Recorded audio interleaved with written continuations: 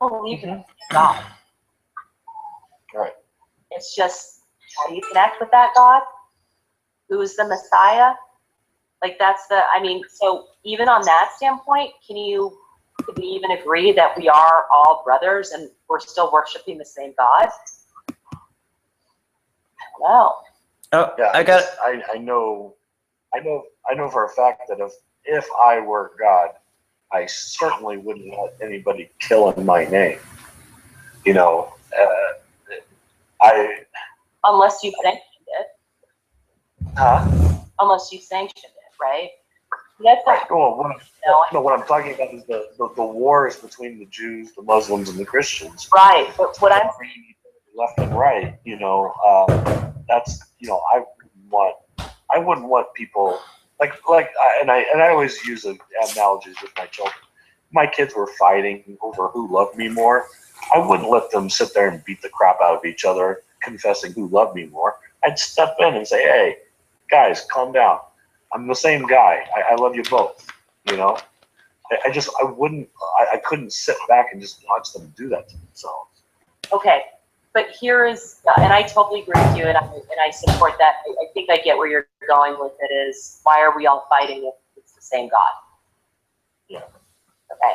Oh. Great question. And my thing that I don't know is, did God sanction it? Sanction the wars between the religions? Exactly. Like, I go back to, and this one isn't fair because it might be Jews versus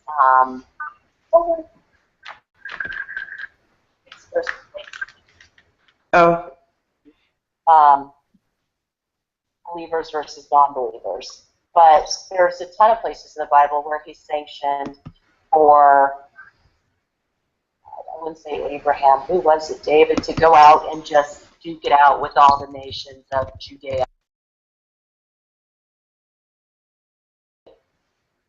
Yeah. So,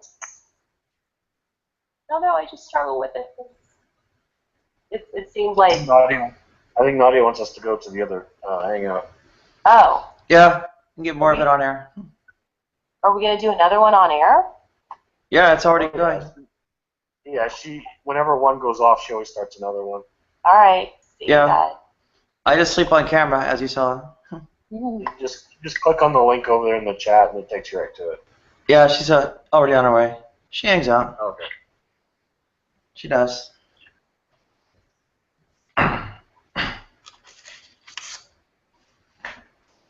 Okay, I think everybody's over. I thought there was an absolute... Well, cheers. I thought there was absolute still.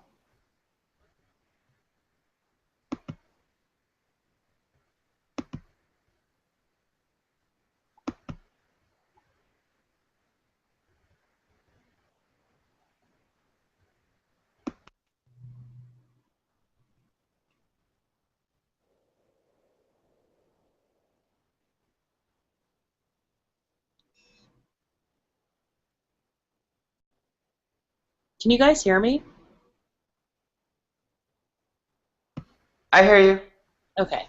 So one of the things that I'm struggling with absolute, and he's not here right now, but he keeps saying, if I was God, I mean, like, I'm a parent, and if my kids did X, Y, Z, right, and keeps bringing that analogy back, yeah. And I struggle with it because... Well, I think it's because he used to believe in a very anthropomorphic God. Like, perhaps that has something to do with it. He used to believe perhaps in a God that is basically like a divine parent. Yeah, right. Well, you know, that's where the usual phrase "sky daddy" comes from, if you will. But obviously, that's not everyone's conception of a God, which makes it difficult to distinguish between all the various conceptions of God.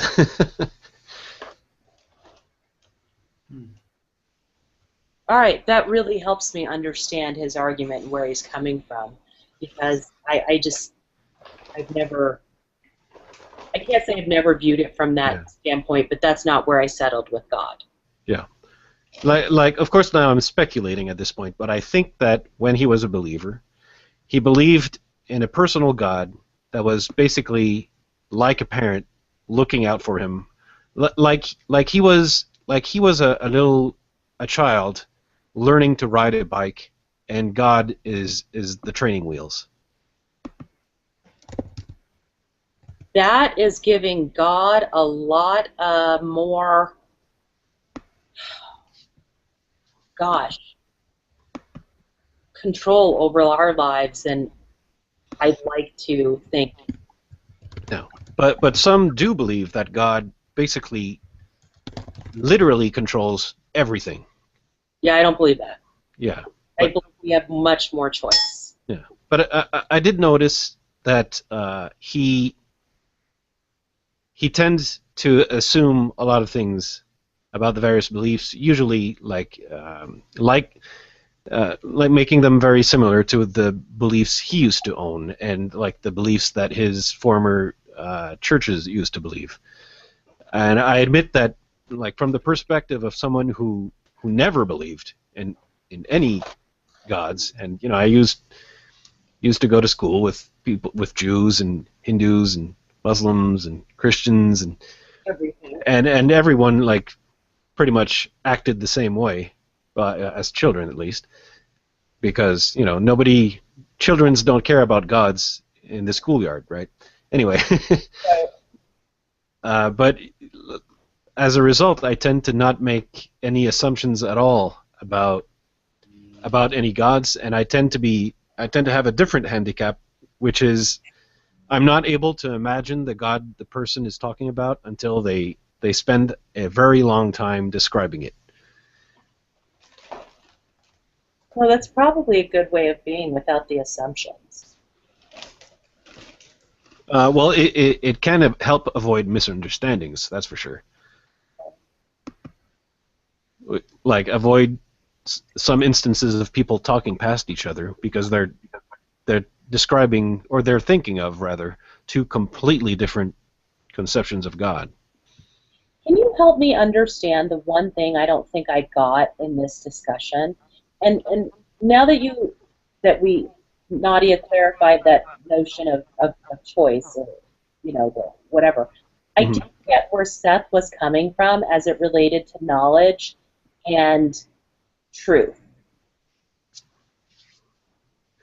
Well, yeah, sometimes philosophy defines things differently than we would in colloquial terms. Well, And I'm not very educated in philosophy, and usually I try to do my best to. The first thing I do usually is try to find the best way to translate the philosophical terms in like everyday language, so I can get it. right, because he's like, do you know the ontological arguments? I haven't heard a teleological, ontological, whatever argument since my first ethics class or second one. You know what I mean? So, and when he's saying, I was like, there's the known known, the known unknown, you know what I mean? Like, I couldn't explain it any better than that, but I didn't understand from his space of knowledge, like how he can know something to be true, but then concede that he could be wrong. That to me is like, what? Well, I think it's because well, now I'm assuming, but I have assumed things that turned out to be incorrect about Seth's position in that very hangout. So I might be completely correct, but I'm assuming he's using knowledge, and his version of knowledge is not absolute. Like, perhaps Nadia would be better equipped to try and explain this. It sounds more like a belief than it does knowledge.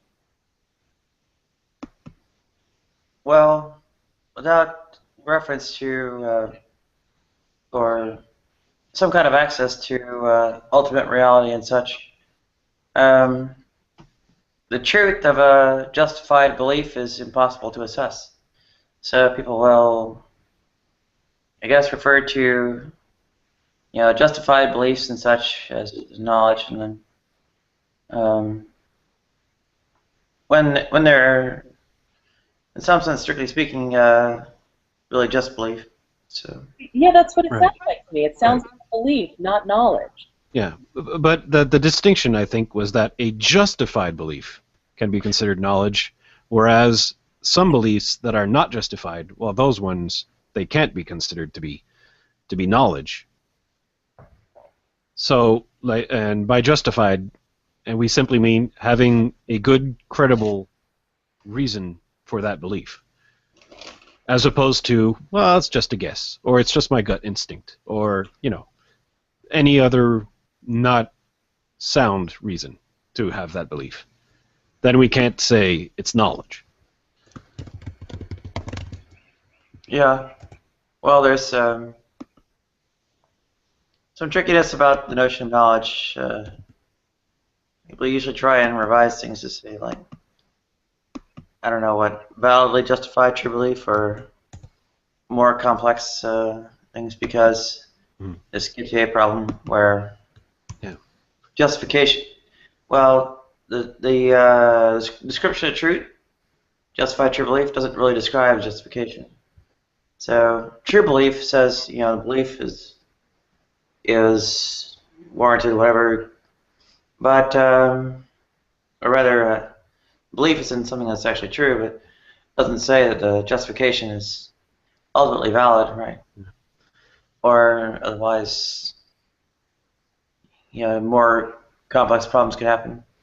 So Gettier had these things and pointed them out. So something, I don't know, kind of nods to the existence of a problem, like validly justified true belief instead of just justified true belief. Kind of helps. So Actually, yeah, validly justified true belief might be closer, because even then, I was going to point out that I don't think I necessarily agree with the definition of knowledge being justified true belief.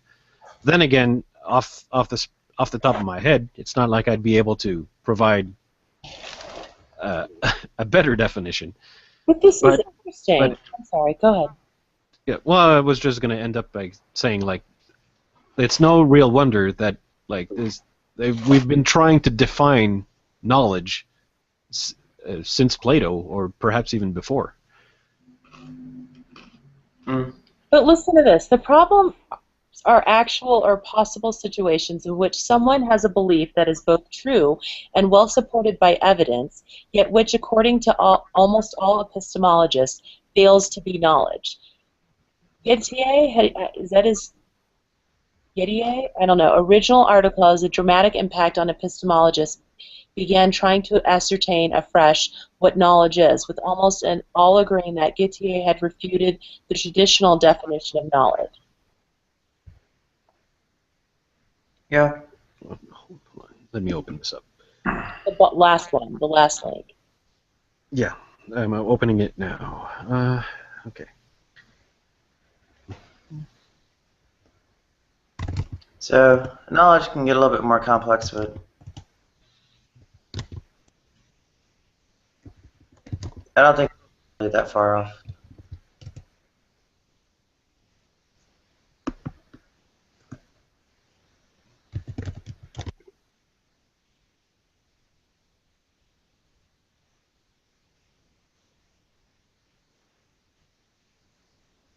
So, like, one of the tricks, though, with Doxastic Voluntarism, or indirect Doxastic Voluntarism, that I was trying to raise, I made it in the topic of the Hangout. Selective exposure. It's a cognitive bias. It's, you know, not entirely conscious, where people seek out or attract to confirming evidence, and or I guess end up shutting out disconfirming evidence or rejecting it. Yeah. No, we tend to not be aware of the cognitive biases. Yeah. Otherwise, because obviously, if we were aware of them when they happened, then we could immediately dismiss them, which is not what happens. Yeah, that's the event description or whatever that I put in there. I mean, the fact is it's kind of like working beneath the surface of, I guess, people's will or whatever. It influences what they will, in a way. Right? So do you will what you will? Yeah. So basically you're asking, does confirmation bias invalidate Doxastic voluntarism? Or am Well, I off? only in that it's slightly distinguished from confirmation bias. Confirmation bias, I think, has more to do with, you know, taking the information presented and then wanting to come to a conclusion that confirms your own beliefs. This has to do with selecting the information, ending up based on your own beliefs, right? So.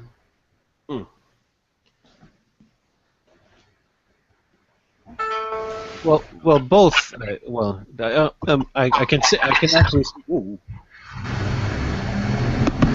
Oh, did I echo? Or? Yeah. Yeah. There was a burst of loudness, where suddenly the background noise became like extremely loud. I'm not sure why. But yeah, the difference is small. I would say though both have an effect. Go Anyway, on. now that's. Oh, go ahead. No, I'm saying go on. Why do you say both have an effect? Oh yeah, well I was like I was only thinking out loud, and which just goes to show how slowly I think.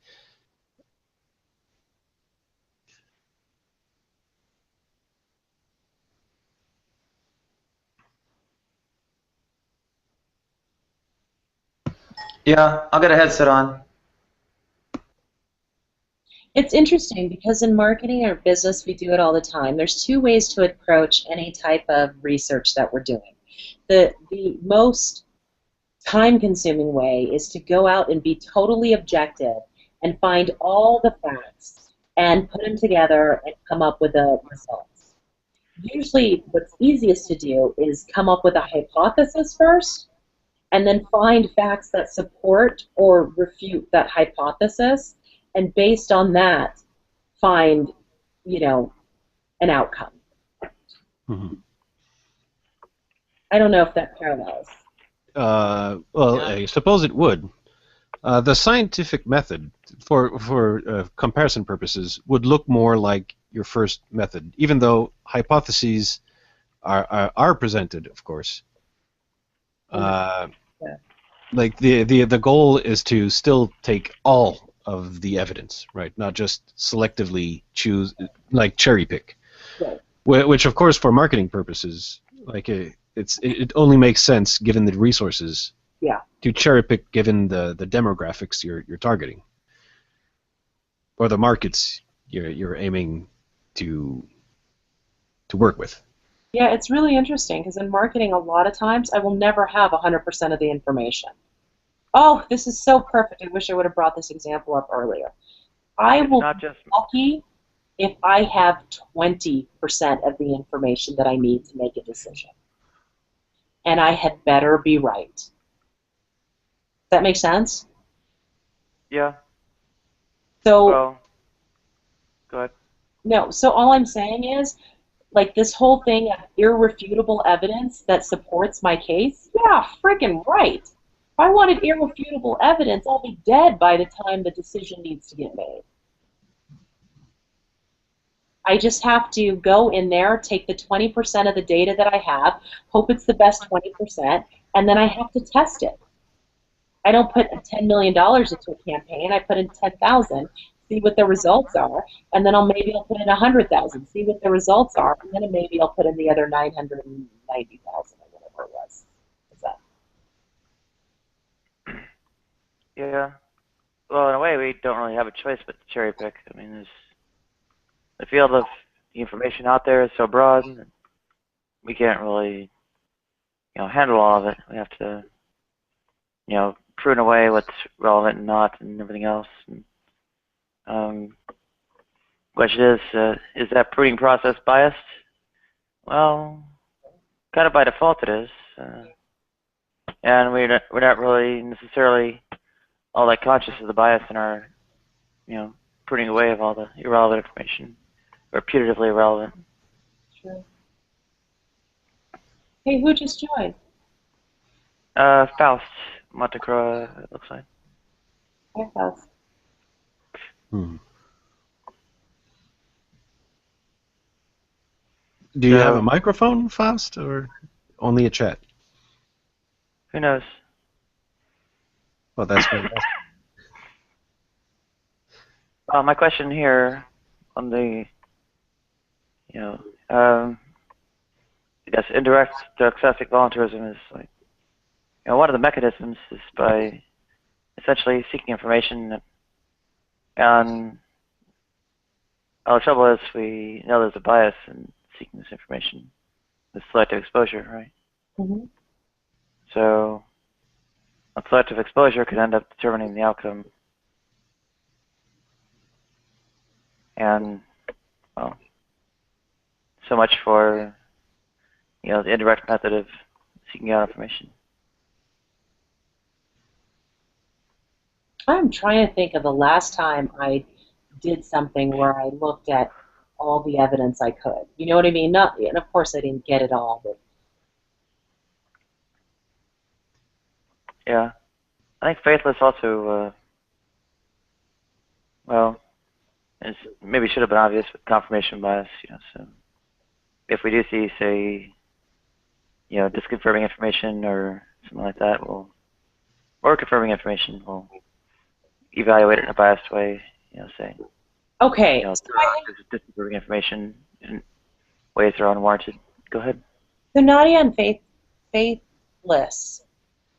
I don't know if you guys saw the videotape of Eric Gardner, who was in Staten Island and was choked to death by the police. I admit I did not see it. Okay. It's really interesting because this video footage shows him saying, "Why are you bothering me? I want you to leave me alone. This stops now." We're totally not resisting arrest. They put him down on the floor. They start to choke him. He screams, "I can't breathe." Within a minute and a half, he was dead. Right? This was all done at the hands of police. Mm-hmm. So it was taken to the grand jury, and the grand jury had to find out if there was probable cause as to whether or not to indict him, which means these police officers, or singular or plural, would stand trial for then guilt beyond a reasonable doubt for his murder, either manslaughter through murder one. Okay? After seeing the evidence, they said, "We will not indict him because there is not enough evidence that shows that these police officers, in fact, committed this crime." The rest of Americans went, "What the heck?" Yeah. So that went back to my notion of choice. You could have all the evidence. You could have this videotape. There's 3 different videotapes that were shot of it. Well, actually, can I add something here? Because you did say, you did say that in the video shows Garner as not resisting arrest, and by your definition of resisting arrest and my definition of resisting arrest, I think we're both in agreement that that's not resisting arrest. However, given police protocols and how they're trained, to respond, that actually was resisting arrest. Had his hands up. Yeah, he wasn't. He was. You how have to say to this? yeah. Not being 100% completely cooperative is grounds for that charge. Like it's really difficult to understand, but because given how we would normally perceive things, because we empathize, of course, with Garner, because it feels like excessive force was used, and a chokehold that goes against protocol was used. Against the law. Yep. So it seems baffling, but if you go with the specific charge, because what they were looking for was unjustifiable homicide. That's what they were looking for. So No, they what we're looking for is probable cause, not unjustifiable. well, yeah. Well, the probable cause ends up justifying or not that homicide. Okay. So that's why they were looking for it. And what was the probable cause? The probable cause is that it was pretty much said that he was resisting arrest. He wasn't resisting arrest. The video shows he was not resisting arrest. Like, you have to see the video. yeah. Well, you haven't seen it. Yeah. Like, nobody could justify how they got away with this one. And so my point was, and all my point is, in spite of visible, obvious evidence, they still chose not to believe. And that was my whole point the entire time. Rodney King verdict is another great example. They beat this man to a pulp. In spite of all the evidence, they chose not to convict these officers. So that's where I go with it. It really, in my opinion, is a choice.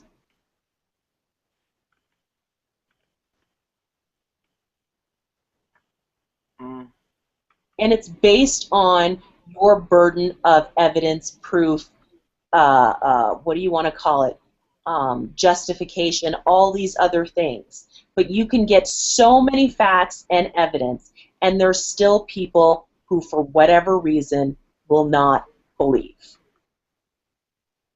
Sure, but don't these cognitive biases, like, well, all of them really, but confirmation bias and selective exposure in particular, kind of say that even to the extent we're trying to guide by decisions or whatever our own beliefs, that they can be overridden. Or those quote-unquote choices can be overridden. I don't know what to call it. We were all baffled.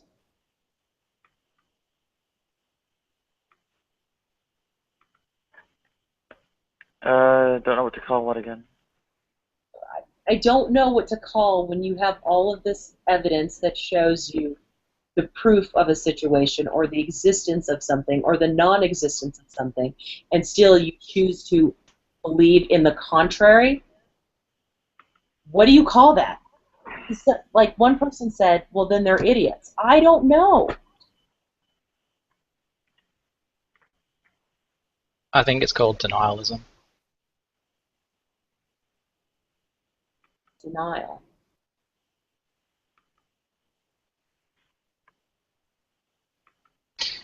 I'll tell you one thing. I've actually seen the video, and I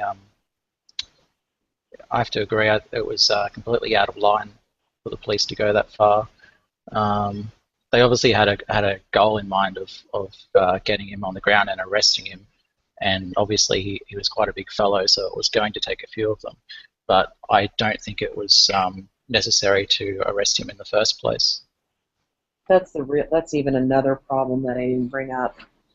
Yeah, it probably wasn't even a justified arrest, but to the poor guy, you guys got to understand, allegedly he was selling Lucy's, which are essentially cigarettes. That's against the law to sell them in New York without like a license, this, that, and the other.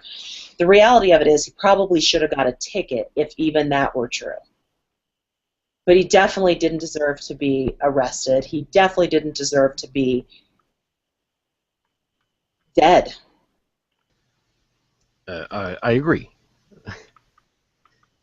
What the thing is, like, I find his death appalling, and I think it should have been avoided. But here, the thing is how the law is applied and police protocols, and those are the things that are, especially how police are trained and what the protocols they follow. I think that should definitely be revised because it goes against the credo of to serve and protect, right? So basically, given the protocols, the only thing that was misapplied was the chokehold. Anyway, like it's so difficult to be an apologist for this because I so don't agree with it. But there was three things that were misapplied. There was three things that were misapplied. One was the alleged crime. Two was the arrest, and three was the chokehold. So not just one in this case. There's three. Yeah. And they also didn't let off when he was yelling that he couldn't breathe. Right. Well, and to me, when somebody says I can't breathe, then it turns into actual murder from manslaughter because he told you he couldn't breathe. But that's a whole nother. Yeah, but from welcome, from the protocol perspective, the person could be lying in order to just seek a way to escape or deal a killing blow. Like it's. I don't doubt. I feel disgusting trying to defend this because I am so against this police brutality that I find appallingly abhorrent. The problem is, to me, it's all in the protocols and how it's applied. Like, how do I say this? To put it more bluntly, you just look at the numbers of people that American police have killed, and you look at the number of citizens police have killed in other countries, like where I live. Hi, Beckel. And the numbers are so vastly different. You know that there's a way that there's a problem that's endemic in the very system. Where how do you get only 12 deaths in Canada, and you get somewhere between 500 and 1,000 in America? 1,000. In America, we don't actually know what the real number of police of justified or not justified homicides, because the police refuse to give the numbers to the FBI. They don't even cooperate in giving the numbers, so we only have an estimate of somewhere between 500 and 1,000 in the year or something. It's more like 3,000 per year. Right. Yeah, but it's it could be, it very well could be. We're not even given access to the true numbers. Is what my point is. Like, but if you just notice, like, why are there only 12 victims in Canada, and there's, like, for example, up to 3,000 in the United States? How does that even make sense? That's because there's a problem in the system. There's a problem in how the protocols, how the training.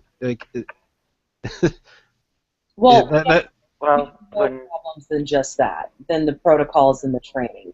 We have some real issues here in the States. Oh, yeah. It just goes back to, I don't understand how you can make a case for not indicting them based on probable cause. And that just goes back to, and I can't say this enough, is just, you can be faced with all the evidence in the world, and you can choose to believe or choose not to. Well, in this case, it's not even choosing to believe. It's how laws have to be applied. How can we make that argument? What laws have to be applied when you saw this video? You haven't seen the video. Well, yeah, but in this case, they would have to have no grounds for They would have to have no grounds for any probable cause. And the moment they had probable cause, or even you don't even have to establish they actually had probable cause. You have to establish that it was, like, reasonable that they could possibly have reasonable cause. Like, you don't even have to go and fully demonstrate the reasonable cause is how the system is set up, pretty much. So that makes it really difficult to prove like that there's an indictment-worthy offense. So you've got a system that is pretty much built up to make it harder to police itself, so to speak.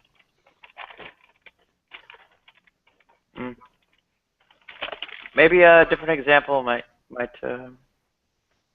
avoid tripping over these weird issues about the particulars of the U.S. system. Do you have a better example of people that, in spite of like obvious evidence, they just were like, I don't care, I'm going to keep believing what I believe? Yeah, the anti-vaxxer article from Maria Konnikova. I'll dredge it up again. What's the anti-vaxxer one? You commented on it last night. Was that the vaccination one? Yeah. The one with the study you didn't like the design of. Yeah, I didn't like the style of the study. But if you have a ton of evidence that shows that vaccines do not cause autism and are, in fact, safe and better for everything, there are still groups of people that will choose not to believe. Now I remember it. Yeah, I think that definitely falls into the category of conspiracy theory mindset. Those people will just believe anything. If it sounds like a conspiracy, then they're on board with it. I'm not sure it's quite the way it works, but the article goes on about how I think it has to do with like confirming or disconfirming their identity, not just kind of pre-existing beliefs. So to the extent it sort of like validates their identity, they accept it. To the extent it, challenges their identity, they deny it.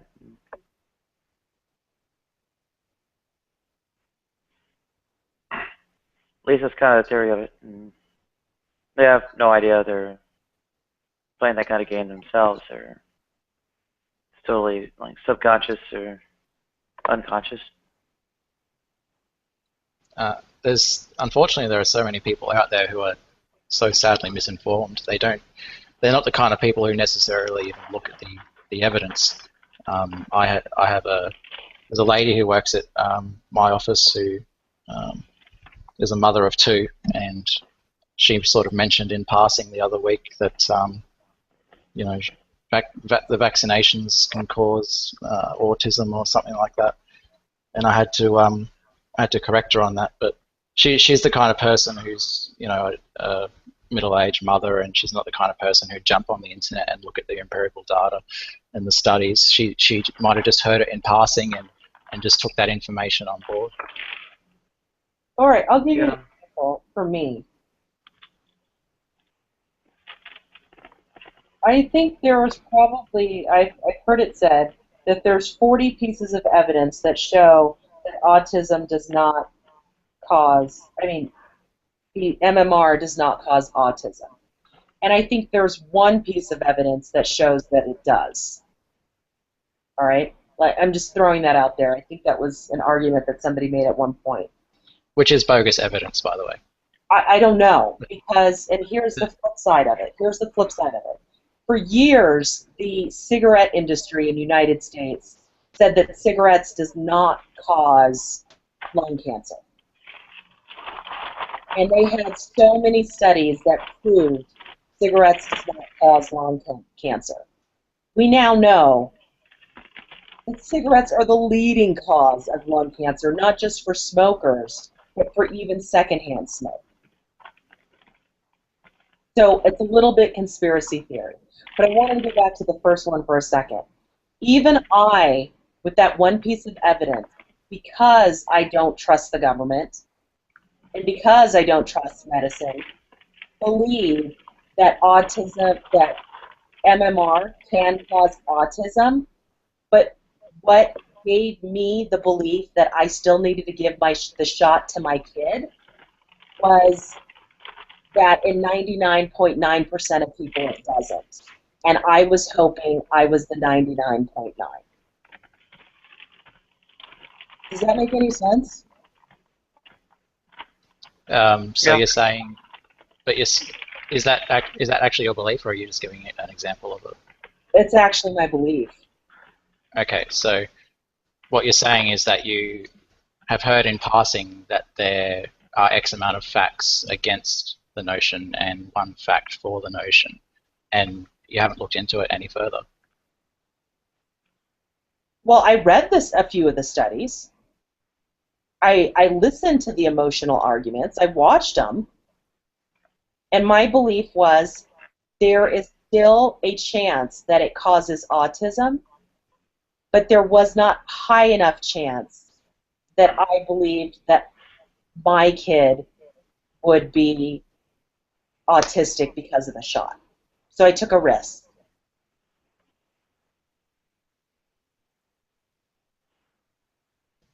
But what happened was it wasn't a belief, and this is what I was saying, in whether or not they cause autism. What was going on for me is I disbelieved our government so much, and I disbelieved the health profession, all these administrations that we have, because there's been so many times in history that we can prove that they've been lying to us. But the example you gave, the historical example you gave of people lying, was the cigarette industry, who have a motive to deny that it's an issue. And so does They were also a private all industry. have a motive. I'm sorry, I didn't catch that. Yeah, tobacco thing was actually a private industry going on about denialism regarding studies often carried out by the government. But so are the people who make the MMR. I don't know. It's a private industry. It's not the government that makes the measles, mumps, and rubella vaccine or any other vaccine. It's all owned by Big Pharma. Yeah. I think the more canonical case kind of against Big Pharma, I think, is someone like over applying or whatever antidepressants and There's so many cases. There's so many cases in Big Pharma where we have evidence, and it may not be causal on some of these, where every single school shooting that we've seen, like 95% of these kids have been on some antidepressant or antipsychotic. Now, whatever. My point is, what people are arguing against in my belief on these ones, it's not that they don't believe in the evidence and all of these pieces of evidence that show, they just have so much more historical evidence that says that the government is lying to us. And that's what they're believing. And so the reason that some people did not vaccinate, or the reason that some people still held these beliefs that, yeah, the MMR vaccine probably does cause autism, is they're used to our government lying to us.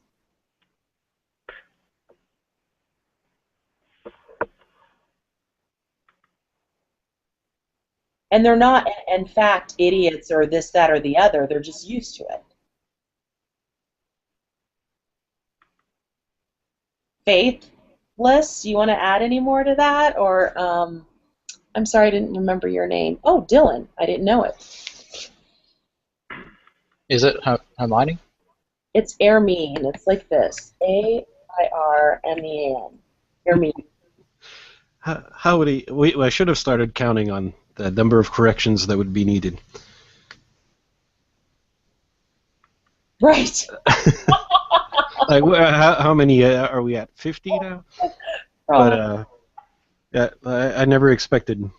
But yeah, it is like an uncommon French name. It is. So I suppose like it does give some trouble to many people. Like I am French, so it's not difficult for me, except that it would be a name that would have been fashionable over 100 years ago. Yes, that's it's coming back in vogue. Yeah. Well, I don't. Thing is, most of the time, the distrust in the government is typically based on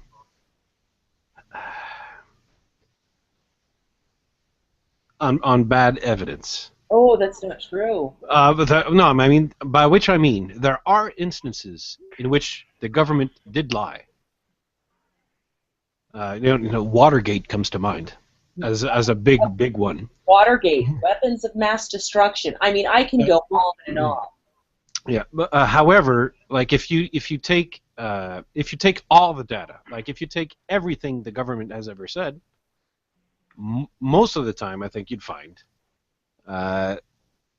Here, say for example, we mentioned confirmation bias before, and this might be a case where it comes in loud and clear. Whereas people who are inclined to trust the government will generally don't like give too much importance to the few times where the government lied.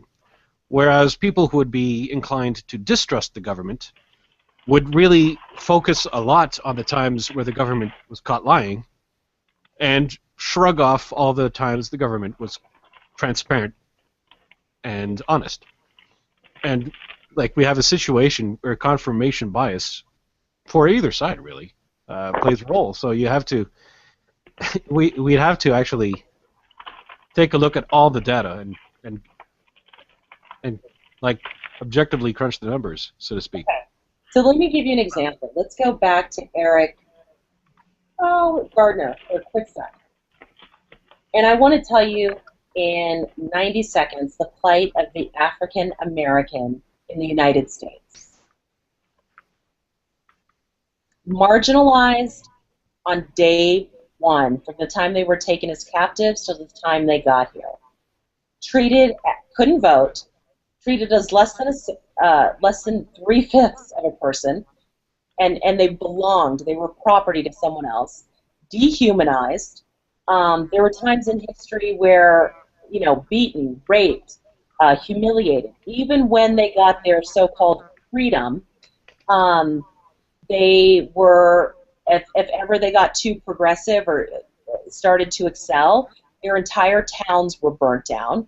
When things like that didn't work, they were accused of things they didn't do. They were lynched, they were dragged, they were beaten, they were burned to fire by police and KKK members who had a day job at police. When that didn't work, they were used as test subjects for syphilis and never given cures for syphilis, but were instead allowed to be used as specimens to see how syphilis would develop if untreated. Then, when that didn't work, you had separate but equal. We won't even go into Dred Scott. We won't go into some of these decisions. When that didn't work, we had, not given the right to vote, and we had to actually put in civil rights acts. When that didn't work, we actually had to put in affirmative action because what was once really visible was now started to become hidden. When that didn't work, we had a police system that was so militarized, and then we started with the war on drugs to get more blacks into, let's just say, into prison and, out of, just trying to constantly demarginalize the African American experience. So now you have something where you're confronted with a police officer and they're screwing with you again and alleging that you committed a crime, right?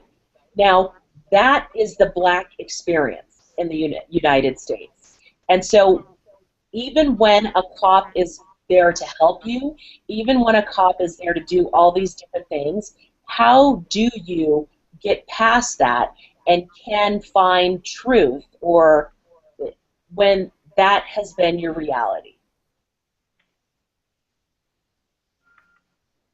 Sorry, did I just horrible? Well, that was a big statement, and for which I agree.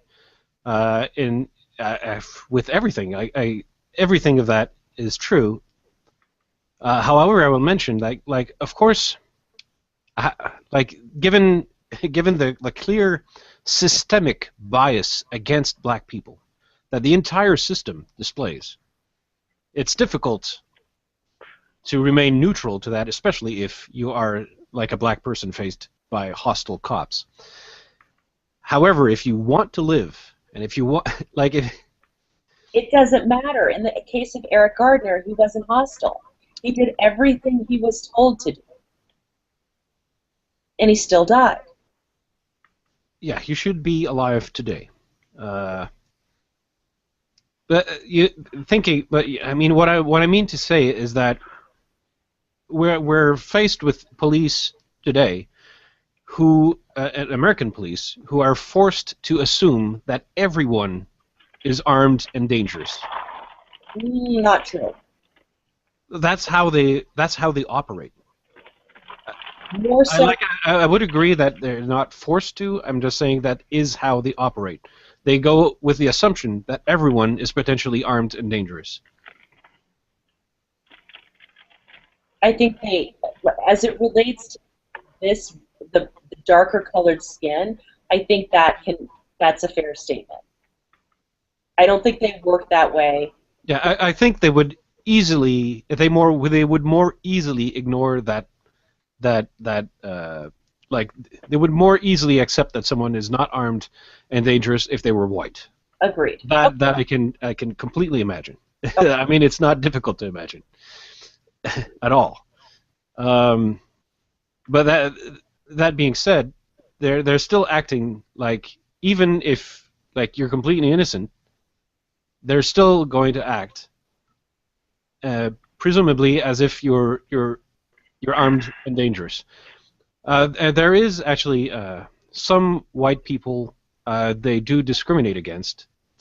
Statistics show, and statistics show that if you are a poor white person or a mentally ill white person, you're probably going to be the victim of police brutality.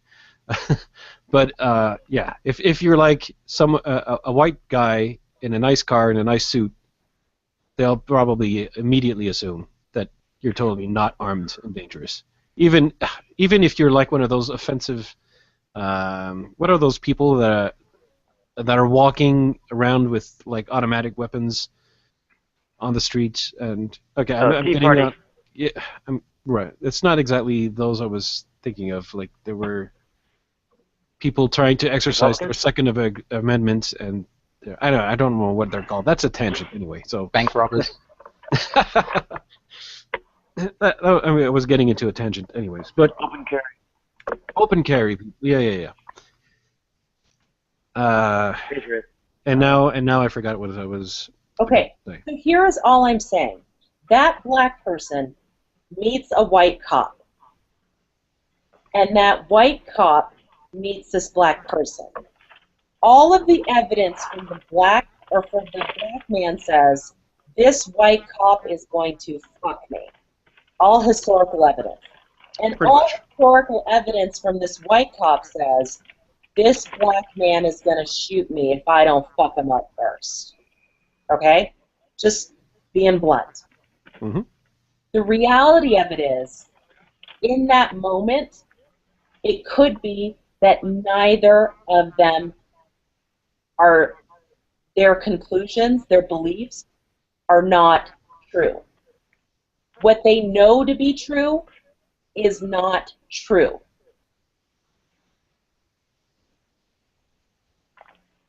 What they believe to be true is not true.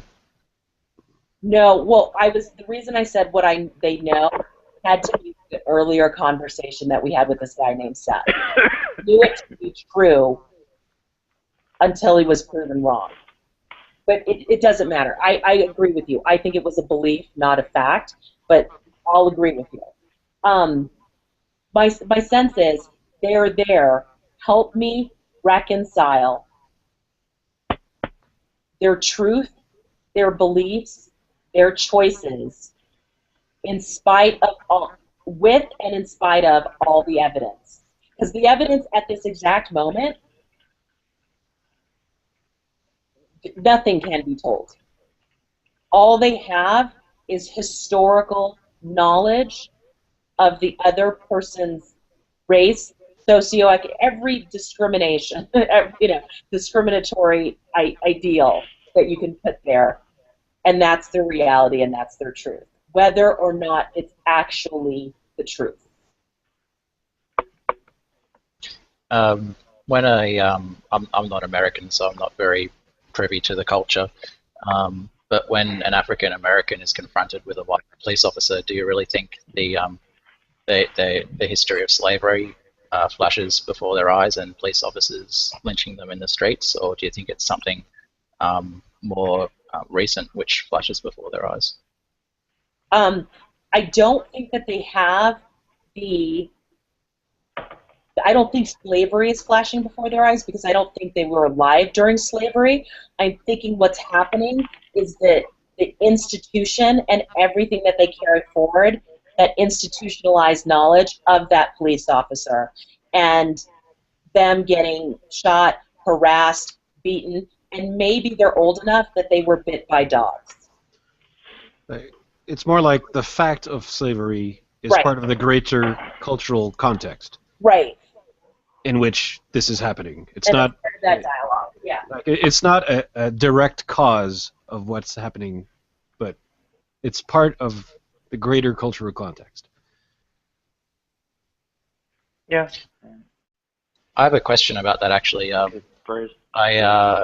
made a video a few months ago about the Young Turks. You guys probably watch them, but maybe not. But they do a lot of current event stories, and I noticed that whenever they have a story about a black person coming into trouble with the police or with some or just something happening to a black person, they seem to jump the gun and blame racial discrimination just off the cuff of their hand without any evidence that it was racially motivated. And I sort of just made a video criticizing that because I'm not sure where that's coming from. Maybe you guys could help me understand. I just laid it out to you where that's coming from. It's coming from 150 years of oppression. Right. Like for example, if I can butt in as a white person, but this Garner case, for example, like the police come in and they believe they have probable cause because they've checked their records and noticed that Garner had a record. If I recall correctly, it's because he has a criminal record, and anyways, and at that point they feel they have the cause to approach him with an aggressive attitude. So in all of that, it can't be proven that race is the problem for that specific incident. But if you take that specific incident and take all of the incidents as a whole, and you notice at that point that there's a discrepancy. There's the numbers are different when the police approach people of different ethnic groups. Like when the police approach white people, unless they're poor, and visibly poor at that, they're not going to be treated the same way, and the numbers in terms of incidents show this, right? So like the Young Turks do tend to jump the gun. I would agree with that. But they're doing it based on the data pool, not the specific incident, if you understand what I mean. Which I still think is technically incorrect, but they're still correct to point out that there's like a two-speed justice system. Yeah, I think no doubt race is definitely a leading indicator to the amount of incidents one would be involved in. I think that there are probably some leading indicators also that are being negated, such as simply your attire, the culture which you belong to. Like you were saying earlier, I think someone who's dressed up as a businessman is less likely to be considered a threat compared to someone who is not dressed as a businessman, whether they're black or white. Okay, but I don't want to say, I don't know if the right word is de facto, but it's in practice, I think is what I'm saying. Well, let's look at De what... facto versus de jure. Yeah, right. Let's look at what's going on here. Customarily, for this group of people, the socioeconomics are low. There's a certain style of dress that is not a business suit that's customarily for this group of people. There is a way of talking that's customary to this group of people. There is a certain color of their skin that's customary, a certain bend to their nose, a certain way of behaving. And these become, in practice, when you take all of them together, that it starts to point to all of these different racial themes. And so in and of itself, could you say that they would do the same thing to a poor white person? Possibly. But there is such an overwhelming people, I can't say overwhelming anymore, but there used to be such an overwhelming group of Caucasians that did not dress this way and were not in the lower socioeconomic group. So from a cultural standpoint, what's happening is you can point to all of these other things that it could be, but if in and of itself that culture, that socioeconomic way is kind of the black way, quote unquote, is that not in and of itself leading towards race discrimination and racism? And does that not then beg the fact that you have to wonder whether these instances, because they are so much higher of getting pulled over in the black neighborhood than they are in the Caucasian one, especially as it relates to drugs, and even when we know the same proportion of people do drugs, regardless of race, that it is in and of itself, in practice, discrimination. And there are questions. I don't know. I think I do know. I think I'd say yes. And I'd go as far out on a limb as to say, like, the U.S. is like the Fourth Reich, only targeting blacks instead of Jews. Anyway. It's true.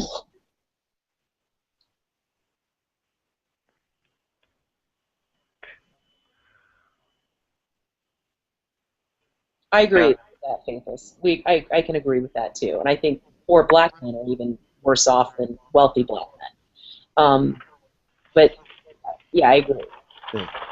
And it's weird for me because, like, I have friends who are gay, for instance, and they will tell me a story, and for me, I'll originally go, dude, that should so be against the law. Aren't there laws against discriminating for people by sexual preference? And there are no laws. And for me, it's crystal clear, because I wasn't born at night, that the reason they didn't get the job, the reason they didn't get the promotion, the reason they didn't get the house that they wanted to buy or rent was because of their sexual preference. Well, actually, I would say, usually at least, there is a law against discrimination. The problem is proving it. No. There's no law against. They are not in the United States. Sexual preference is not a protected class. You can discriminate all you want and not get in trouble for it based on sexual preference here. Okay. Well, all right. Even for protected classes, though, I'll evidential say that. standards are such that they pretty much, it's all rigged to pretty much let them get away with it. Yeah. Right. So what I was going to say is, like, here, it is protected, except that you still need, like, to prove it beyond a reasonable doubt, right? So all you need is any type of reasonable reason that you would have, for example, not hired said person instead of this non-gay person. I totally agree. That's the challenge here with the protected classes too, right? Even if they're protected, there's still challenge in proving it. Right. But it goes to, my point is, and this is where I struggle, is it's so clear to me that this person is being discriminated against, where somebody else who comes from maybe middle income white America will have every other excuse in the book as to why it's not discrimination. But for me, I'm like, what, are you stupid? Not really, but I wonder what it is that they're seeing that I'm not. Well, I think it's what they're shutting out. That, Right. yeah. And it's same facts. Everyone got the same facts. Everyone heard the same story when he was telling it. And I'm sitting here with my mouth dropped open like that is one of the worst cases I've ever heard, while other people are justifying whatever this person did. And they can't even fathom that it had anything to do with discrimination. Well, Are there really people who are actually saying that there's no discrimination? Absolutely. Because for me, the issue in the Garner case is that you can't demonstrate that there's discrimination because of the criminal record. Okay, but you can see the police are coming in like with a bias here, but that's because they checked on Garner's past, found the criminal record, and now they're treating this person as a criminal right off the bat. Well, the evidential standard is set up to rigorous result too. right. The bar is set like possibly high. Yeah, so in and of itself, my contention is that his criminal record, if you look at it, it's for selling loosies. So is it a criminal record? This isn't like, we're not talking about somebody who's a felon. We're talking about a misdemeanor in selling cigarettes, right? I don't think it's a misdemeanor. I think it's a civil. Yeah, I think it is civil too. Yeah. So I don't know how criminal it was, but I'm saying, let's say it's a misdemeanor, but it might just be civil, might just be something you get a ticket for. Yeah, I'm wondering if the reason he got the ticket in the initial place, right, for something as trivial as loosies, go back to something racially bound. Though to be fair, New York police give me the impression that they'd beat up someone for jaywalking. I've heard that they've arrested people for jail, but this doesn't go to this is still at the core of the racial issue, because they're doing it more to blacks in New York than they're doing it, and we know that the population of everybody else is considerably higher. Yeah. Especially, I would imagine that especially after the strip and search thing. Oh. By the way, is that still on? Well, they say that stop and frisk has significantly gone down, and every evidence has shown that it's gone down. But yeah, because stop and frisk was such an obvious case of harassment, and just because of that obvious case of harassment, it's no surprise that the victims of stop and frisk are increasingly annoyed, would have more violent reactions toward the cops, and hence generate even more cases of violence. It's creating a situation where there inevitably will be more cases of violence. I guess what I'm contending in all of this is what you need for proof for each individual is indicative, not whether they're idiots, whether they'll ever believe, whether they're this, that, or the other, but it's based on their experiences. Oh, well, actually, I'll nuance this, all right? Because here I'm making a distinction between the proof I need to make the case legally and the proof I need to believe that the police are discriminating racially, and that they're beating up, especially with a higher focus on black people. To me, that one is not hard to believe. I believe it, but I also have to take in mind, if I want to be able to prove it legally in a court of law, then I have to change my standards of evidence. But the standard of evidence when you go to court is not whether they did it because they were black. We're not arguing whether they violated his civil rights. That's for the federal government to decide. We were just looking at a grand jury, right? And the basis for that is a lot lower, the threshold. and it was only based on whether this chokehold had probable cause to lead to this person's death. Well, actually, the coroner said it did. Right. That part is undeniable. Right. So The thing is, it's not whether a homicide happened. It did. The coroner said as much. It's the thing is, like in the line of duty, cops are given the right to kill citizens, and they call this justifiable. no, that's not Homicide. what they call it. The definition in the United States to whether or not this person is guilty or has probable cause or guilt beyond a reasonable doubt is whether it was reasonable for a police to use that level of force. When Right. you see the video, it is clear that there's no reason that they use that level of force. So what other reason would they have for not indicting? And this is why people come back to race.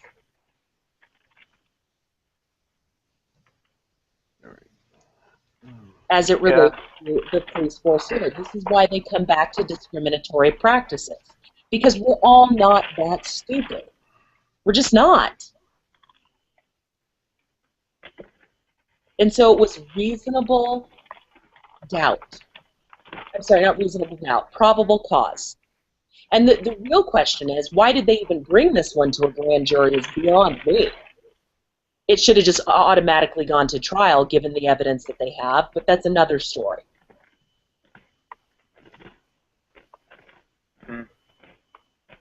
So this is what we ask ourselves. When you see the evidence and you still choose not to side with the evidence,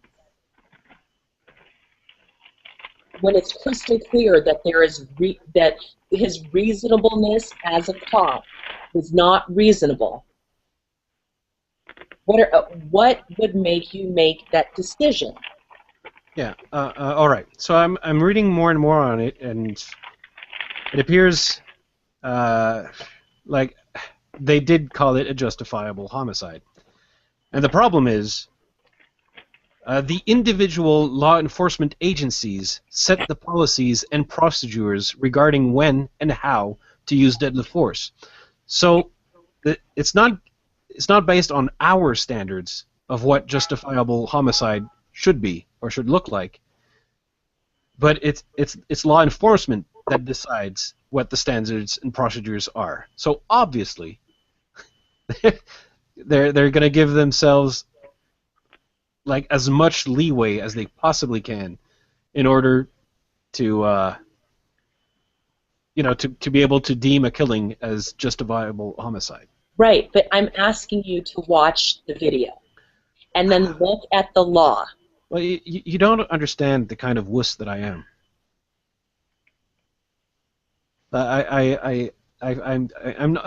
I'm unable to bring myself to knowingly watch someone die for real. Okay, but Dylan, you saw the video. A long time ago. Okay, and you made the case here that why does it always come back to race? You saw the video. What could it be? I don't know. I wasn't talking specifically about the video though. I was asking more about why. I was just asking the question why news channels and such as the Young Turks seem to point to race so often. The video itself, I'm willing to believe there was a racial motive, although the video, there's not much context to the video. I think you need to do a bit more reading about what actually happened to sort of get that context. We have numerous eyewitnesses that were there. Okay. I'm not even going to push it because I think I'm probably pushing people's limits that can't understand it. Not that can't understand it. Because that wasn't fair. That's not what I meant. That have a logical explanation for it being a reasonable homicide. Is that fair?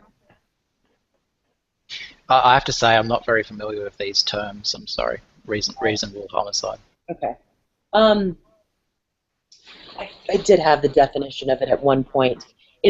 There's 3 ways that a cop can justify killing another person. Okay, and one is he has to believe that he is in danger or someone else is in danger of being killed, hurt. The second one is the person had to have committed a felony and is immediately fleeing from that felony.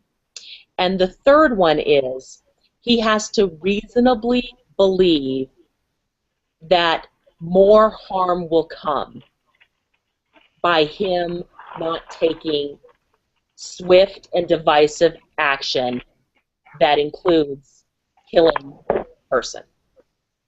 And it's in that third case where it's reasonable action or reasonable to believe that in not taking action, somebody will be killed or harmed. And that's what all of these have really been fought on, is that third case of reasonable action, because it's clear to say he wasn't committing he didn't have a gun, there was no immediate danger, he wasn't committing a felony and was recently fleeing. So the third thing that they have to stand on is the reasonableness of a police officer to believe that they were in immediate danger. Okay? So the question I have, I don't know of a single case where you couldn't make the argument as a police officer to say that I believe I was in reasonable danger.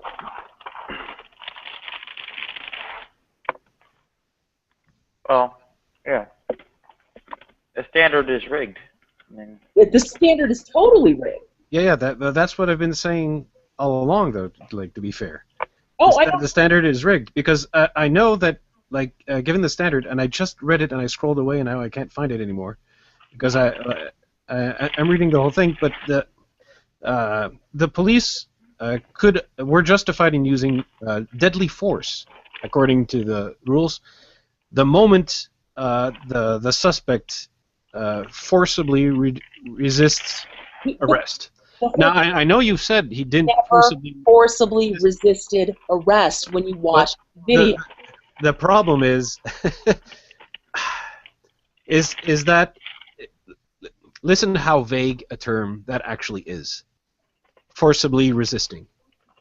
He never resisted arrest, forcibly or otherwise. He did not resist arrest. I've been told, like, once he gets tackled, he pushes back or looks like he's pushing back. And I don't agree with the assessment. That's one of the things they used to decide that there was forcible resistance. basically, if he doesn't go limp enough or whatever. Yeah. Right, okay. So let's say he doesn't go limp enough, but he can't breathe. What he's fighting from is the fact that he can't breathe, not that he's resisting arrest. And Standards rigged. No, I realize that. So what's profound to me? But sadly, when it comes to like these procedures and protocols, and when it comes to the legal justice decision, it's irrelevant. Yeah. That's the sad fact. Here's the reason why so many people think it's race related. I'm a prosecutor, and I'm bringing this to the grand jury. As a prosecutor, all I have to do is bring the facts that support my case in getting the indictment. Yeah. Okay? If I choose to bring in other theories and other ideas, I'm not working on behalf of getting an indictment to show probable cause. Yeah. I'm working on behalf of the police officer. Yeah. In this case, I think we're both in agreement that the prosecutor basically cooperated with the police to reduce the chances of the case making it through. That's exactly it, and that's why we're looking at this as being race related. Anytime a prosecutor or anybody has enough power and they're working for a police system that has traditionally been race motivated, that has pulled over more people of a certain color, of a darker persuasion, that has arrested more, that has convicted more, that has done all this different stuff, that's when you can then go back and say, hey, you didn't do your job as a prosecutor to bring the case to trial. Something smells fishy in Denmark. I'll add that part. I'll add to that might not even be a racial bias. It's that over here it happens a lot as well, and it tends to be a case of the police and the prosecution having a I scratch your back, you scratch mine type of relationship. And I believe in an instant case, there's no way in that case that you can prove racial bias. But when you have, again, a system that disproportionately arrests, harasses, murders, blah, blah, blah, one group of people over another, in practice, what you have is a racially motivated institution. Yeah. But maybe not in the facts of this individual case. Yeah. The most compelling evidence really is in the disproportionate numbers and the dimorphism in the numbers between races and social classes. I mean, the data practically proves it by itself. The problem is once you go down to an individual case, then it becomes extremely difficult to prove. Mm-hmm. But we didn't need to prove this because we weren't proving that his civil rights were violated. We were proving that it is impossible to get an indictment for police when they do this stuff. Yeah, I just posted a study showing not only is it their like general racial thing, like literally exactly how dark a black person's skin is. Ends up being a strong determinant of, I guess how aggressive a prosecution or. Oh, that's even scarier. Yeah. He was a darky too. Yeah. Yeah. I've heard this for a long time. Yeah. It's and just. The same goes for like employment discrimination, promotion discrimination, etc. So for me, I have to ask the question: what evidence does a grand jury need to convict a police officer of severe misconduct and in some cases even murder? Forget race. Forget any. It would help if the police officer did the offense while not in the line of duty. Okay. Already you're removing a big bias. In the line of duty. They have to be in the line of duty. What? Because the thing is, there's also like in the system, they want to protect the policeman's right to use deadly force because they don't want to set a precedent where suddenly police won't be allowed to use deadly force anymore. So there is just in the system itself, I would suspect, there's just a bias against even doing that. Okay, but this is the question that I asked the atheists. This is the question that you guys asked of me as the Christian believer. What evidence would have to be shown for a police officer to be indicted for one of these crimes? Yeah, but then again, I'll mention again that I don't need a lot of evidence for that. I already believe it. So just seeing the numbers convinces me that yes, there is a systemic discrimination problem, especially in the United States, but it's also true in Canada.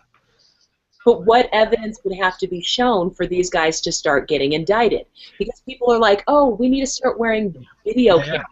But I mean, when you're comparing that to the evidence that the atheist needs, like I'm just going to distinguish that, like legally, it's not the same thing. That like the evidence that I need to be persuaded that there is discrimination, like I'm already convinced the current evidence is more than enough. Evidence, but okay, but what do you need to do to indict these people? Well, talking to a lawyer would be helpful, because now I'm not familiar enough with the American laws, and especially since it does change from state to state. Here's the thing on evidence. Right, go ahead.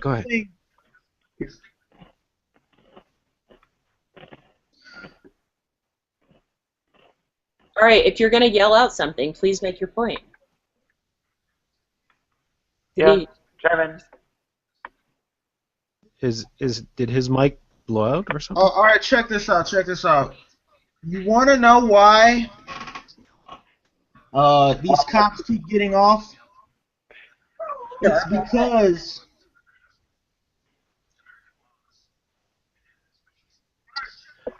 Oh, you have to mute the YouTube stream, man. okay, these cops keep getting off because, for the most part, if any confrontation that you have with a police officer, you need to understand that under the law,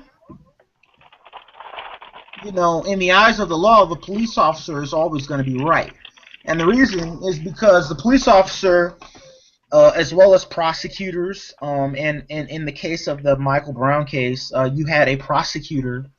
It was a grand jury type situation. And basically in a grand jury situation, the judge and the prosecutor are on the same team. Okay, there's no defense attorney, there's no public defender. Okay, there's no one else on the other side. It's just the judge, the prosecutor, and the jury, and their job is to get the jury to go along. I don't care what nobody says. It's basically get the jury to go along with whatever they want, whatever they want to do. You need to understand that cops, the reason it's so hard for cops to get prosecuted is because cops basically are they're the state, they're representatives of the state. Okay, as a police officer, in order for the state to prosecute a police officer, basically what they're doing is they're prosecuting themselves.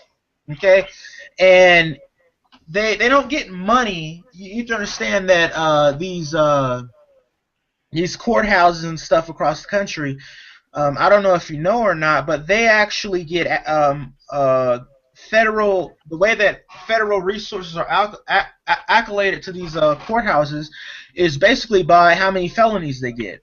There's a courthouse in my community, and they had a big stink up. It was just built within the last 10 years. A huge 3-story courthouse, serves 2 cities, but basically within the last 10 years, there came a news article saying that you know, in that particular courthouse there was a big push to get felonies. Okay, and the reason was so that they can get more federal funding. You know, for that particular courthouse, more money going into the hands of these judges who dish out felonies, and in the hands of these prosecutors. Okay, and it keeps these lawyers, these public defenders, and these prosecutors employed. Now, that being said, if I have a confrontation with a cop, okay, unless there is actual evidence, actual conclusive evidence, and I go and get me a good lawyer, and I'm talking about a real decent lawyer, okay, I'm going to have to go out and spend some money, get a decent lawyer, and this goes for anybody in America, regardless of race. When it's you against the criminal justice system, for the most part, the game's already stacked against you. It's really already stacked against you. The public defender, he's not going to sit there and really take your case, you know, to the highest level of seriousness, because number one, he has a whole bunch of other cases that he has to go through. Okay. And on top of that, it's really not in his interest to get you off. Like I said, courthouses get money. They get federal money based on how many felonies they get. Now, that is why when you go to court, it is advantageous to use a lawyer. Now, if you're in a situation where, like I said, with a police officer, if I get stopped, I get pulled over, let's say it's a wrongful arrest, let's say there was misconduct involved, okay, I'm going to have to actually be able to prove that in the court with a lawyer, with some type of evidence, some type of video evidence, okay, something that they can see, or something like that, because otherwise it's just my word against his word. And on top of that, I'm going to have to dish out some decent money to get a lawyer who actually has an interest, it's a private practice attorney, who actually has an interest in getting me off in the first place. Okay, we talk about, you know, his civil rights being violated. In this particular case, I think that just looking at this case, something tells me I think that his rights very well were violated. I mean, they said he stole something from a store, but that's not true. He actually paid for what he sold, and it wasn't even the convenience store that called the cops on him. Okay, it was a customer that happened to be in that store at the time. And after he got through paying, he had some kind of verbal confrontation with the store owner. I don't know. Maybe he said something to the store owner. I don't know. Maybe the store owner said something to him. But they had some kind of argument, okay? And it got loud, and that is what caused the other patron to call the cops. Now, when he left that convenience store, backtrack a little bit. I gotta stop for a second. I gotta hold you off on 3 different parts. One is that is not what Johnson said went down. He actually did steal from the police officer. From the convenience store. 2, we were not talking about Ferguson. We were talking about Eric Gardner in New York, because that was actually a stronger case. 3, we were less interested in the specificity of what goes down from the criminal system, and the question we were trying to answer is, what level of proof do you need to actually convict a police officer? Because it doesn't seem like there's anything. It goes back to what I said. Okay. In Eric Gardner's case, Eric Garner, video evidence that showed the atrocity that happened. So, what evidence do you actually need to actually convict one of these police officers for wrongdoing? Okay, here's the thing. And the issue goes a lot. It goes really deep. You have your hand up? Oh, yeah. I was going to say, as best as I can tell, they have total impunity. They are that's essentially by the sort of evidential standards set up or rigged or whatever, they can kill it well. Okay, here's the thing. Cops basically, as agents of the state, okay, like I said, the state is always going to come down on their side. It's like what I said. It's not in their interest to lock up these officers who they spend thousands of dollars training. Okay, even I don't know how hundreds of thousands of dollars it costs to train a police officer in an academy. It costs a lot of money. They got to train these guys. Got to bring them in. They arm them and all this stuff. They got a lot invested in these cops. It's really not in their interest to fire them. Okay, we're talking about cops who take thousands of dollars to get trained. We're not talking about fast food workers here. Okay, it takes resources and money for cities, states, and municipalities to invest in these law enforcement agents. Now, that being said, the prosecutors, okay, you need to look at New York City. De Blasio is the one. He's the one that basically had the case thrown out in the first place. We need to also bring in politics into this. New York City in recent years has had a huge problem. We need to look at New York City and what the hell is going on in New York City. Because if you look at New York City, and with their last mayor, they had stop and frisk under Michael Bloomberg. That was an unconstitutional. We have been through that. We've been in this hangout for an hour. What I'd like you to do is make one statement or one fact that we can all discuss. You're going on for 5 minutes, but if you make one statement, it would help us have a conversation. All right, here's my statement. Like I said, cops, they're part of the state. If you don't want to see these cops going around messing up people like this, you're going to have to change the law, just like what happened with stop and frisk. You're going to have a law that says basically that you can't really go around and mess up people like this. But you have to look at why was Eric Garner being targeted. Okay, that's why I said you can't just talk about this without talking about what's going on in the broader thing. Eric Garner is being targeted, in a nutshell, because New York City is basically going through a process of ethnic cleansing right now. Okay, there's a process called gentrification. Okay, what they're doing is they're buying up these all these low-income properties or historically low-income properties and properties where black folks used to live. They're buying the properties, demolishing them, building high-rise condos and moving in middle and upper middle class workers to go work in these high-rises and in these banks and stuff on Manhattan. That's basically what they're doing. The cops. Sounds like we can all agree that we have to get the law changed. That's the only way that this is going to move, is if we get that reasonableness law out of contention for why police can get charged or But not. the question is, how do you do that? I don't see how you do that without achieving some kind of group of people achieving some kind of high influence in politics in that area to turn that around. And I don't see that doing that, because you need to understand the power is not in the hands of the poor people there. It's in the hands of the rich people. It's in the hands of the politicians and Well, the elite. I think when poor people and those, we start voting these motherfuckers out of office, when we start demanding our civil rights, when we start demanding that police act like peace officers as opposed to wanting to start something, when we take it out of being a race issue and actually talk about it being a militarization issue of our police force, when we stop having it be a race issue and start bringing Caucasians, Hispanics, Asians, everything into the fold on how this can happen to you and does, that's how we change the law. And I agree. I totally agree with that. But the thing is, you see, the way American society is set up, they got us divided, based, on so many criteria. I do remember a couple of months ago there was a guy up there in Pennsylvania, that white dude who he laid in ambush and he shot up a couple of cops. Do you remember that?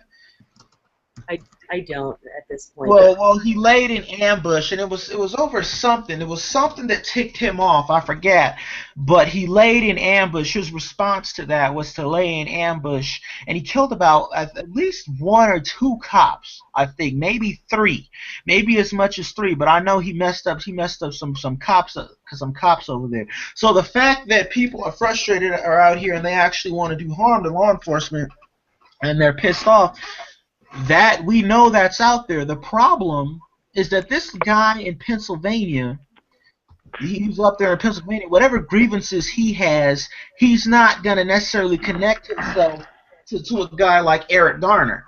Okay, and a guy like Aaron Gardner, he doesn't really have as much incentive to connect himself to some guy living up in rural Pennsylvania who's pissed off. The thing is, yes, police militarization is an issue, but they got us so divided across so many lines. I mean, how are you going to bring a coalition of people together, to come and go against this? That's what my question is. Anyone want to answer that? Well, my kind of first thing is the political recourse is very, very limited. Number one, look at the vote suppression tactics and gerrymandering and everything else used to essentially rig elections. And, well, they are giving us results in defiance of popular opinion, whatever, and pretty consistently at this point, and pretty far contrary too. I mean, 80+% support for something, and the representatives don't represent it. I'd say there's also quite a bit of difficulty with sort of like institutional autonomy, right? Like you describe how like this federal funding went to the courthouses, based on felonies and such, and you have other cases where, like police departments are like almost self-funding because of asset forfeitures and so on. Oh, that's horrible. Yeah, and this is actually kind of a big pervasive pattern in the justice system. And it kind of addressing that perverse incentive and sort of shielding from I guess, regulatory influence and so on, really kind of thwarts any kind of attempt to say from, like, you know, a policy perspective that you need to fix any discrimination or, you know, redirect efforts anywhere and so on. So, I mean, I guess those are the two thoughts I had. Go ahead. Well, we got to look at the fact that if the reason, you need to understand that cops, by their very nature, by them being agents of the state, okay, that makes them technically above the law. Okay, if a cop kills somebody, you don't sue that cop, you sue the department he works for. This is what happened with Eric Gardner. They're suing, well, I think they're getting wrongful death money. The Eric Garner family, I think. 2 years ago, out here in Los Angeles, where I am, there was a Hispanic male who he had been stopped by, number one, he was unarmed, okay, or I believe or if he wasn't unarmed, he wasn't presenting a threat. He starts running, you know, from this deputy sheriff, and the deputy sheriff shoots him in the back and kills him. Then he shoots him in the back, then goes and stands over his body, and it was all showed on camera. He goes and stands over the guy and shoots him like twice, okay, and right in a vital area, right, you know, in the area where his heart was. That's where this bullet hit, and the kid died. They said he had a gun. However, the gun that they said he had, the gun that they eventually brought for evidence was completely different from the gun that they said he had. They said he had like some kind of pistol, some kind of all-black pistol, but the gun that they brought out for evidence planted the evidence. We get it. Yeah, the gun that they brought out for evidence was a revolver with a wooden handle, and they didn't say anything in the report about a revolver with a brown wooden handle. They just said it was an all-black pistol. On top of that, the kid didn't even own a gun. He didn't even own a gun, you know. But like I said, we know planted evidence in LA. Got it. Exactly. You know, evidence is planted, and this happens all across the country. These cops are above the law. They're above the law, but we have to ask ourselves, who's enabling them to be above the law in the first place? Who's enabling them? Well, we are, aren't we? You know, we actually. Exactly. And if you stop whoever is enabling them, you will stop that type of behavior. I'm telling you right now. Okay? It's either that, but there is another option. Okay? And the Panthers did it. Okay? They started going around killing cops. Okay? So, Huey Newton, he killed a cop and got off with it. Okay? Got off. He said, he went to court and said, well, it was self-defense. And they let him off for that. Okay? If you literally started engaging in combat with police officers, if people started doing that, I guarantee you, these cops, they'd be scared. They'd be scared to go out and do what they're doing because they know they get shot up. Okay. I actually think they start taking away our gun rights. So in this day and age, our gun rights would be repealed quicker than any school shooting.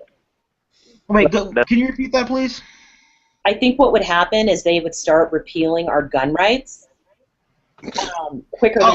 Look, check this out. Gun rights. In corporate You gotta let me finish, though, dog. Okay, go ahead. I'm sorry, I didn't mean to interrupt. Go ahead. But just see if you could do that. That'd be great. Go ahead. Oh well. The thing about gun rights is that they did the same thing in the 70s with the Panthers when Ronald Reagan was the governor of California in the 1970s. You know, the Panthers, they were going out there asserting themselves, standing up to police officers. They were stopping cops from just coming into any black community and doing what they wanted to do. Okay, so what they said is that what Ronald Reagan said is, "Hey, we're not against guns.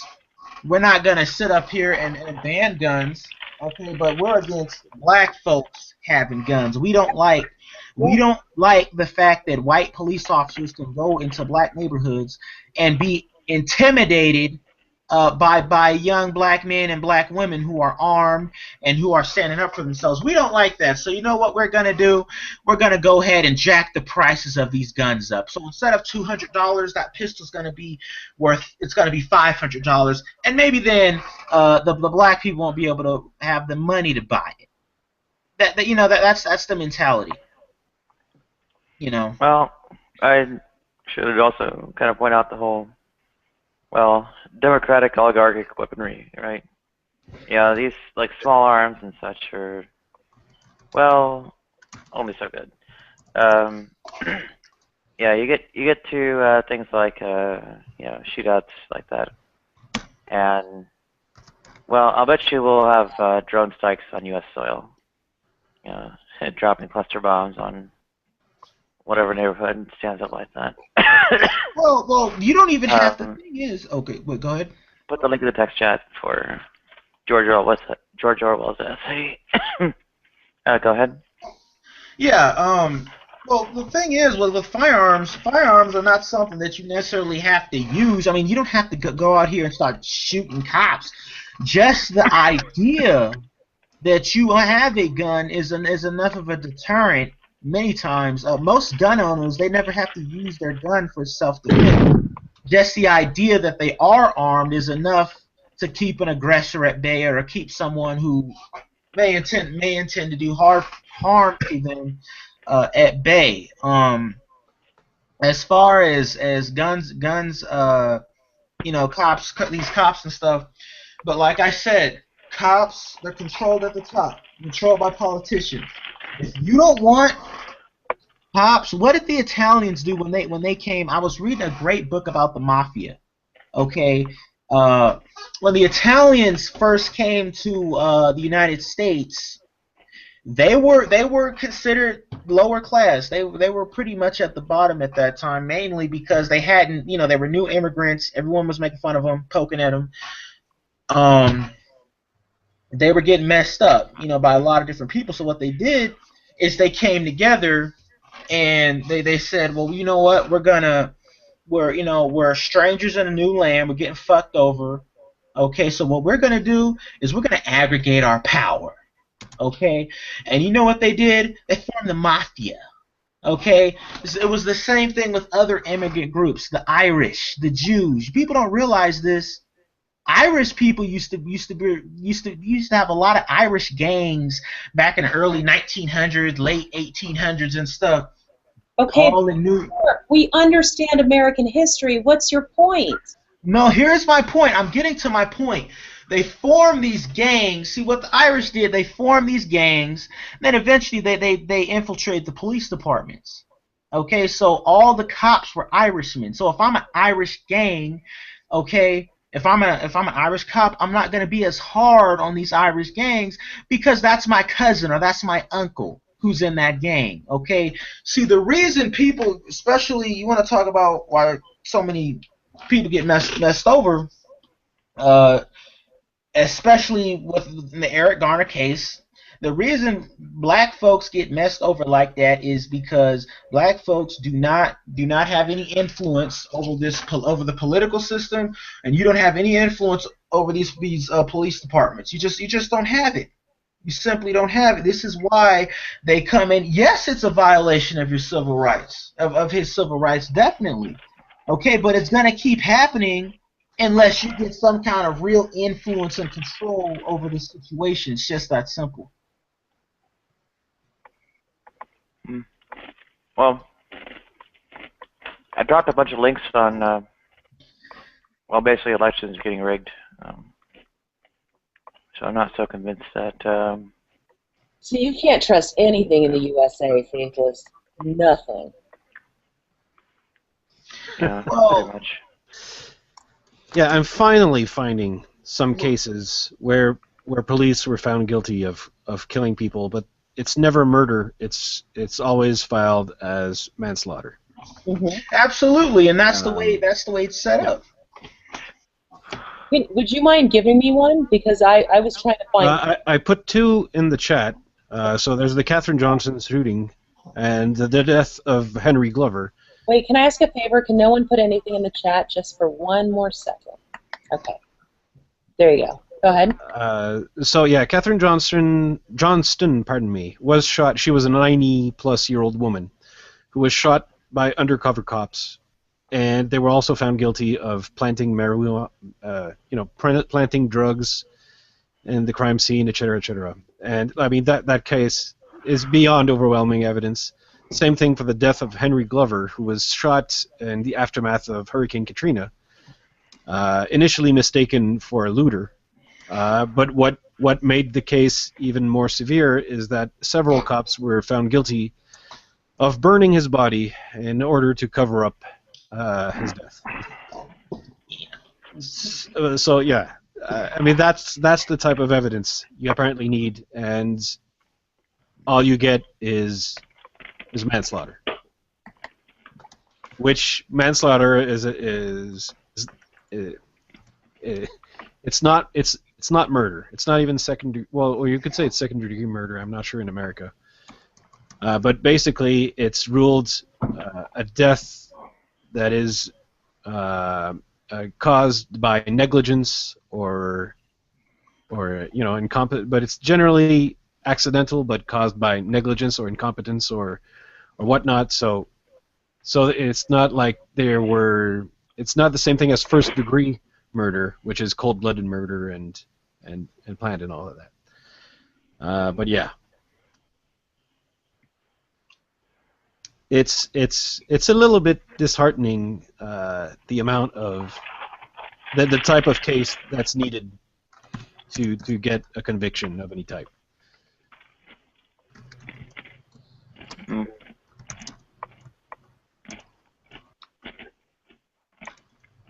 I put a Rolling Stone article in there, which seems to cover multiple of the different techniques as far as how elections are getting rigged to, I guess, achieve the anti-democratic results and so on that we're seeing. So. Well, yeah, I saw the thing about the gerrymandering. Very interesting, but you got to look at the fact that it's people with Cajun is like targeted toward black people to knock them off the rolls when they basically don't answer the mail or. Yeah, well, you know why that is? You know why poor people get targeted? Because poor people they're the most vulnerable group in any society. Okay. It's not just poor; it's black. Yeah, poor and black. But this, in general, if you're poor people generally are the most targeted group, mainly because they have the least amount of resources with which to have power. It goes back to what I said. You realize that it took the feds to take down Al Capone. Out of all the people he killed, and it took the feds to take down Al Capone because he had bought off every cop in Chicago. Every cop in Chicago was in his pocket. There was nothing the police department there could do to him. Okay? And they had to bring the feds in, and even then, when they came in, they only got him on. I think they had to really dig to get something. To get him on something, they got him on tax evasion. Tax evasion. Yeah. Okay, yeah, but in the end, he died in his mansion. You know where Al Capone died? He didn't die in jail. He died swimming in his pool, sitting on his poolside at his mansion. That's how he died. Okay, so this man died with all of the wealth that he had accumulated from all this influence he had. See, the reason black people get fucked over in gerrymandering and stuff is number one, you can't expect. Like what her mind was saying with civil rights and stuff. Look, no one is going to respect your civil. This is reality. No one is going to respect your civil rights if you can't compel them to make them respect your civil rights.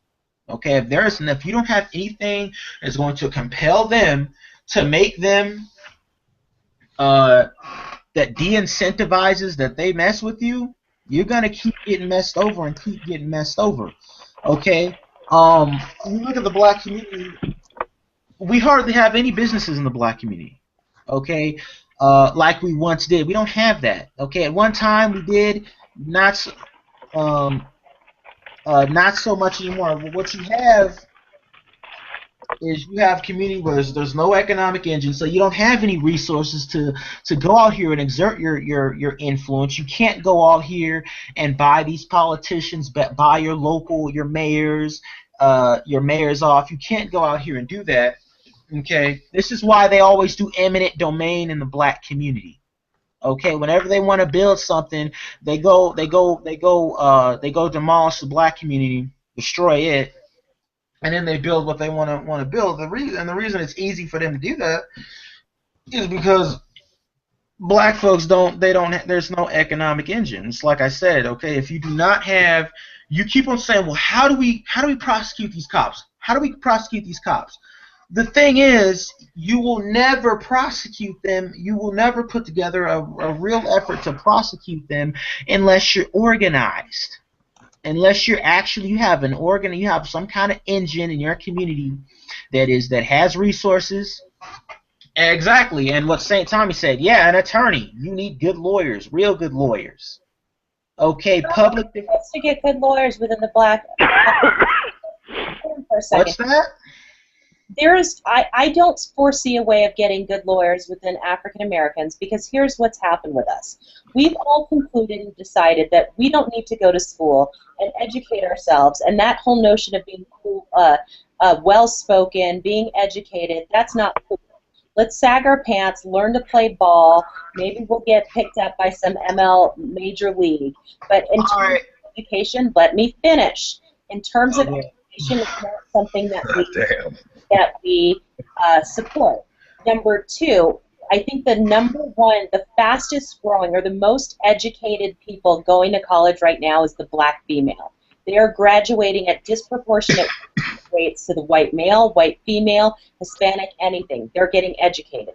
So what do we start to see in education? We start to see the price of education skyrocket. I'm looking at paying $55,000 to $65,000 a year for my daughter's education, which costs more than 4 years of mine, all told, right? So then what we have people who aren't interested in practical, and our school systems are so bad, why would they be? In practical jobs, in respectable jobs like law, doctors, all these type of professions, entrepreneurialism. What we want to support is hogwash, music, really the entertainment industry. So I don't see how we start to build a pipeline for these positions of power when nobody wants to do them anymore. All right, here's the thing, and you made a lot of valid points, Hermine, but I have to point out that. Okay, Hermine. Well, I have to point out that we got to look at the fact that with these job, well, not jobs, but I lost my train of thought. Attorneys, okay. There's actually, right now as we speak, there's actually more African Americans in law school than there's ever been in the history of our country right now. We have more black people, African Americans going through, and more minorities in general going through law school, being trained to be lawyers, okay, and getting out there into the legal field. The problem is it's hard for them to get hired. Okay. Yeah, affirmative action said. Well, the problem is the problem is that I would even go so far as to argue, look, you don't need a large number of lawyers and all this and that. Not every black person has to go to school to be a lawyer. No, that's not what we need. All we need is we need enough of them to go, and we need enough of them to either run for political office, And when I say run for political office, I mean actually represent their community. Okay, not just do what your typical black politician does, which is get in the office. Then once they get in there, they start doing things for other interests that are giving them money and not the black community, because at that point, because there's no wealth in the black community, we can't really sustain our politicians in office, so they end up having to go do favors for people outside of the black community just so they can stay in office. So in the end, the black politician ends up becoming I agree. an enemy of the black community. Do you have any evidence that shows, any document, that there is the highest number of blacks in law school now than has ever been? Because I'm pretty... Okay, hold on. Let me I'm gonna find something for you real quick. Just give me 2 seconds. While he's finding that, sorry, is it? I don't know if I'm pronouncing. And I didn't mean to kill this hangout discussion about race. It really is about evidence for me, guys. And the challenge I'm having is just... Hey, Alex, you're really, really, really quiet. That's why she's talking over you. Oh, I'm sorry. Your mic is really, really quiet. Okay, give me a second. You were fine, Hermione. It's just we can barely hear him. I have his volume turned all the way up. I don't mind. Needs to be had, and it's worth having.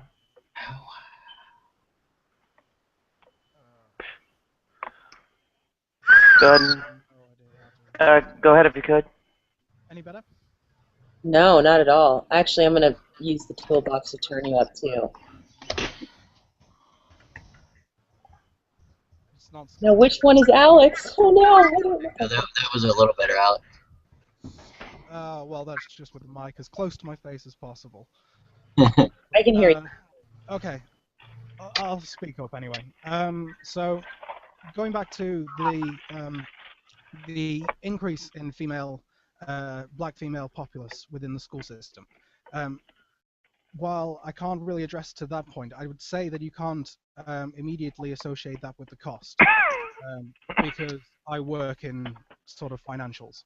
So the cost of college courses, like $50,000, works out roughly about $30K over here, and that's what you're looking at now for any high professional level college course or university course. But speaking to the increase, do you think that has come about through the earlier negative stereotypes that we would get, like coming out of the whole 70s, 80s period where race was getting to the point where it was becoming more acceptable and more tolerated, from however you want to put it. But do you think that the increase in black females is due in part to the history of what we've experienced and the need to remove the stereotype, as it were? No, I don't think that that's the reason. Here's what I do think the reason is. The black female gets that the black male, her counterpart, does not exist in the home, does not exist as her rock solid, and isn't going to be there. So with that, the black female gets that she has to do it on her own. I think the female in general gets that they have to be the breadwinner this day and age. What's happened to the black male is they have, I can't believe some of the stats I wrote, but something like 70% of them will be incarcerated at some point in their lifetime, right? So the black female is having to be the breadwinner for her family. She's having to push the bounds, and through feminism, that's actually opened some of the doors for her, but not through civil rights. What you get when you do get the African American female is you do get a double dip. You get a female and you get a minority class. So you can check a couple boxes. And gosh, if she's been in the military, you can check that box too. So the reason that the African American female is graduating at higher rates, she has to assure the survival of her group, of her community going forward. That's my take. I don't know if I'm right. Well, I agree but I think we have to look at this in a bigger context. The fact that black women have to go to school now to support themselves, that's true. Okay, but that's true across the board. Okay, American women, period, of all backgrounds, said that. have to go to school more. Now, for the simple reason that we no longer have an economy now that can support just the man working. Okay, in the 1970s, we had a huge switchover. Okay, number one, our currency went down, so our currency is actually worth less. So what the American family has to do now is you literally have to have, in a nuclear family, you literally have to have two parents working to maintain that middle class lifestyle, for the simple reason that that dollar is worth a lot less. So they're working longer, they're actually working harder, okay, and going through all this stuff for a dollar that's really worth less money. It's worth way less, okay, and you cannot build up a family. You cannot now it's almost even with a college degree, it's damn near impossible to get a job now. A lot of college graduates, as much as 50% of college graduates, maybe higher, are not finding jobs after college, or they're unemployed or they're underemployed, meaning that they're in a specific field or a job that they did not necessarily go to school for, but they're being paid less than what they would have been paid than if they had gotten a job in the particular career field that they went to school for. Now, when you talk about, you can go ahead and talk about the black community. The fact of the matter is, like I said, there is no economic engine in the black community. Okay, there was a study. There's actually more black computer science graduates than Asians. And I was very interested to see that. And the reason I want to see that data because I just had a review. Hold on, let me look it up. According to a study, researchers of Columbia University Law School nationwide remain predominantly white, and the number of black enrollments have been stagnant over the past 15 years. This does not show that African Americans are growing in law school or anywhere else. Well, I retract that statement, that earlier statement. What I meant to say is that, I mean, yeah, there are black students going to law school, going to law school, and attaining in that field. The problem comes in where they end up having to go work for other people outside of their own community. There's no infrastructure in their own community where they can come and actually serve black people in their own community. You may be an excellent lawyer. You may be a black lawyer, and you may be really excellent at what you do, but you end up representing clients that are outside of the community for the simple reason you have to go work for a firm that's outside of your community. There's one other thing I wanted to debunk, and that was the statement that there's more African Americans than Asians in computer science. And I'm looking that up right now. I'm going to see if I can find it. I'm not buying that one for a minute either. All right, hold on. I don't doubt that we've made some strides, but there's no way that there's more than Asians.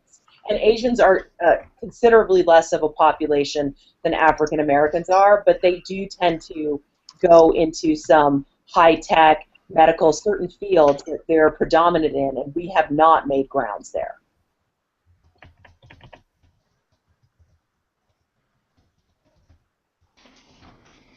And besides, this just doesn't.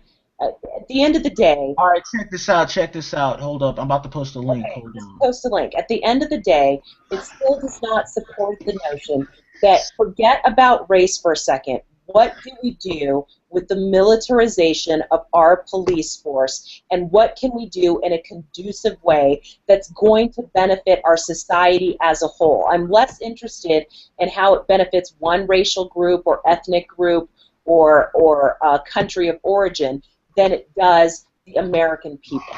Which is kind of hard considering that a lot of the cops that are being employed today are coming straight out of the military. Oh yeah. They're the returning veterans, stuff like that. That's where they're finding their work, which that doesn't justify them militarizing, but it probably is going to be hard to lower it because of that. I would contend that those that have served our country and in combat are not the ones that are killing our citizens, because I think their reasonableness comes from Iraq. I think some of them would, but I would contend that I know out here in Los Angeles a couple of years and ago. they know an actual threat when they see one. I would agree with some of that. I know some of them are getting hired though that have PTSD, undiagnosed, stuff like that, which does cloud stuff.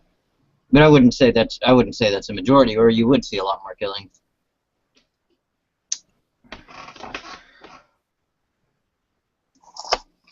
Well, it goes back to what I said. I mean, if you want to stop militarization of the police, you need to get political control. That is the only way. You need to get local political control. You need to get people in office in your local community, okay, who don't have an interest in seeing a militarized police force. But then that's kind of hard because most of these politicians, they need money to get in office in the first place. So all these corporate developers and real estate. It's the local politicians more than the government ones. The local politician. But if you're a local politician, you're still going to need money. Okay.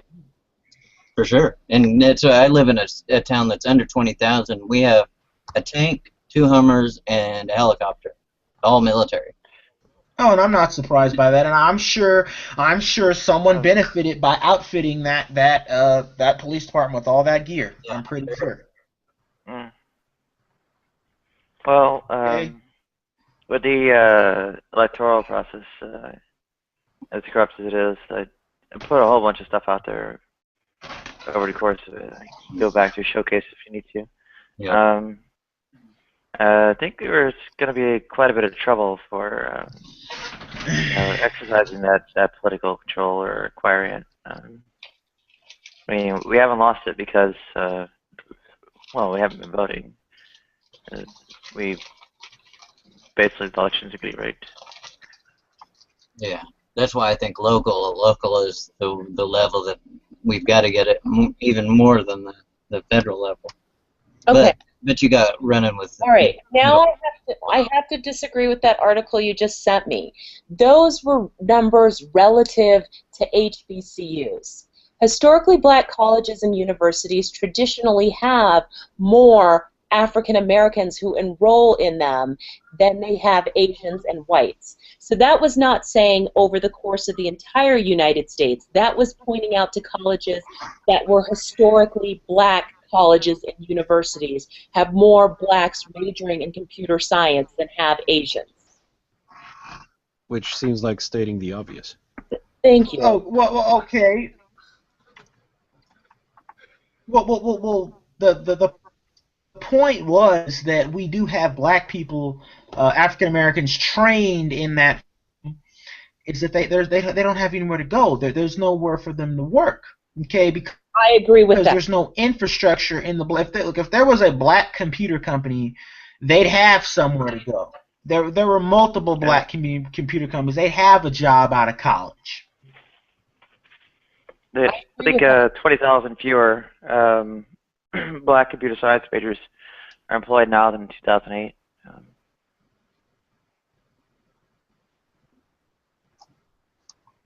Well, her mind, or her, I mean, you have this this view that we are, you have this we are one.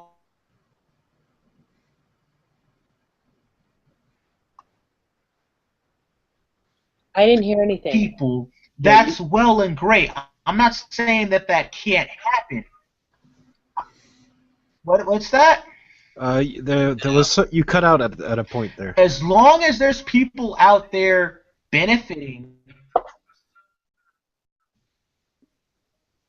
cutting out again.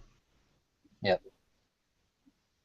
Okay. All right, I have this "we are the world" concept of, and I don't know what he's saying, but I have this "we are the world" concept of how do you actually get people to unite. And from what I understand, and my belief is, in talking to a bunch of Caucasian people here on All Plus, right, I'm not. on Plus and here and in real life, is that unless Caucasians get that there is a problem in it for them too, they're not willing to join the fight and do the dirty work and make changes in action. The reality of it is it will take us an entire generation, maybe two if we don't get held back, to actually put some of those systems in place. But our best ally may actually be the people that we also fear the most. And that ally is the white male and white female. Once they get that we are in this together and the same challenges are happening to them, they are also going to push for reform because they don't think it's fair that it's happening to them. Okay, so And you're right by that, but sorry, I just wanted to jump on that real quick. I think like you're you don't, especially online, where faces and skin coloration are no longer seen. How about that? Is that better? Can you hear me now?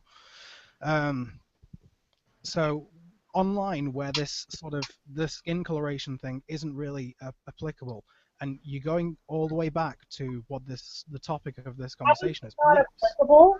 How is race not applicable online and is not seen? Because that's a premise that what relevance does it have at that point? If you say you're in a chat room, a multi-chat room, and all you've got are avatar names and you've got ridiculous nicknames left, right, and center. Oh, it might be the ones that you go to, but there's numerous ones where people will show their face and are online, and it's clear what race they are. Right. Okay. Well, then that's it's a difficulty for me because it doesn't. I don't really see how it applies. Okay. Fair enough. But I think that you're starting from. I think you have to go back to the belief that you're trying to put forward. Going back to the topic of the conversation, you've got to put forward the positive belief that you are trying to inspire within the group. And when you're going on about change and reform, I do think you have to start local, much more local. In fact, you have to start with groups, a handful of people, and you have to promote the belief, whatever that belief may be. In this situation, equal rights, equal opportunity, and it's a very simple belief. And you promote this to the point where you have a small group accepting it and putting forward their ideas to everyone else, and so on and so forth. And you build the community around these beliefs. Now, the race thing isn't really something I deal with all too much where I am. I'll be honest, but I don't think it's in. Eventually, there becomes a point where it's not necessary. The internet has unified the planet in a way that's never been done before. Okay, that's horseshit going. Horseshit. Sorry, go on. Sorry. I think it's also helped to divide us more than anything as well. Really? Yeah. It's interesting in that you can connect people more on an international level, and you can get these conversations started, but especially here in the States, you start to realize the differences between us as well. Well, I would say the differences are prominent in every category. That comes down to the person and the individual person and their experiences. You can disagree, and you can have many differences with people who fall in line genetically as much as similar as much as possible. Okay. So in light of me not having to give my first 2-minute rigmarole of the history of race in America, and how it started from slavery, it went through post-Reconstruction, it went through Jim Crow, Dred Scott decisions, failed attempts at forced integration. You had the KKK, you had dogs that were eating people when they were peacefully protesting. You have cops that will shoot people at will. You have a drug war that disproportionately penalizes those of color versus those that aren't. I don't. You have syphilis experiments done on African Americans that weren't done on the general population, that were just evil and horrible. There is a history of challenges of race in America. I don't know where you're from, that you cannot necessarily appreciate until you've experienced not just the pains of slavery, but the repercussions of the laws that happened that systemically forced and institutionalized racism in America. That is what permeates our society. And it's really sad. I fully admit I was born into the class with the most privileges. So I can never truly experience that. I don't think. Thank you for even acknowledging that. I really appreciate that. No worries. Anyway, it's a difficulty because I don't experience it in the location that I am, which is the UK. I'm near Manchester in the UK. So our Manchester, like the main city, it's so culturally mixed that I suppose it just becomes second. It's almost second. You don't think about it. You don't really think about it. And I understand that you guys don't have racism as much of an issue in the UK as you do classism. Yes. If you have an accent that says that you're from Essex, people will know, and Londoners will automatically not want to talk to you. So you have another issue. Sorry. I agree. Yeah, I agree. But I think people are always looking for these. Like, they're always looking for some sort of conflict, so that they can always. I think conflict breeds growth. Like if people aren't forced to face these issues, if people aren't, as you say, you've got to have some sort of experience, and if you have no experience, it becomes difficult. Sorry, I have no point to go with that, actually. Sorry. Well, I'd like to expound on what both you guys have said. I agree with you that it does. If you're gonna have an effort against this, it is gonna have to start locally. And with Hermine. Hermine. Wait, what is it? It's air, like the air you breathe, and mean. Okay, Hermine. I'm sorry, but the thing is, I believe you can have a coalition of people, because there's people of all groups who are against this, who are against this militarization of police, and I think that up until a certain point, you can make headways. I know in the community where I live in, northern LA County, a few years ago they were doing a thing where they said they wanted to have a drone. You know, the sheriff department out here, they wanted to have a drone up in the sky that would fly over the city, fly over the town, and zoom in on crimes. People expressed opposition to it. They voted it down. So what they did is they went and got a Cessna airplane, which is a little small two-seater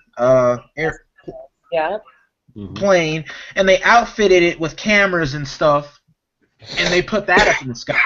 And what happened was that thing hasn't caught once. I don't think it's been up there for 2 or 3 years now. And it hasn't caught one criminal, not even so much as one person in the act of even committing a crime. That's how ineffective it is. Okay, so we have to ask ourselves: is it really? Is this militarization of police? Is it really to fight crime, or is it really? Is the money that goes into these programs, is it benefiting people at the top who are responsible for these programs? Because I know the mayor of the city, he benefited from this plane being fitted out with these cameras and stuff. Somehow he knew a guy that owned the company or whatever, but bottom line, he benefited off of it. He made money off of it. So it's a money thing. It's a money game. Okay, when you talk about militarization of the police, it's a lot of it that has to do with money.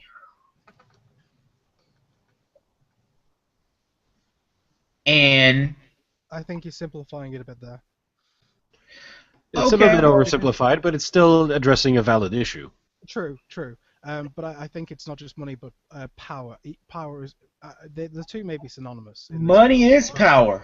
You have disagree. money, you have power. No, you have. If you have influence, you have power. Big difference.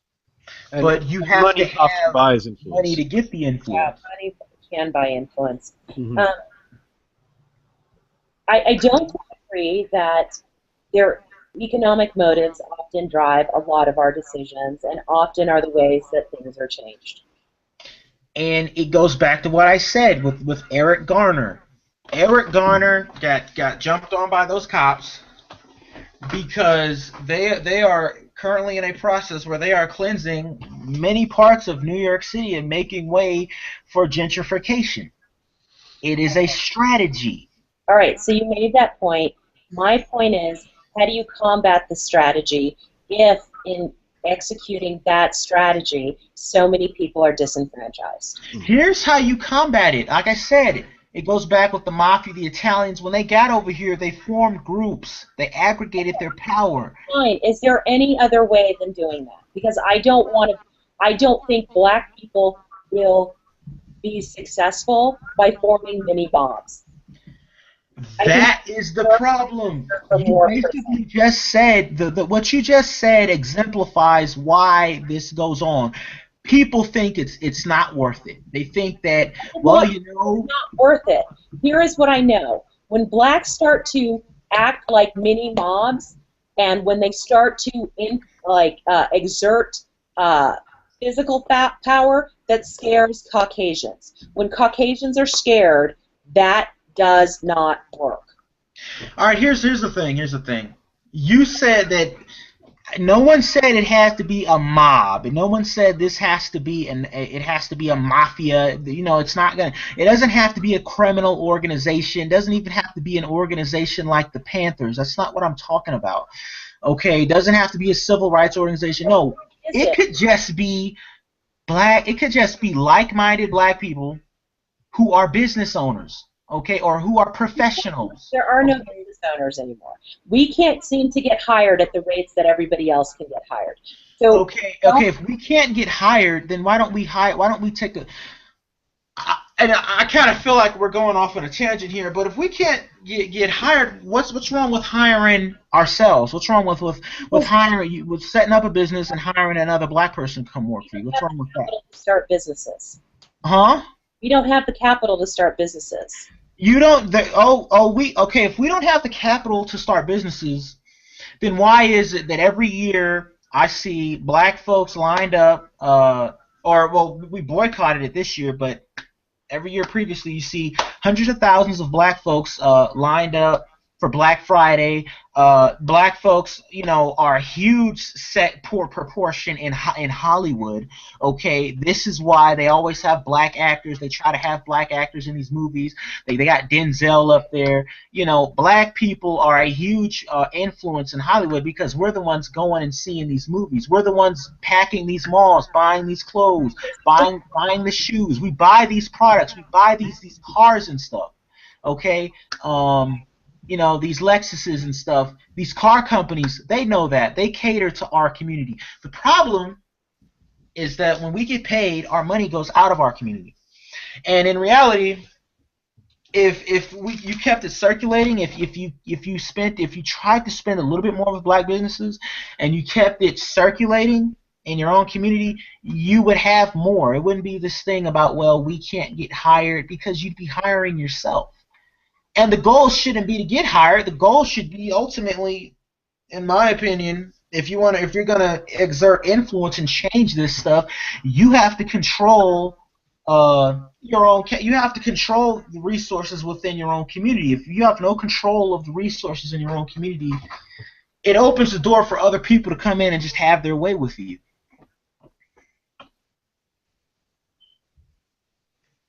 Can I ask Will Wiltell if he has a mic?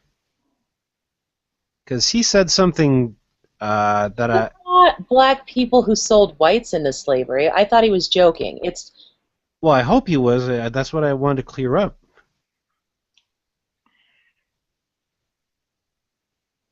I'm really curious because it's a From it's a controversial assertion. From the president to judges to athletes, blacks are experiencing success. I agree to a degree. It was black people who sold whites into slavery. I do not agree with that. Maybe at one time in history, in another, in another Blacks era. never sold whites into slavery. There was never a time in history that happened. Well, you had the Moors who conquered Spain, who were from North Africa, and they had a lot of influence and control, and I believe they may have traded slaves in that area, all throughout Europe. So to say that there's never been... That's what he's saying.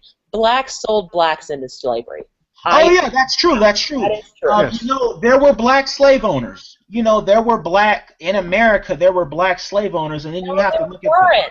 He's talking about in Africa, the African nations, each of the tribes fought against each other. Once they won the tribal wars, they took them on as slaves. Once they took them on as slaves and the Caucasian male came and said, I will give you guns for these people, they sold them into slavery, not understanding the type of slavery they were selling them into, because the slavery in Africa was vastly different than this. Oh yeah.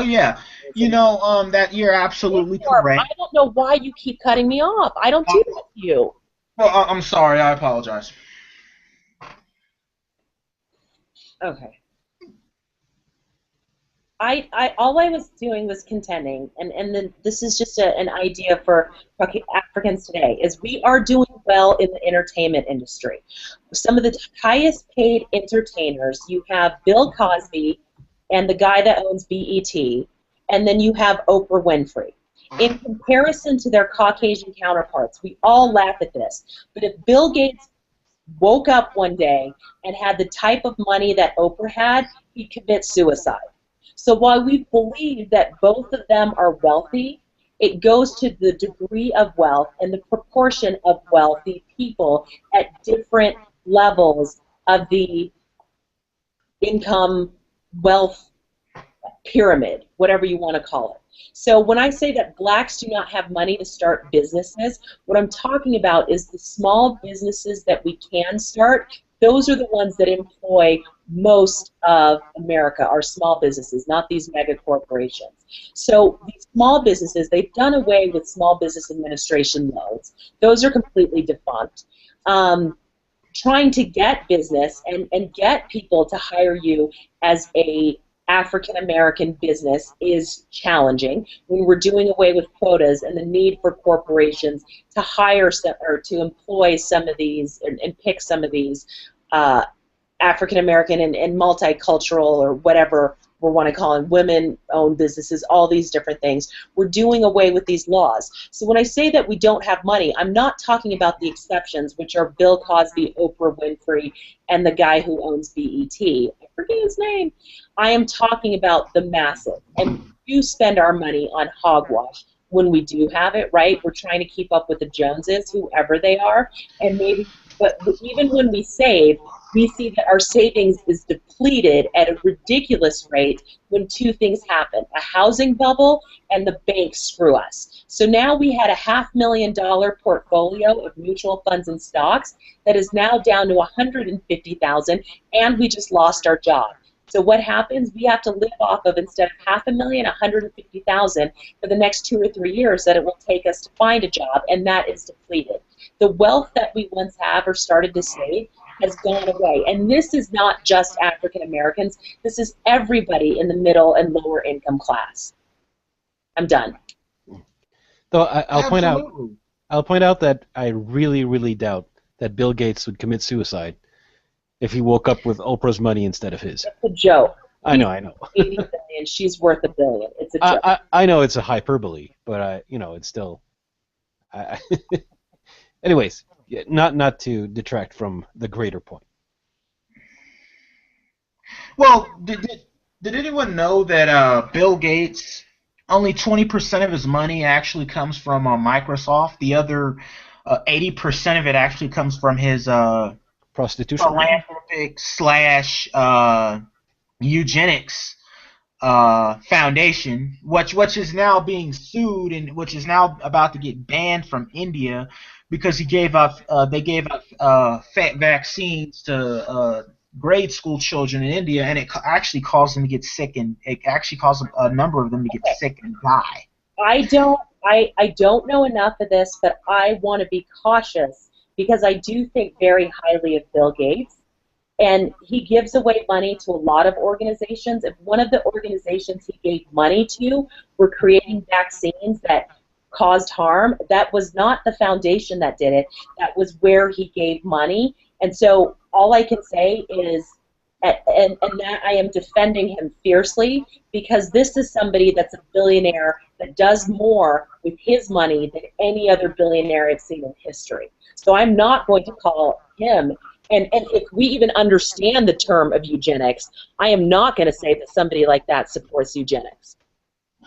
Well, let me ask you this. Would you, if you had a philanthropic organization, would you give money to a sub-organization if it was not proven to you that particular organization was proven or had a track record of that they were in good standing and that they can be trusted with these funds to go into these countries and do this type of sensitive work? Okay, but listen to the lunacy of what you're saying. Bill Gates gives billions of dollars away. He's about education. He's about improving the lives of people. And out of all of the billions he's given away, there is this instance in India that looks funny. You mean to say he purposely did that? And other countries too. Let me try to find some links. Okay, I'm going to ask a favor. Nadia, you either get in corporate to quit interrupting me or you mute his mic while I'm talking. Yeah, I could do that. Going back to the issue of new businesses and capital and such, do you not think then a sort of good move forward would be to approach the higher earning?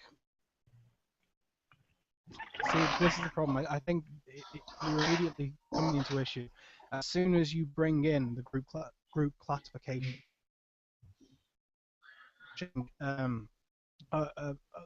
Wealthy black people to aid other black people, I think you're already setting up a precedent for the segregation. Whereas if you approach wealthy earning people in general to provide capital for new businesses, because I think it's something ridiculous, like 90% of the wealth is owned by 10% of the populace. If that, but yeah, it's crazy, yeah. Yeah, so I think the prudent sort of way forward be to approach the very high earners within the country, whichever country it may be, and approach them as a group, obviously, because you need the sort of voices behind you. But to start generating capital within the country itself, because if they're earning millions every year, what is $500,000 of that to new business startup? And then it becomes like any other business. You've got to come up with a good idea and have the numbers. So do you think that may be like the sort of way forward to approach these high earners within the country? Yeah, so supposing that there is something that has a solid return on investment and it's something that they want to get involved with, I think that would be a fantastic idea. The only, and it's not a yeah but, okay, but the only kind of opposition I could see to that is the argument that when you invest in somebody's company, you're not really investing in the idea, you're actually investing in the management team. And if in the community you have a management team, let's say you got together a great management team of 5 blacks, but these 5 blacks, maybe they never achieved the levels they could have in corporate America, not because they're not smart enough, not because blah, blah, blah, but because they never really got the opportunity.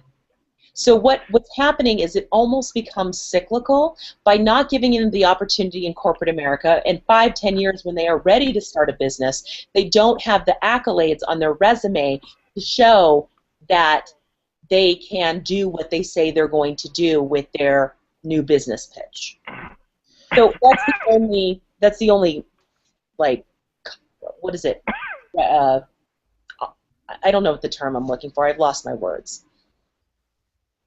Okay, well, you said that, well, basically, you don't need accolades to go into business for yourself.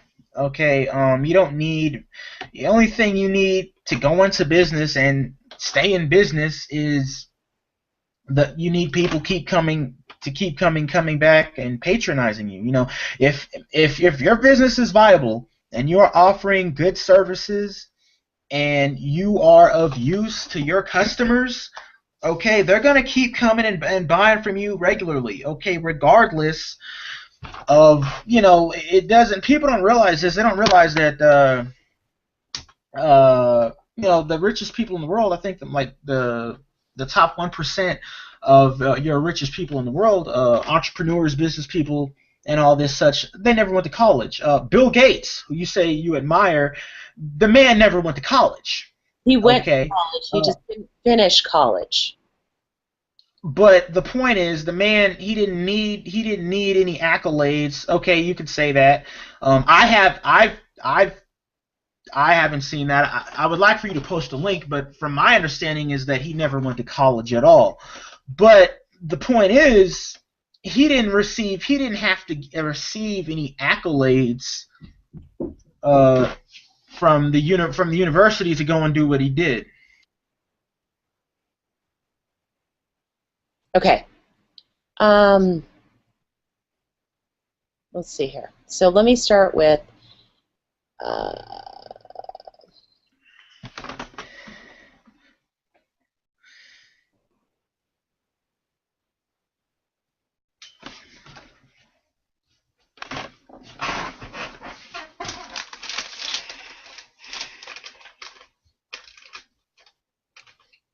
okay. Listen, Gates graduated from Lakeside School in 1973 and was a National Merit Scholar. He scored 1590 out of 1600 on his SAT and enrolled at Harvard College in the autumn of 1973. While at Harvard, he met Steve Ballmer, he would later succeed Gates as CEO of Microsoft. In his sophomore year, Gates devised an algorithm for pancake sorting as a solution to one of the series of unsolved problems presented in the combinatorics class by Harry Lewis, one of his professors.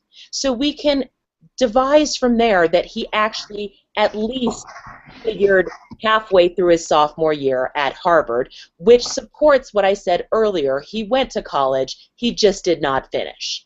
Now, to the second point, which I was trying to believe, is do you run a business currently? Me? Yes.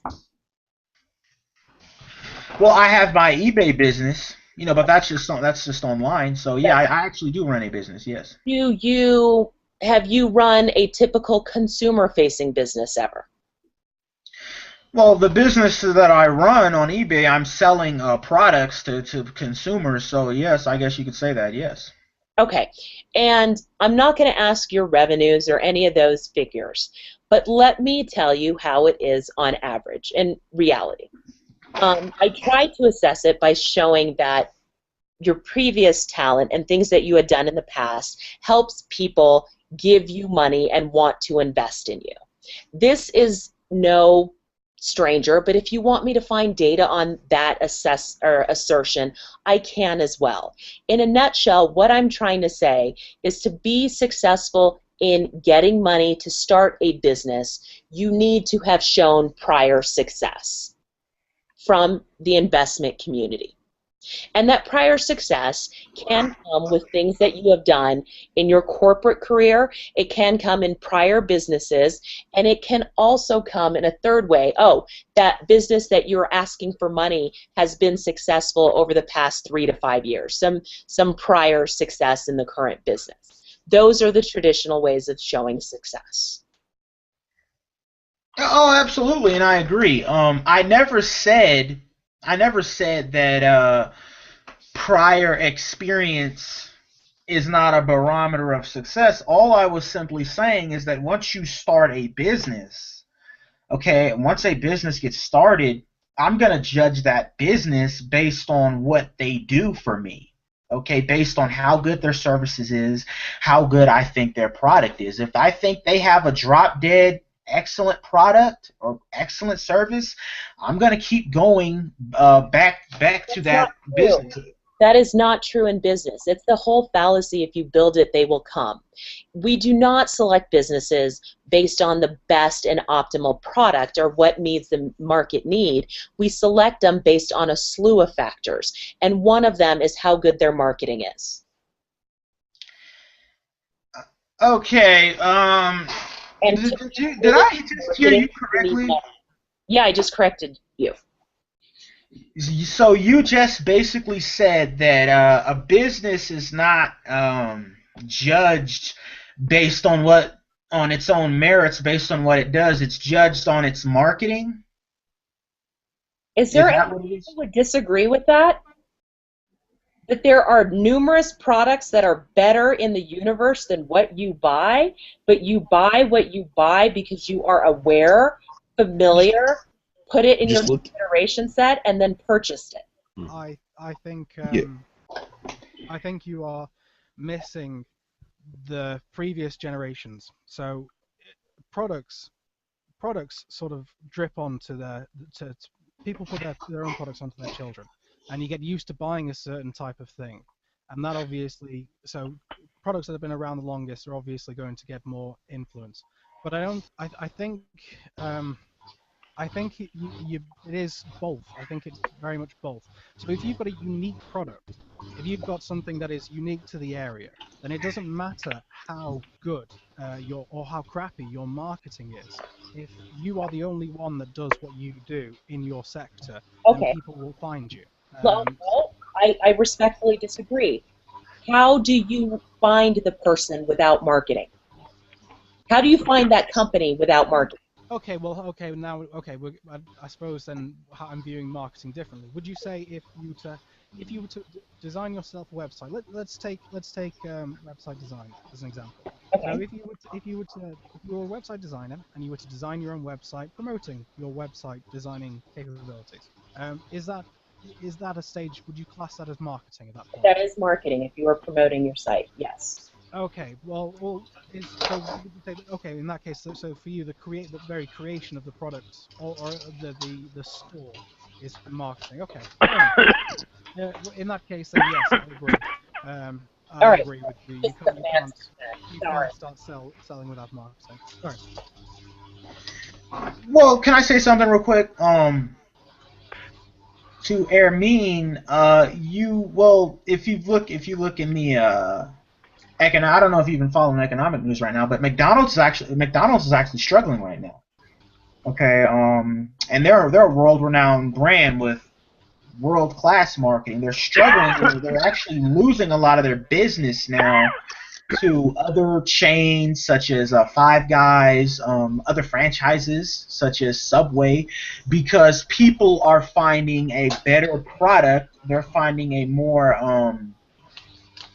favorable product in those companies, and I mean in those companies. That is a generalization. That's actually not what's happening right now. It's actually the leading economic indicator that our economy is recovering.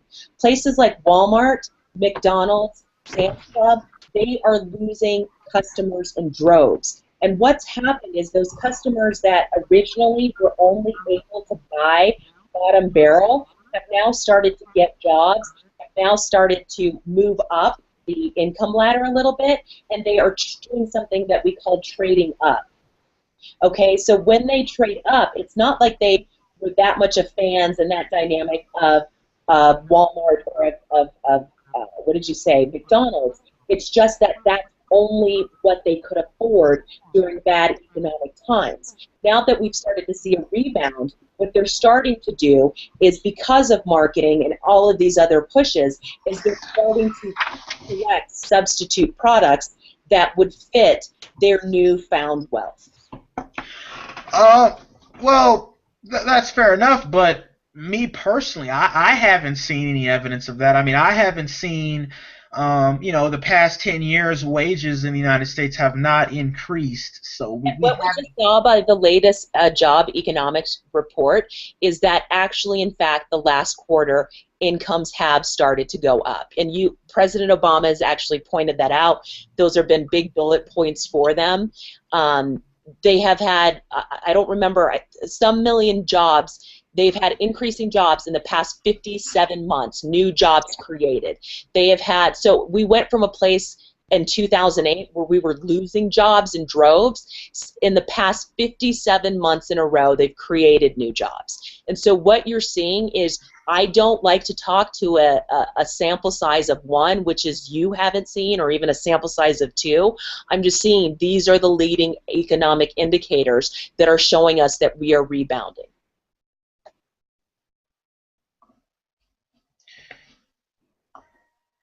I'm sorry, I read a lot. Employment. Okay, well, I'm going to post a link. Oh, go ahead. Sorry, I just wanted to know what sector Amin worked in. So that's all. Oh, I actually have my own business, and I do social and digital media. So Okay. I have contractors that work for me, and we go into mid-sized companies, and we do their strategy, and we do their media buys involved in what I call new media. Right, okay. Interesting. Yeah, I love what I do.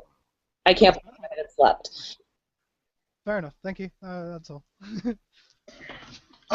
Well, and it's evident in the link that I just posted. We're not having, as far as I know, a politician. You're quoting President Obama. A politician's going to say anything to make themselves look good. No, but the numbers show the numbers. Of course they're going to tout the numbers, but the reality of it is we've had increasing number of jobs for 57 months. We actually, just this quarter, because of an increase to minimum wage, that was probably the biggest thing that lifted it, and because of these increased jobs, finally have gotten out of a stagnant, if not declining, real value of money in terms of our making from income. Okay, but I posted stats from the Bureau of Labor Statistics on Thank you. employment population ratio, which are a little bit where did the headline unemployment, like U6, U3, and so on. U3 is of course useless. Are pretty biased, but employment population ratio tends to do a lot better. That shows that, well, the extent of recovery being very, very modest, like half percentage point increase over essentially like the past 6 to 8 years, and versus the initial I think 3.5 percentage point drop. So okay, I'm wondering if there's 2 things that you can see. One is, are we still dropping? No, we're not still dropping. Okay. And the second is, I don't see the link. Could you repost it? Oh, sure. I'll grab it real quick. Again. Yeah, let's see. Employment population ratio really just turns it up. You Google search, but employment population. Here's the link.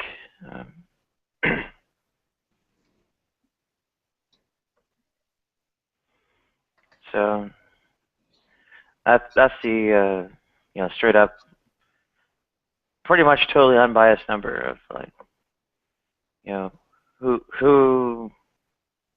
many people actually have jobs as a percentage of population. Okay, so between the ages of 15 and 64.5. So before the recession, we were at like 63% off at our high, and after the recession, it looks like we're at about 59%.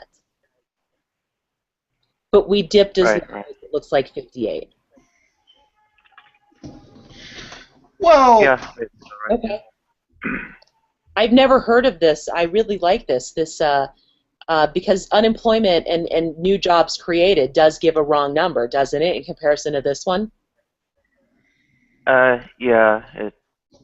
There's a lot of rigging going on with the Unemployment headline jobs. U3 Okay. and U6. Yeah. Mm-hmm. Thank you for this. Well, that Is there a chart that includes the median income or hours worked? Like, for example, in my province, the number of jobs did not actually really significantly go down, but what did happen is that full-time jobs have been replaced by more part-time jobs. Yeah, I believe that too. Yeah, you're probably right. But this,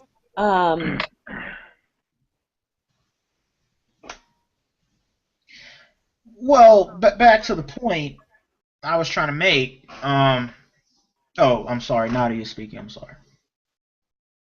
Oh, nope. I didn't mean to talk over. I was gonna say I think there are tables on this, and I'll go fishing for actual income. Oh, okay. Well, back to the point I was trying to make. What Ermine said is she says that there's this huge influx of people getting jobs and making more money, and that they're not going to McDonald's and Walmart anymore because they're moving on up. I think that is a gross misrepresentation of what is actually happening. Yeah, there have been new jobs created, but they've been part-time jobs and they've been okay, so if low-end that's a jobs. gross misrepresentation of what's been happening. What has been happening? Why are Walmart and McDonald's losing dollars?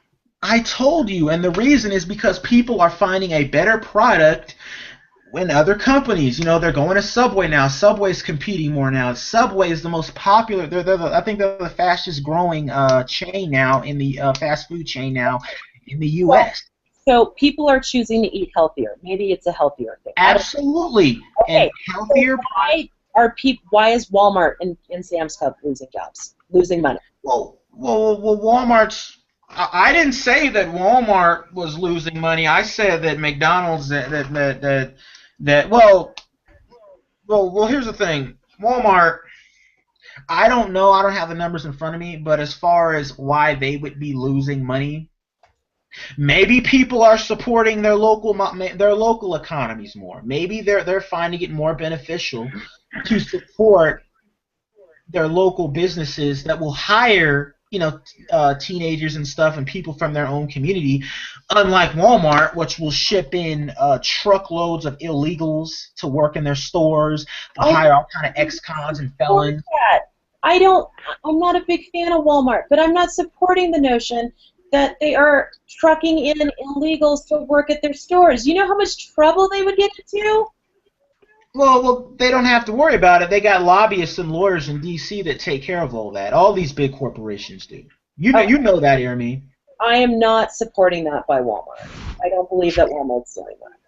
But I don't know what the answer is because from the economic data, I thought we were seeing progress. It looks like, if at anything, the progress is pulling. So then I have to ask myself, what else could be going on at McDonald's? And right now I'm willing to say I could stand corrected.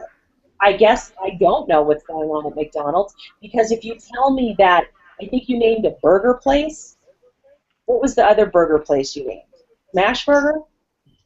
No, I said people are they're finding that a lot of people, they're leaving McDonald's now and they're going to other places like Five Guys, which is another burger place, and Subway. So my whole point is I can't make the jump that Five Guys is healthier than McDonald's. I didn't say it was healthier. I just said that it's a product that people see an appeal in, and they see such an appeal there that they feel that, well, I'm going to go support this with my money, which goes against the premise that you said in the first place, that a business isn't determined by how good its product is, but solely on its marketing. You said that. Does that not support what I said? Five Guys and Subway's marketing is better than McDonald's right now. How does that not support it? Well, I'm not sure if that's the reason, but just to chime in with the actual numbers, the net income for the third quarter of McDonald's fell 30% to $1.07 billion from $1.52 billion a year ago. Okay. So yeah, that's 30% a share on in slump. They're still massively profiting, but yeah, just not at the same. Right, year over year. Absolutely.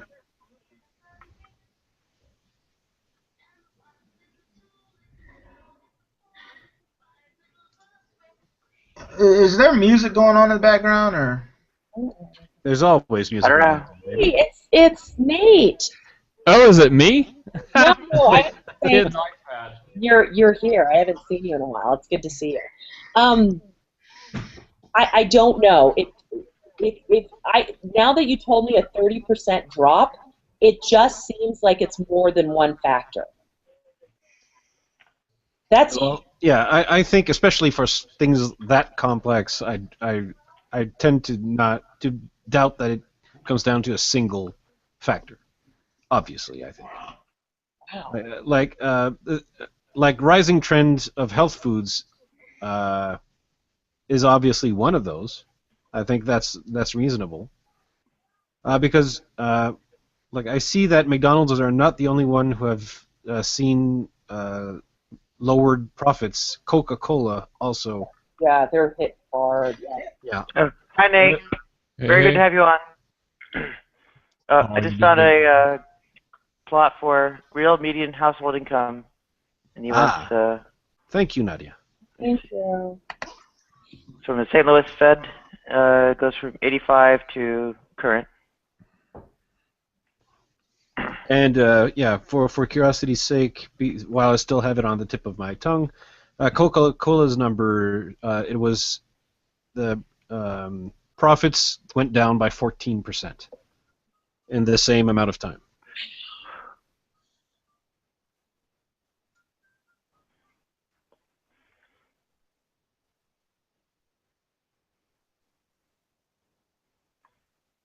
Yeah, the quote-unquote recovery in the real median household income from, well, the economic crisis till now looks very modest. Looks like it started in maybe 2012, and it consists of maybe only a few $100s.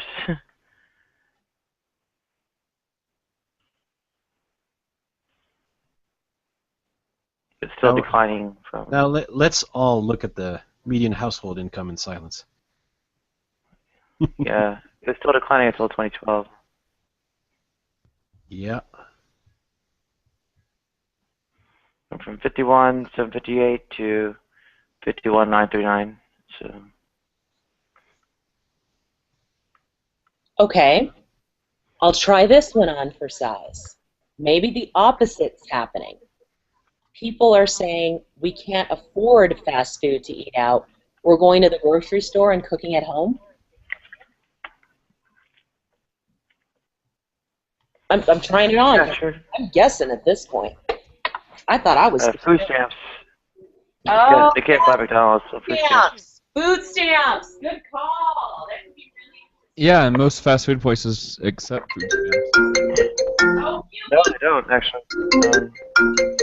You can't buy. Like I remember there was a big push for a while where I'm almost certain if you could use.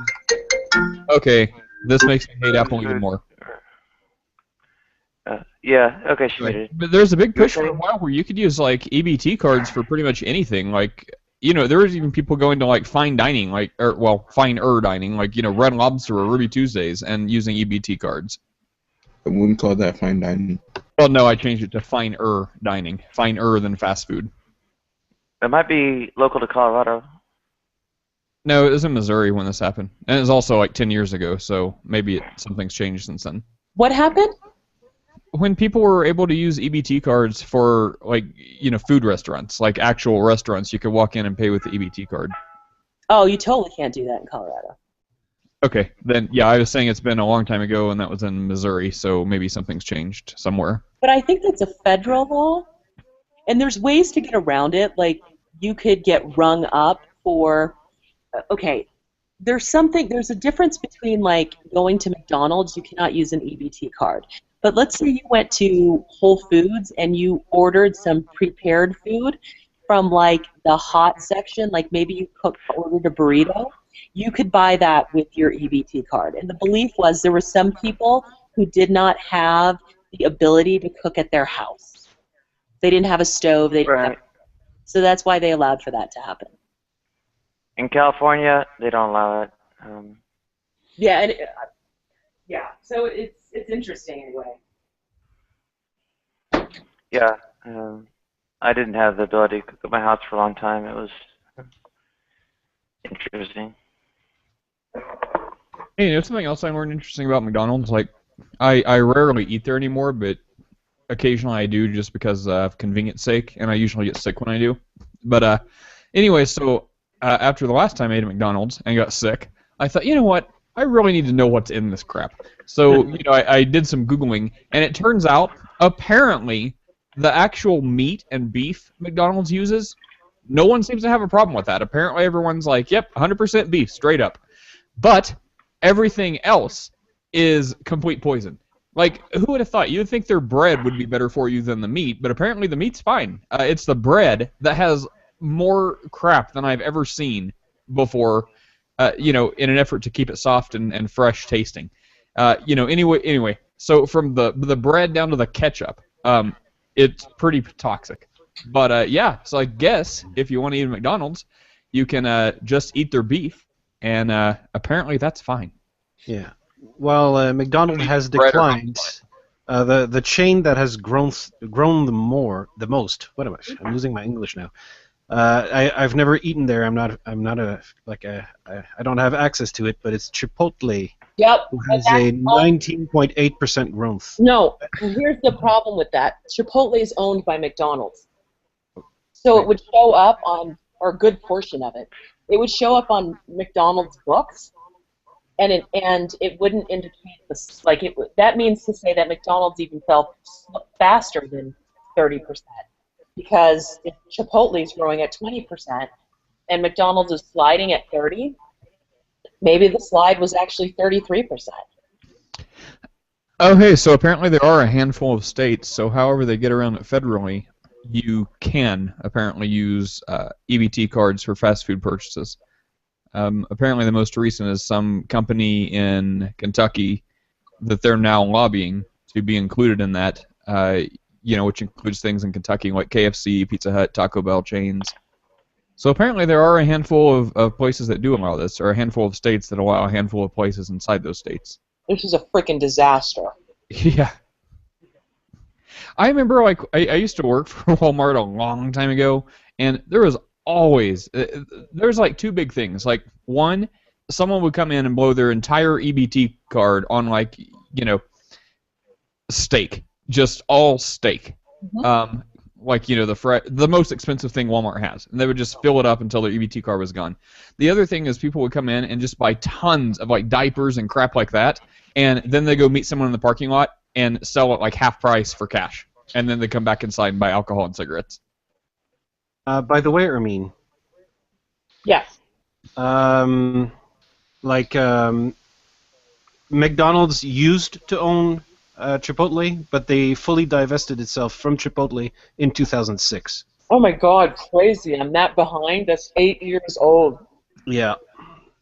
Wow. All right, thank you. I bet McDonald's wish they wouldn't have done that now. Yeah, I think they're probably starting to regret it now. Wow. Yeah, food stamps use is falling from its peak, according to a Wall Street Journal article. Put in a text chat there, and tell me you can I have a bad feeling. Food for fast food purchases, and yet McDonald's is still doing this for?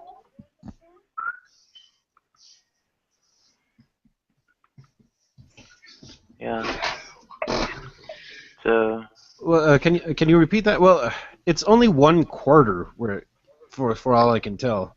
Perhaps it's just like one downslide and profits will pick back up, for all I know.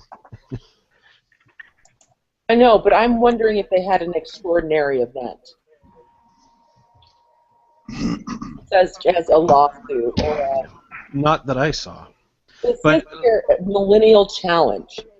But like, consider that McDonald's is now a worldwide chain. So a single event wouldn't, in America, probably wouldn't even lead to 30% all by itself. Yeah. So, while the I guess Wall Street Journal article is touting this as kind of a labor market recovery, where welcome Sid. From our stats and like the real median household income and the employment population ratio, it might suggest more that people are getting knocked off the rolls for, I guess, reasons unrelated to acquiring employment or rising incomes.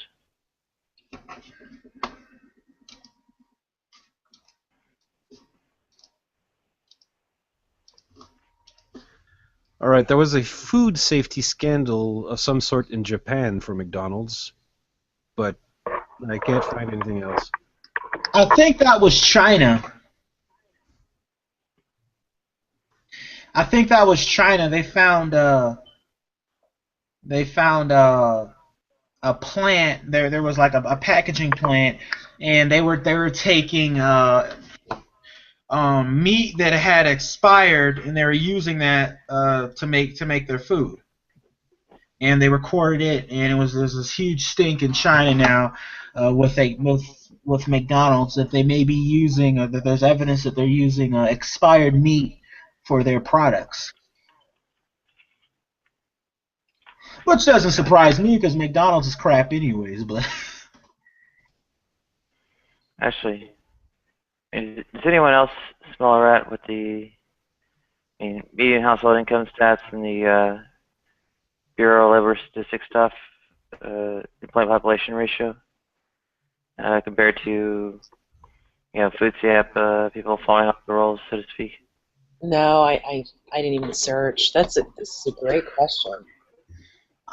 Yeah, well, I don't know if you need to search. I mean, just hearing that, okay, employment's not really increasing. Median household income was declining until 2012 and shows kind of a flattening out, or very minor uptick, whatever. And food stamps dropped by like 1.5 million people out of like 47.8 million. Sounds like the drop in food stamps is disproportionate to the improvements, right?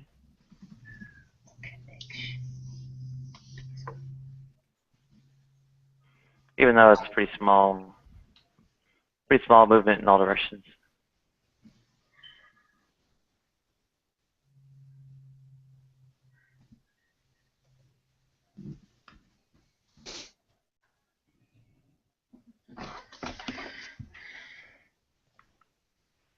I will bet you that something like the drug testing for food stamps or something is like getting false positives and knocking people off. Let's see. I admit it, I have no idea how the food stamp program works at all. Can I ask a question? Can I just say this? McDonald's has an image problem, and it needs to set out a vision of what it wants to be, said Watzinger, Executive Director of Investment Group, which advises pension funds and have holdings in McDonald's. They need to chart a new course. That tells me that their marketing sucks. I just wanted to add that. And and they talk about millennials not wanting their food, and millennials being more intrigued by sustainability messages of Chipotle and things like that. And I would agree, because like my company, all we focus on are companies with strong sustainability, corporate social responsibility, those sort of messaging that we can call a message online. Mm-hmm. And if that, and I find like it's it's encouraging to see that trend. Isn't it? Yeah. But the thing that discourages me about the trend, when I see it in companies that have never been founded on that notion, is that McDonald's really thinks, and some of these companies, that if they just come up with strong sustainability messaging, that they're going to dupe the general populace. And dupe may not be fair, because I don't know whether they're really changing their practices. But unless you're buying cage-free chickens and organically fed chicken and beef and meats, unless you are, you know, having a zero waste environment, unless you're not using styrofoam, unless you are paying your employees a livable wage, unless you're doing some of these things that really contribute to the overall benefit of society, I don't know what you can do by raising a flag and saying, we give money to education, or we give money to fight disastrous events. That in and of itself isn't enough. I agree.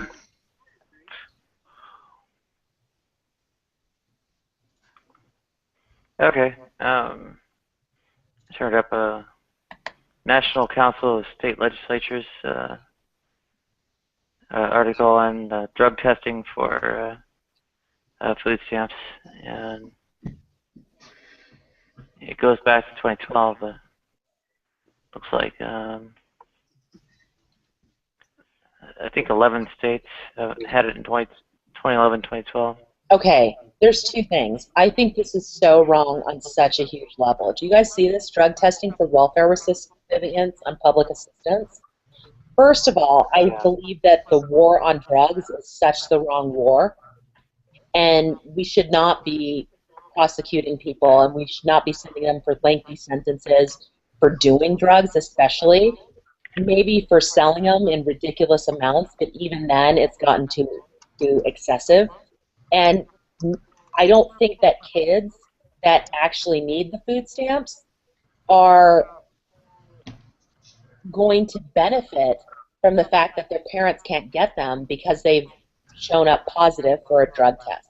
And lastly, and this is my third, drugs are legal now in so many different states, specifically marijuana, that I don't know how you contend with that. And I'm done.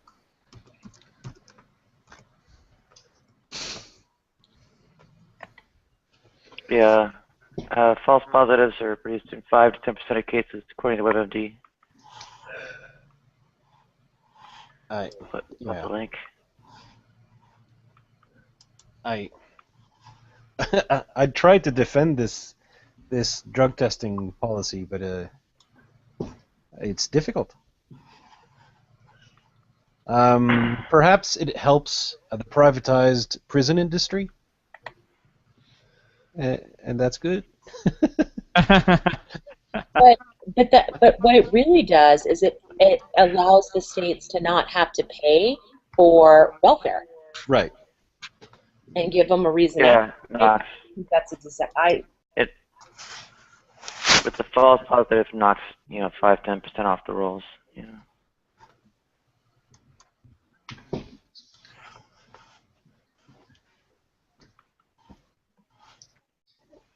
So, I mean, that's pretty clear where it's going with that. Yeah, I think let me do the math to see what 47. I think 46.2, 47.8. The price of wheat has gone up 69% and beef 33%. Wow. Well, does anyone know how much a drug test costs the state? They're expensive.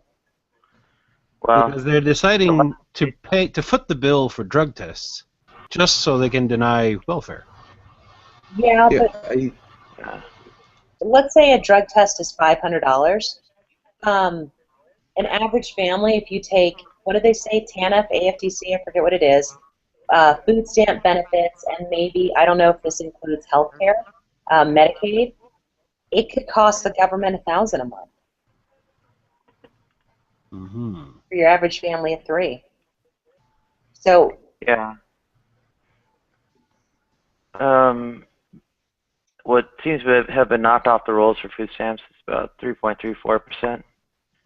So, given that's only 11 states, it's kind of about a factor of 5. Looks like they've knocked about 15% off the rolls. So, well, assuming the relevant states are the only ones involved. So, And I would Looks like about the right number for the drug testing to really be doing the job, or to really doing the reduction. So go ahead.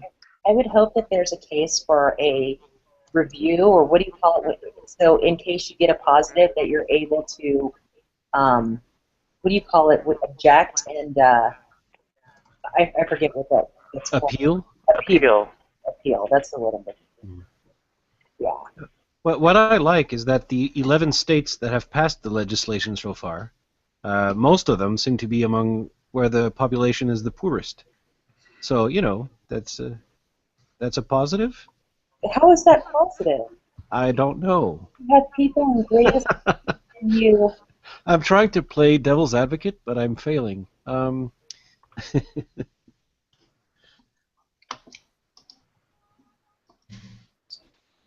No, I mean, I can't see anything good with this bill. It's terrible. I mean, can you imagine somebody's mom smoked weed in, I'm making this up, Alabama. They have they have 4 kids. Maybe they're a single parent. And now those 4 kids aren't going to get food because of their mom smoking weed.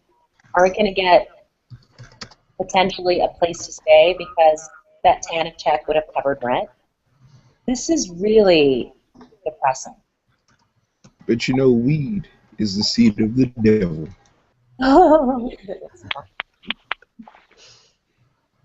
Hey Nate, I've been watching your videos. Ah. What one? All of them. You know, all of your the good ones. Is there any other kind? Oh wow, I'm just kidding. Yeah, I like the way you tackle the questions. I like the one where you put on a robot suit and fought the squid monsters. I remember that one. Yeah, it was one of the best ones. A highlight of the entire channel. Yeah, at first I didn't get it, and then I was like, oh, he's on my side.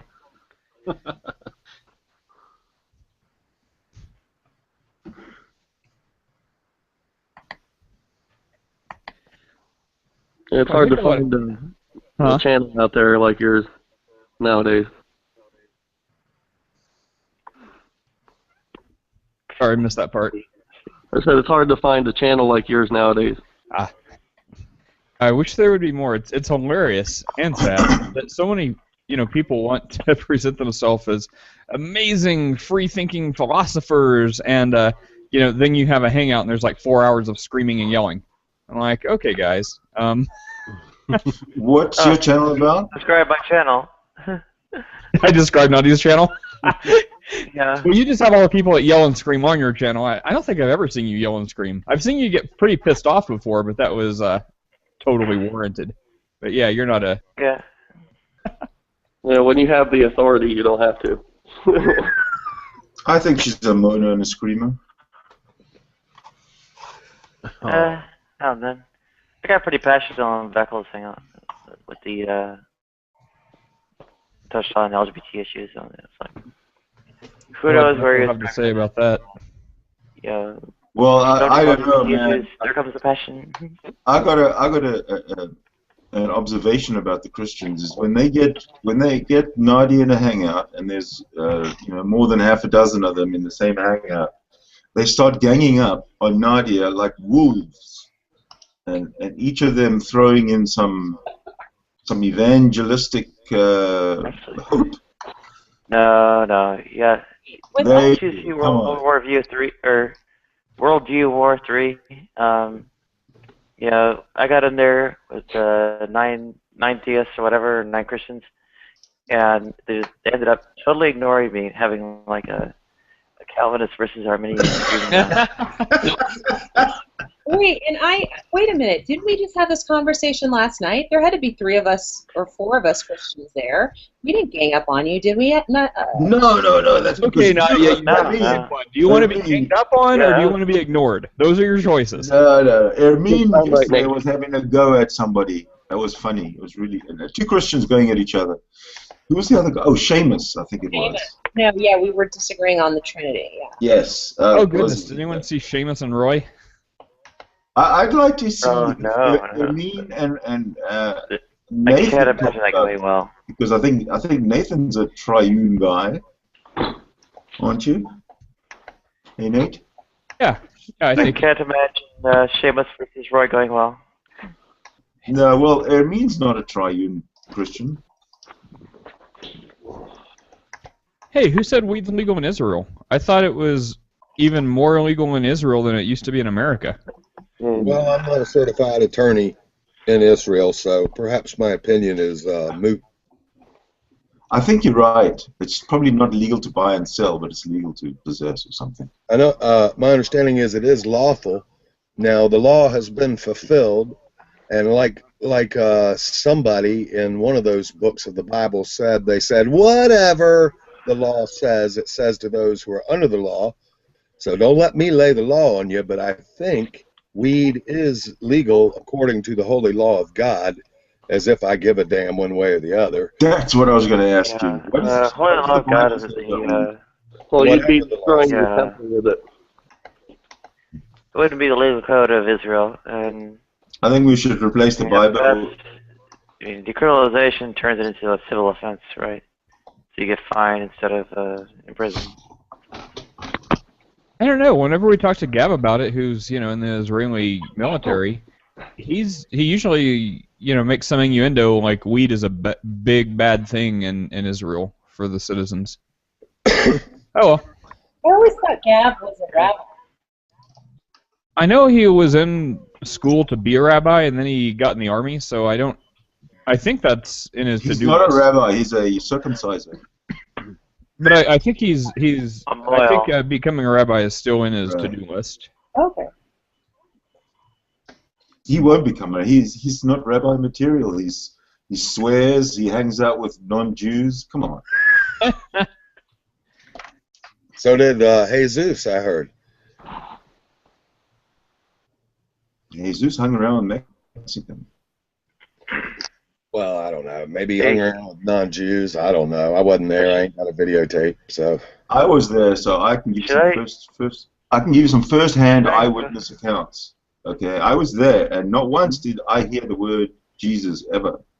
And I was in the region. Should I bring up my mitzvah train joke? Because it's, in a way, literally true for me. I've already been circumcised twice, and I'm thinking of going in for another cut. The final cut? Yeah, got my hopes up. Fingers crossed, Knife. Marcy Barrow. Show us your knife. Show us your knife. Oh, okay.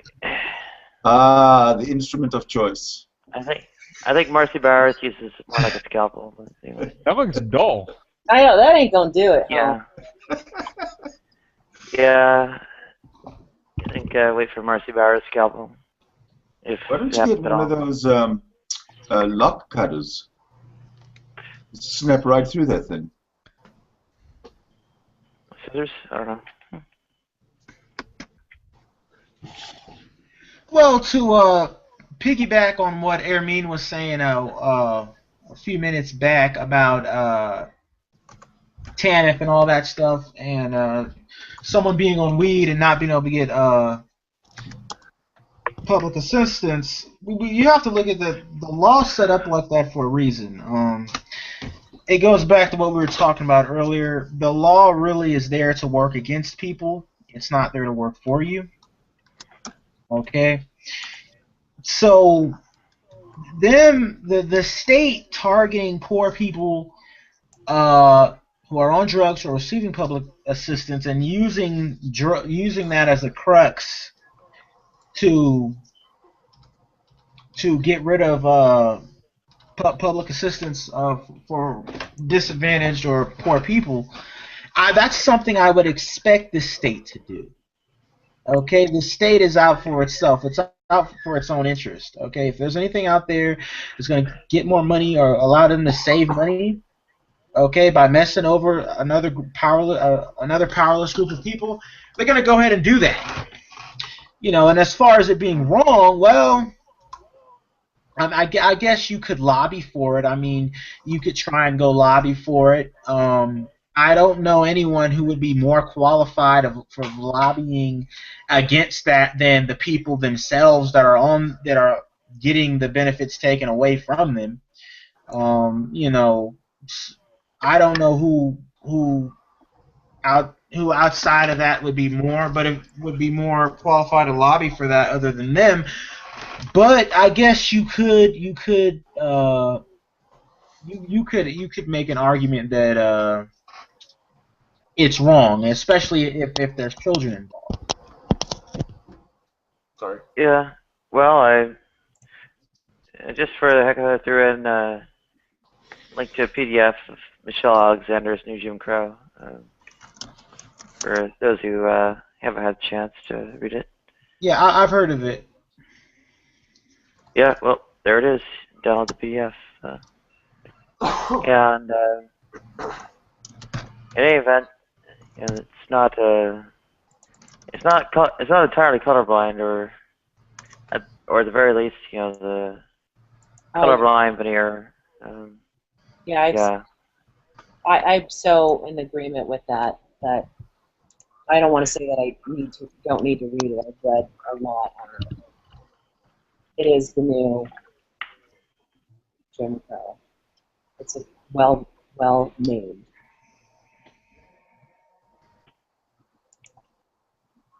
Yeah, Dawson.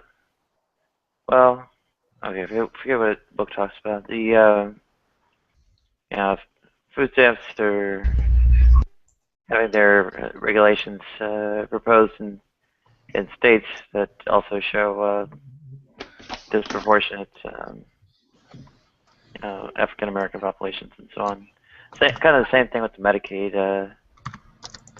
Where the Medicaid expansion was refused by a bunch of states, and like the South and so on. So had higher than average African American populations. So I mean, the targeting is pretty clear, even though I don't know, despite the colorblind veneer.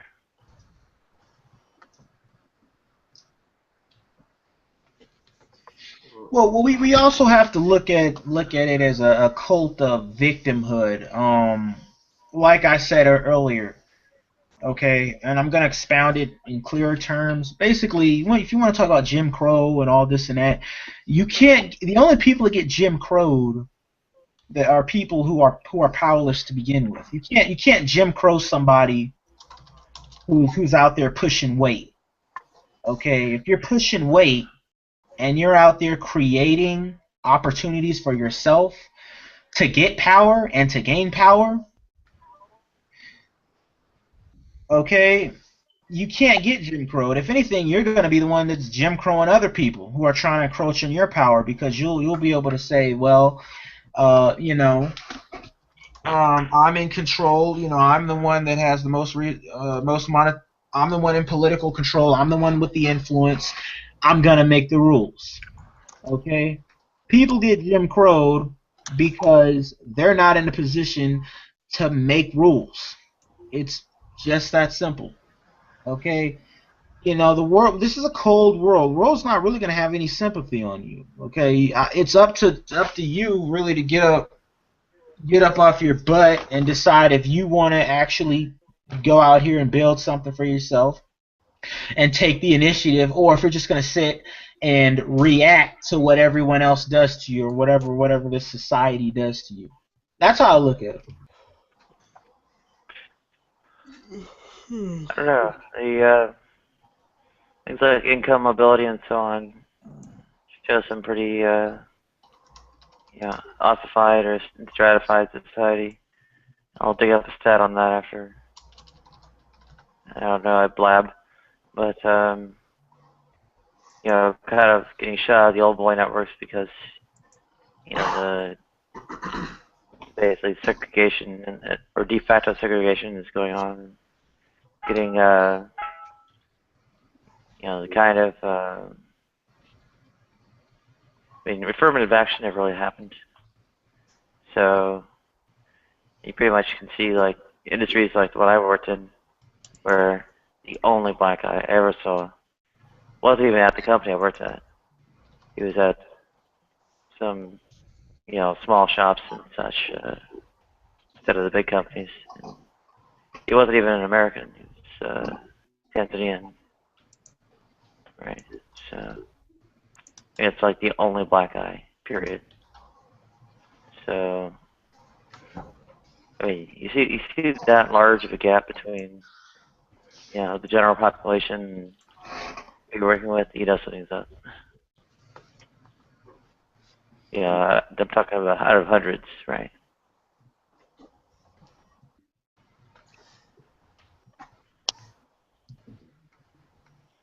So this is like the professional white collar type thing, right?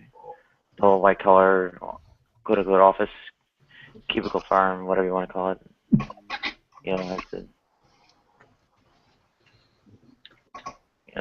Something is set up there to carry out the exclusion.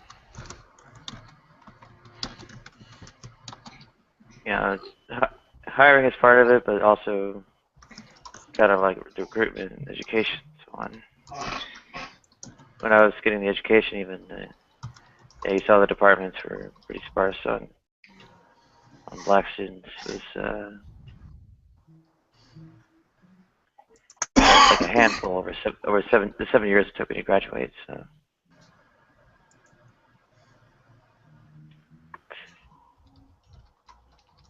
And I didn't even know them personally. Like, so few I didn't get to know any personally, and out of a department that wasn't that big. Yeah. Oh, go ahead.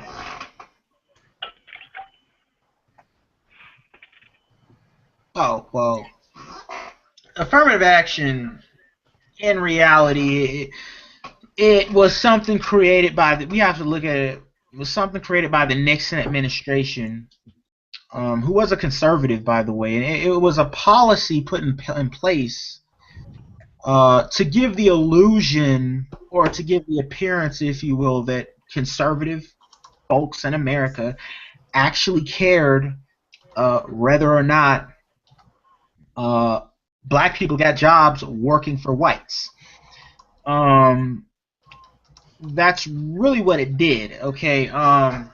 So, of course, you had quotas and all this stuff, but you need to realize affirmative action really only applied to real large firms, and firms that were making the government. It applied to large corporate firms and the federal government. Okay, so because it was a federal statute, the federal government, they had to hire so many black people to work in the work in the federal government, work for the post office, all this and that, law enforcement, FBI, federal agencies, that type of stuff. They had to hire an X amount of minorities, okay, as well as because it was a federal statute, the states had to go along with it. So they had to hire X amount of black doctors, X amount of black nurses, X amount of black police officers, X amount of this, X amount of that. You had to have so many black people be accepted into the military. That was another quota that they had to fill.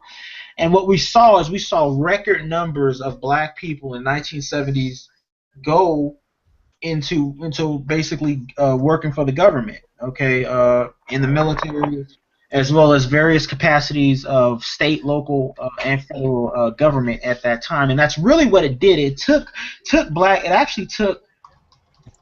a large segment of the black community and got them into working in the public sector. Now it's biting them in the butt, because we're seeing cuts across the board. States, municipality governments, they're down. What they're doing is they're downsizing now. They don't have the resources, nor do they want to maintain these huge public apparatuses, okay, anymore. They don't want that. That's why there's this push for with conservatives for small government and all this type of stuff. Okay. They don't want to deal with that anymore. So there's just a couple things I want to just note on. I've never heard that Nixon was any supporter of affirmative action. Well, he was the one that.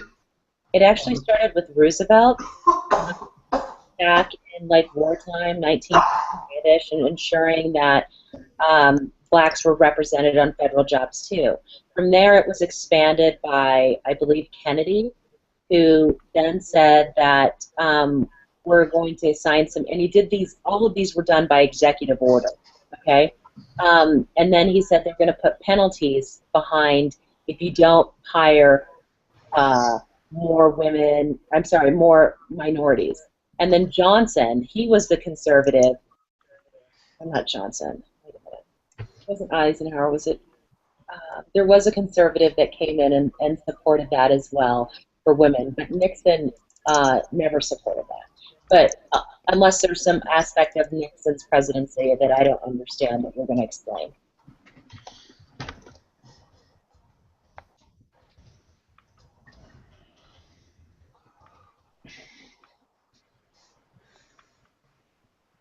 Yeah. The trick with these is that it's comparing U.S. to itself historically, and compared to something like Western Europe, U.S. is like practically an aristocracy.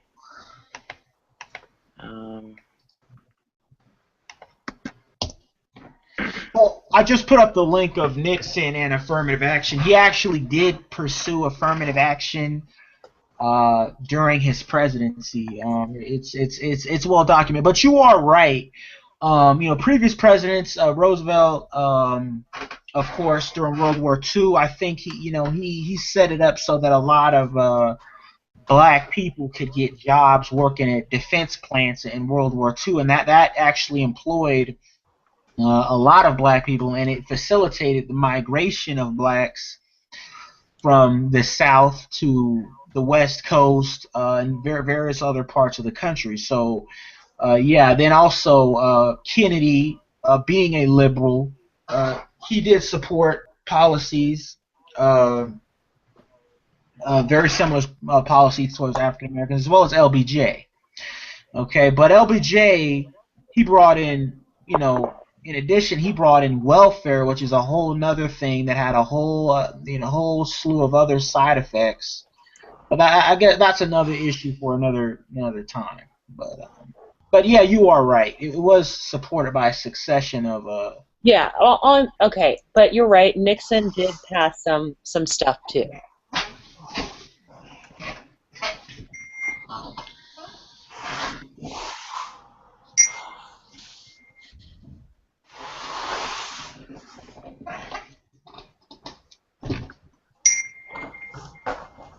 But isn't it ironic now that it's being retracted in 2014? Yeah, I find it profound for me that the majority, how do I put this? The majority never had a problem when the tables were so unbalanced. But when the tables started to be evened out, it was seen as racism. And they coined the term reverse racism, but it was just racism in and of itself. And I just found that really bizarre.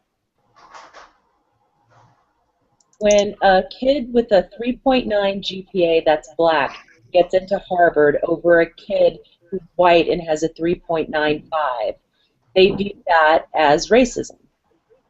All right. Now let me ask you, why would you be surprised at that? Because I'm not surprised at it. I'm not surprised at it at all. In fact, this is the type of behavior I would expect to go on in regards to the affirmative action policy.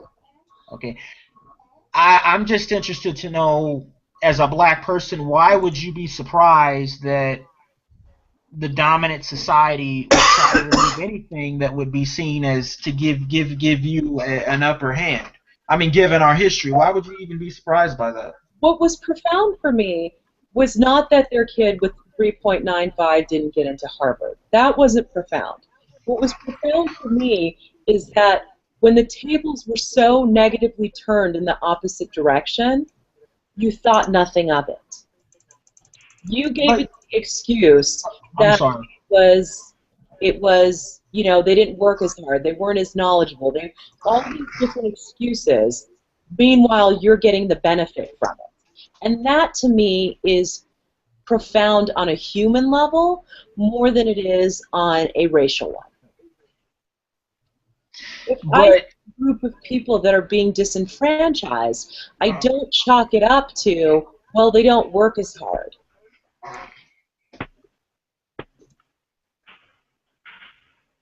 Okay, but here's my example. Like, I think Hispanics right now, especially Mexican Americans in this country, are being treated like second. It's my firm belief that it's the new slavery. You can hire people who are undocumented, pay them a ridiculously impoverished wage, and say that it's okay because they're undocumented. But then you give them no path to citizenship. How is that not, in and of itself, a form of economic slavery? How can I possibly stand by? How can I not hire my Mexican brother or sister at the wage that I would pay any legal American, and say, how can I not give them the jobs that I would otherwise give to a legal American, knowing that this is their plight?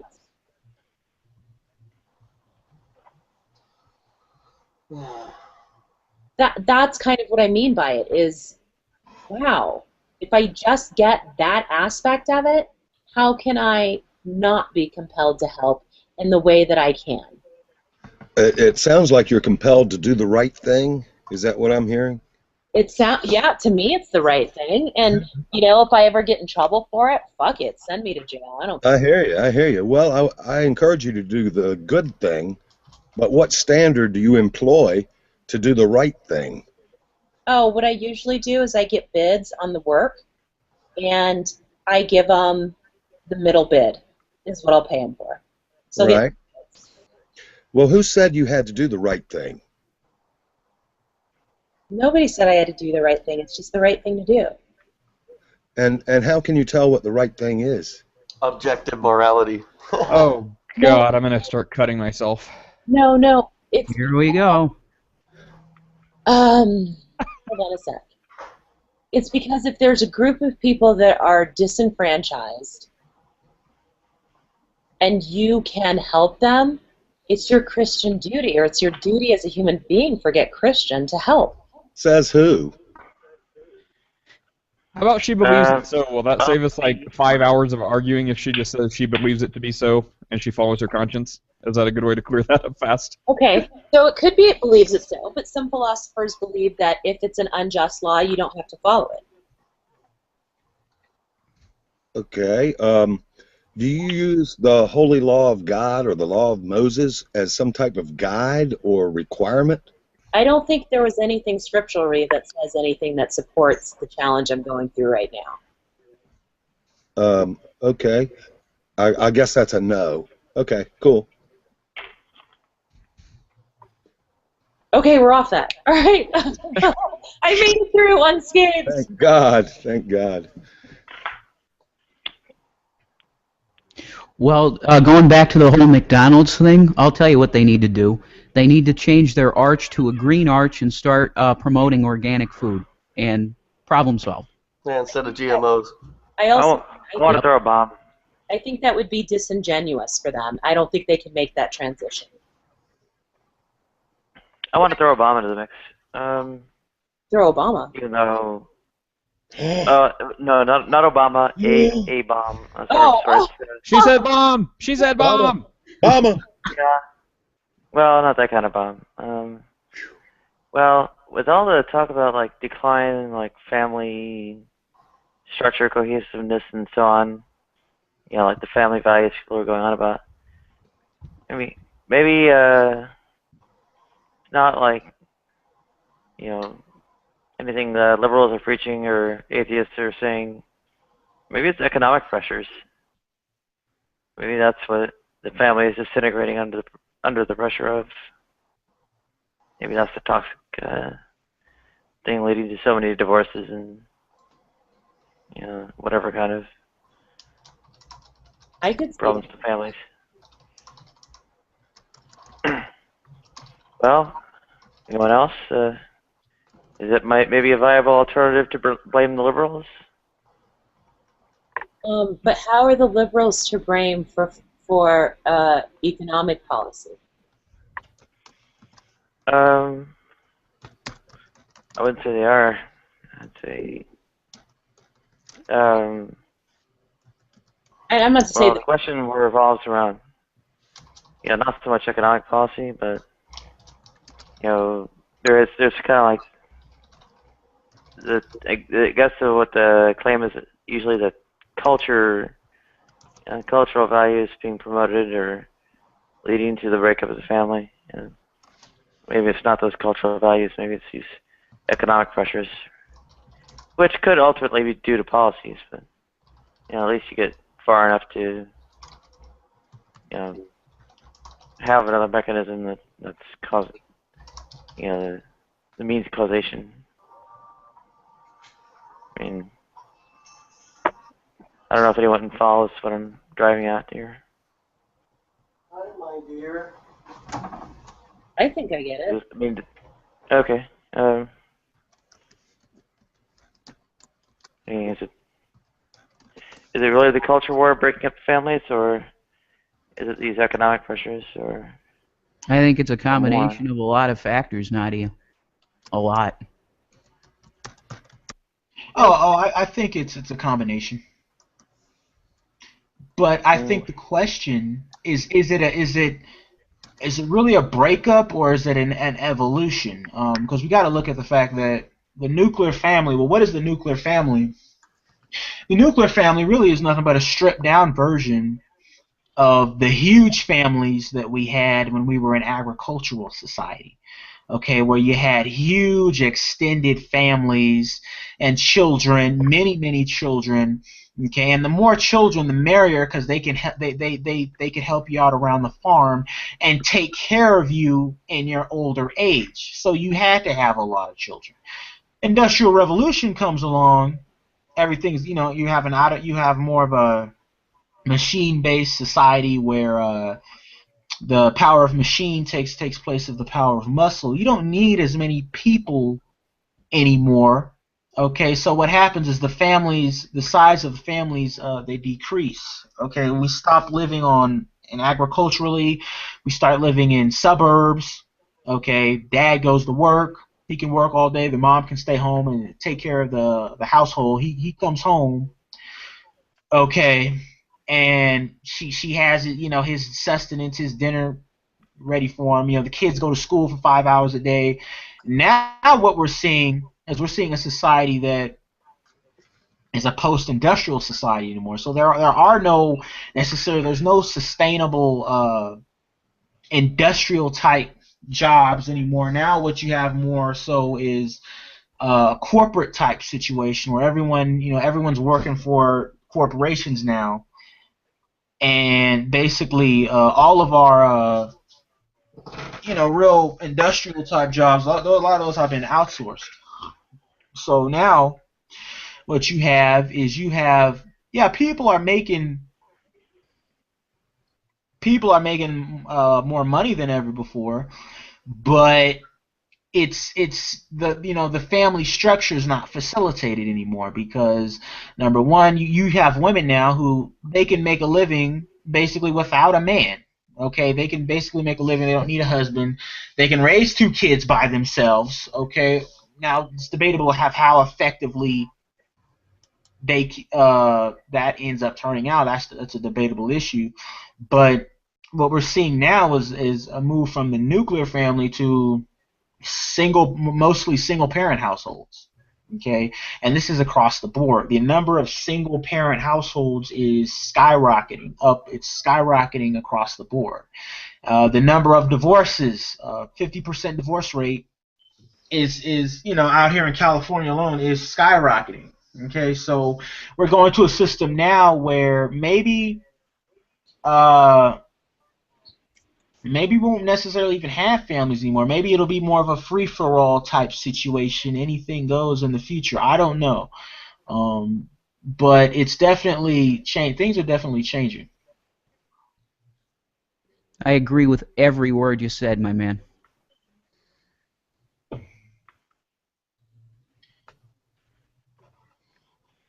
I don't know. That's probably a reasonable long arc of history, sort of factor that into it. I'd say it's multifactorial, but I think the question is really centered more around trying to exonerate the, I guess, people usually blame for like cultural, or causing it by cultural factors or something like that. Can I ask a point there, Nadia? Sure. What's so wrong about the family dynamics changing from dual parents to single parents? I don't know that it is necessarily wrong. I mean, No, two parents. Go ahead. What's so bad about it?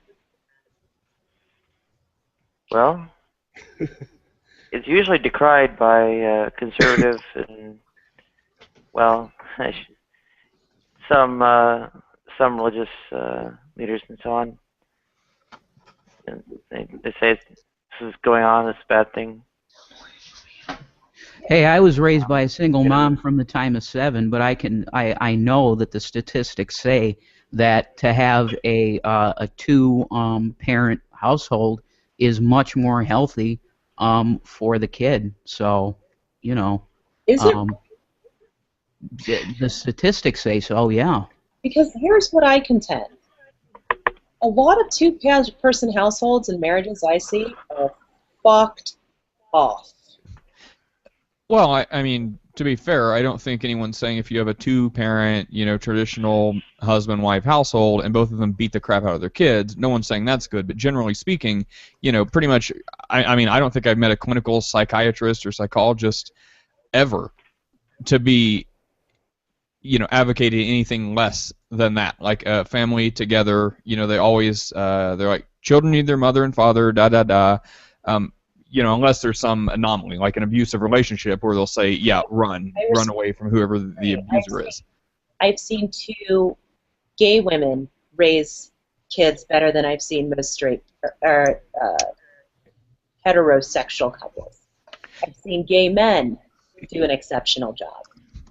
I've seen single moms do an exceptional job, and damn well sure single dads. I'm just wondering if what we're seeing as evidence is only because that's what we're looking for. And by that I mean, if the expectation is that 2-parent households do better, and I think some of that might be an economic one, but not necessarily. If you take away the economic structure, I think you'll find the same great kids and the same screwed up kids, and the same great parents and the same screwed up parents, you take away the economic aspect. And so I think the biggest challenge to single-parent homes has nothing to do with whether you're raising your kid solo, as it has to do with the age you are when you have your child. I think that is probably a bigger indicator. If you're having them at 14, 15, 16, 17, 18, it is much harder to then be successful, and I know that there are some exceptions to that, than it is to raise a healthy child if we don't tell the children that the standard is a 2-parent household. I think there's such an X factor that we have insufficient data. Give us 50 years and maybe clinical psychiatrists will be saying that, oh, it turns out polyamorous 4 or 5-parent households are actually better because they get to spend more quality time with the kid. I mean, we don't know where it's going, so yeah, we have insufficient data for some of these things that aren't traditional. So I guess as time marches on, we'll eventually figure out more and more about this stuff. And I question whether we have insufficient data, because we could start to see significant trends in the 1980s, in late 70s really, in single-parent homes. I think there was a stigma, there's been a stigma attached to being raised by a single parent, that if we get rid of that stigma, then a lot of stuff is fine. Well, I think there's some things you just can't get around. Like, no matter how much a single parent wants to justify they're the best, I think there's just some real practical things that are out of their control that just can't be helped. For example, if you're a single parent and you have to work, there you go. There's no way around that unless you're independently wealthy or something like that. You're going to have to spend a decent amount of time away from a child. So, it's no fault of anyone else. It's just that's the way it is. So, I can see a kid would take a big hit in a single-parent household that way just from, missing quality time that if there was another parent or if there was a dedicated parent to do childcare. So, no fault of anyone else's other than the fact they apparently can't get along with whoever helped them make the baby. Yeah, so there's just some real-world examples of things you can't get around. And I contend that two-parent households are equally as much of a problem. When I see mothers that take their kids to the park and do not allow the kids to play, do not allow the kids to potentially break a leg for every, just get out there, get messy. They want to give them a ribbon for everything. They want to drive them to every sporting event. They want to baby the heck out of their kid. Their kid grows up, and they have this beyond separation anxiety. They call their parent when they get a C on a test and have their parent duke it out with the teacher. So that's but I think that's different issues. But it's like basically there's the issue of not enough time with your child and too much time with your child. I'm not talking about the exception where the person's working 2 jobs. The reality of it is most kids are in school 7 hours a day. Most people work 8 to 9. So is there going to be some after-school care, or is there going to be some latchkey? Don't doubt that. It is that the time that you do have to spend together is valuable, even if it can only be an hour or 2 a night. And I am totally fighting this from the standpoint of a single parent, as you guys can see. I just don't know whether. I think you can be successful in it and doing it solo, and I haven't seen any convincing, and maybe it's just me, convincing evidence, and I'd need a little bit more to be convinced on this one, that having 2 parents is better than having 1. Yeah, I really don't have a dog in this fight. Not saying it's not important or not worth talking about, but yeah, it's not the top of my list. Like I don't really care who can. I mean, I don't think you can make an empirical case that one format is better than all other formats. One parent to rule them all. But yeah, I think there's examples of perfectly fine single parents that have a much better, healthier relationship than whatever you just described. Vice versa. There's probably a polygamous compound that advocates 15 parents. I don't agree with that, but I'm sure everyone has their side, and there's probably some shining examples from whatever format you can raise up. So I don't. And I want to speak to one thing that Tommy said. Neuter the husband? No. As I stated, there are great single dads as well. So why would you neuter them? That would be absurd. That would be absurd to neuter somebody who loves a youngin', no matter what gender they are. What did I say that would lead you to believe that anybody would need to be neutered? That was bait. It was not an accusation. Oh, it was okay. That was pointing out the obvious, and I didn't believe that you would advocate that for a New York second. Well, I can speak from personal experience. Losing my dad at 7 and having my mom raise me. I didn't lose anything much from it. I had an amazing mom, incredible mother. But I can say that I would have loved to have my dad to get to know him, number one. And number two, there are certain things in a male boy's life that his mother really can't talk to him about. So from my perspective, living it, did I lose anything out of it? No. But I certainly would have loved to have my dad in my life, so that's what I could say. I could agree with that. I think that's fair.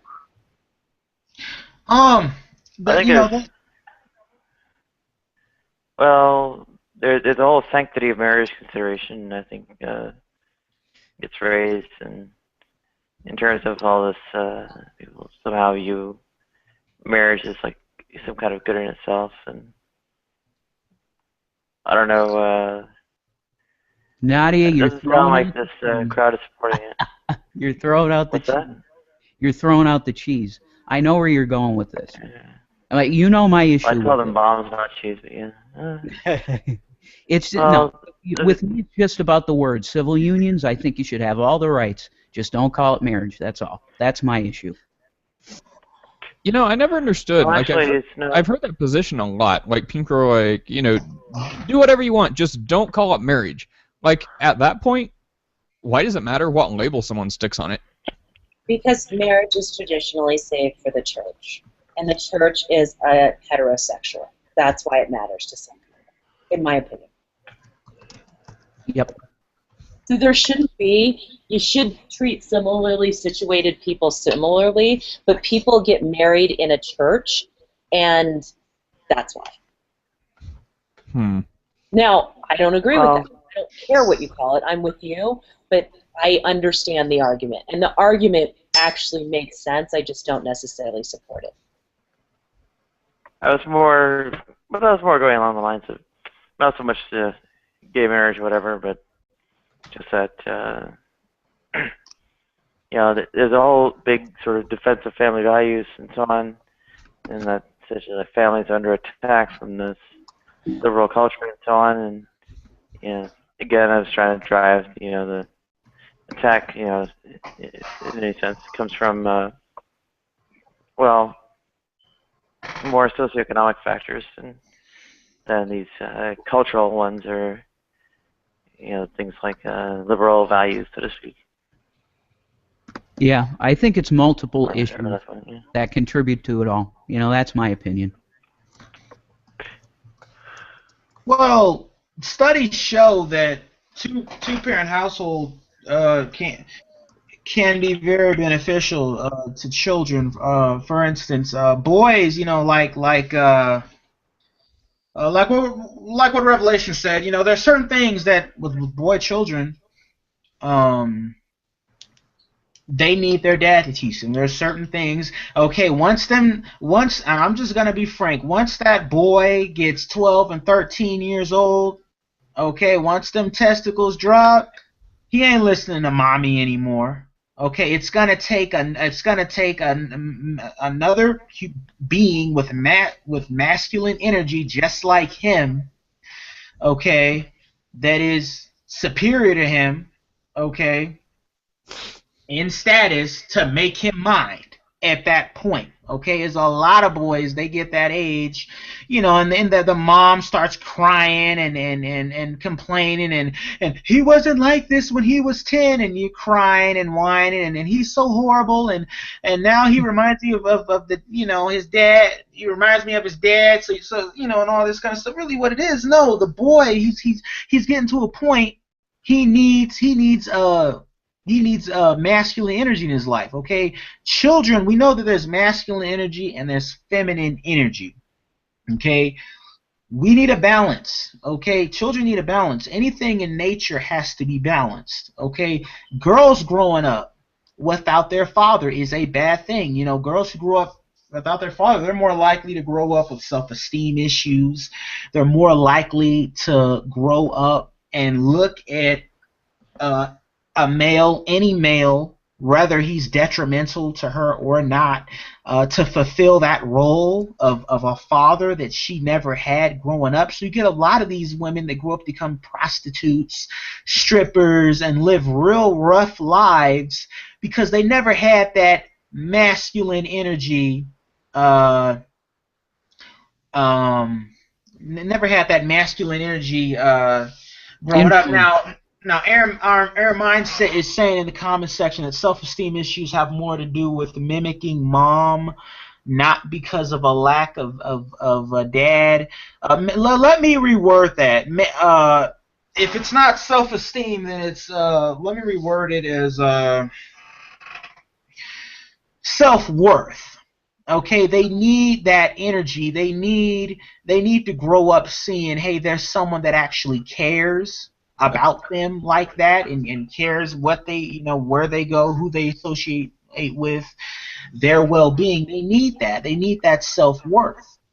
Personally, I think it's more of a matter, like it's not the male energy at all. It's this additional income that a second partner in a marriage brings. It makes all the difference. I totally disagree with that. Okay, I disagree. I'm telling you, I come from a personal standpoint here. You know, I've gone through this. And I can tell you that a mother, as good. You could be a perfect mother, absolutely perfect. There are certain things that you get from that male influence in your life that you're missing. He's absolutely right. But I have a question. Does that male influence need to be dad? Is there not a lot of great men that could play that role as dad? Oh, absolutely. Ermine, I would totally agree with that. Yes. Okay, and then the second point is, I'm not saying that dad does not exist. That is the extreme of single parenthood. I'm saying that dad does not live in the home the majority of the time, right? So maybe it is that you spend every other weekend with your dad or every other week or something of that nature, but that's still a definition of a single parent household. But you know what? Sometimes that could be all it takes. Sometimes all a child needs is just to spend a weekend with their parent. You know, to get, you know, with boys, it's the same thing with boys. If a boy if he doesn't grow up having a good relationship with his mother, you know, if he doesn't learn to respect his mother and have a good relationship with a mother figure growing up, that's going to affect his relationships with women when he gets older. You know, a lot of these guys, you know, if they grow up with a mother that neglects them, which happens a lot in underprivileged communities, you know, where you have a very high percentage of single parent homes. These guys grow up and they look at women very negatively. You know, I've seen it. You know, they'll call them all kinds of B words. You know, they'll hit women. They'll be violent with women. Right, but does that have to do with having a parent missing, or is that a socioeconomic challenge? It's both. Okay, studies show that,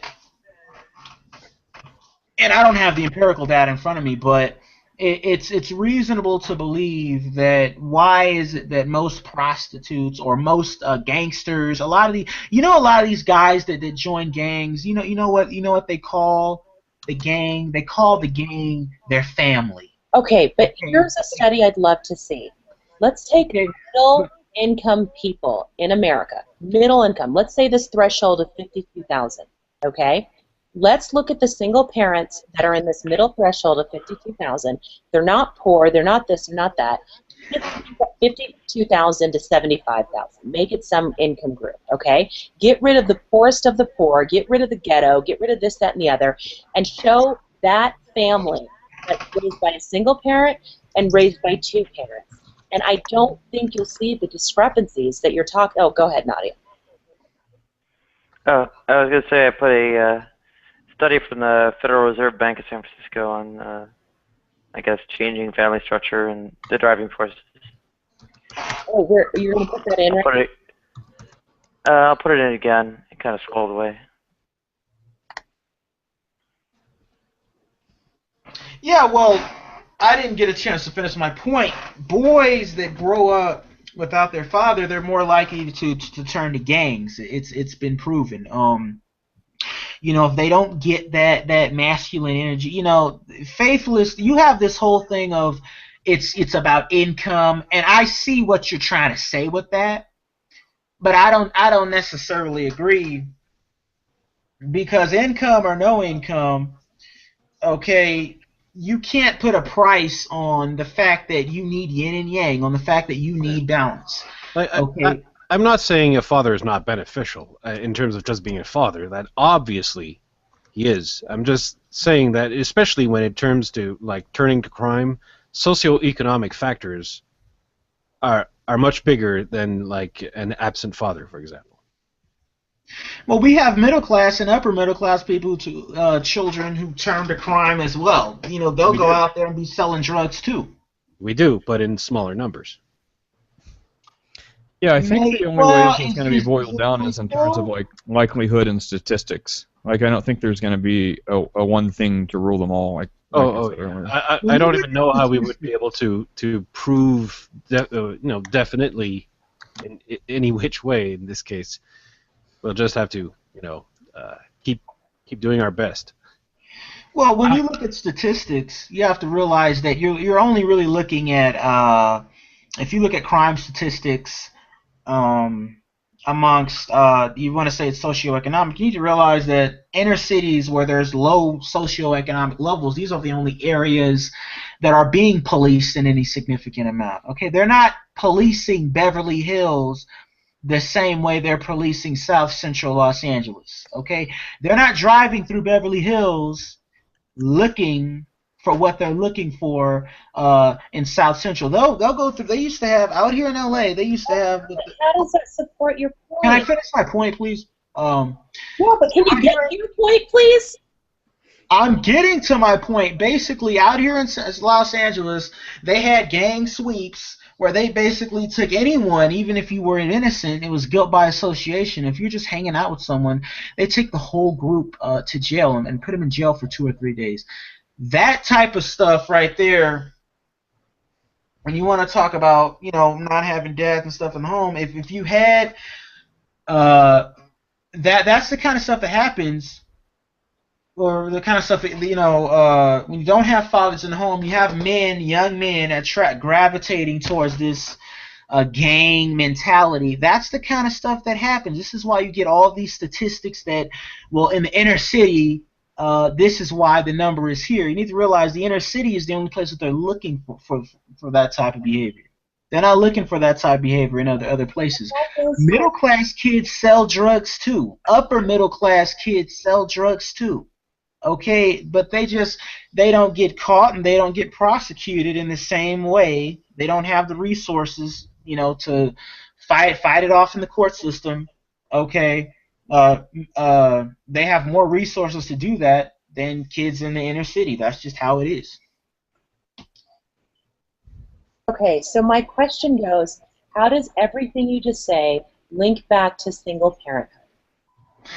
It goes back, well, I kind of went in a roundabout way, but it goes back to a point where I said, I was basically making the point that it's all socioeconomic groups, okay, that are susceptible to going awry if there's a lack of one or two if there's a lack of parenting in the home. Okay, the only difference is that when you look at the lower end of the socioeconomics, those are where all your statistics are mainly coming from, for the simple reason that that's the only population where the statistics are collected. Okay, we don't collect crime data as significantly from middle and upper middle class neighborhoods like that. We don't do that. Rich people. My point is supported by everything you're saying. If you look at single-parent households in middle and upper middle income, you'll get a truer identification of what's going on. If it is single-parent households or dual-parent households that are preferable from a standpoint of what that means for the children's progress. Because there's. I put a link to. Oh, I'm sorry. It's in a table format, so it's kind of not as nice as a graph, but I put a link to FBI crime statistics from 2013. They show a pretty large decrease between 1994 and 2013. And they attributed that, some of that.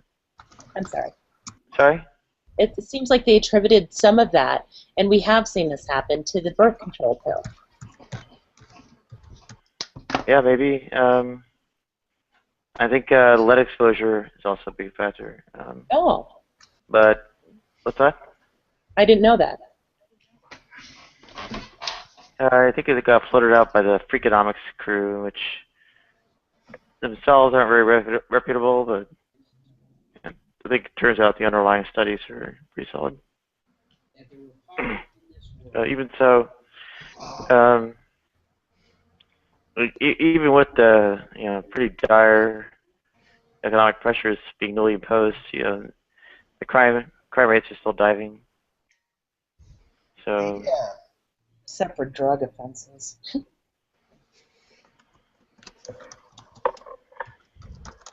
Well, crime has been diving since the 70s and 80s and 90s. Okay. The fact of the matter is, the crime the fact that now they have to create new crimes, like this street harassment stuff, where you want to lock young men up in jail just for flirting or complimenting a young lady walking down the street. That's another new crime. That's another new activity they're trying to criminalize. Well, it's true it's a bad thing, but I mean the way it ends up being relevant is that this, sort of, it gets claims of dissolution or, degradation or whatever of family structure. Don't seem to be leading to criminality. It seems to, if anything, if you claim any kind of association with the crime rate, you're stuck associating it with the rather falling crime rate. So.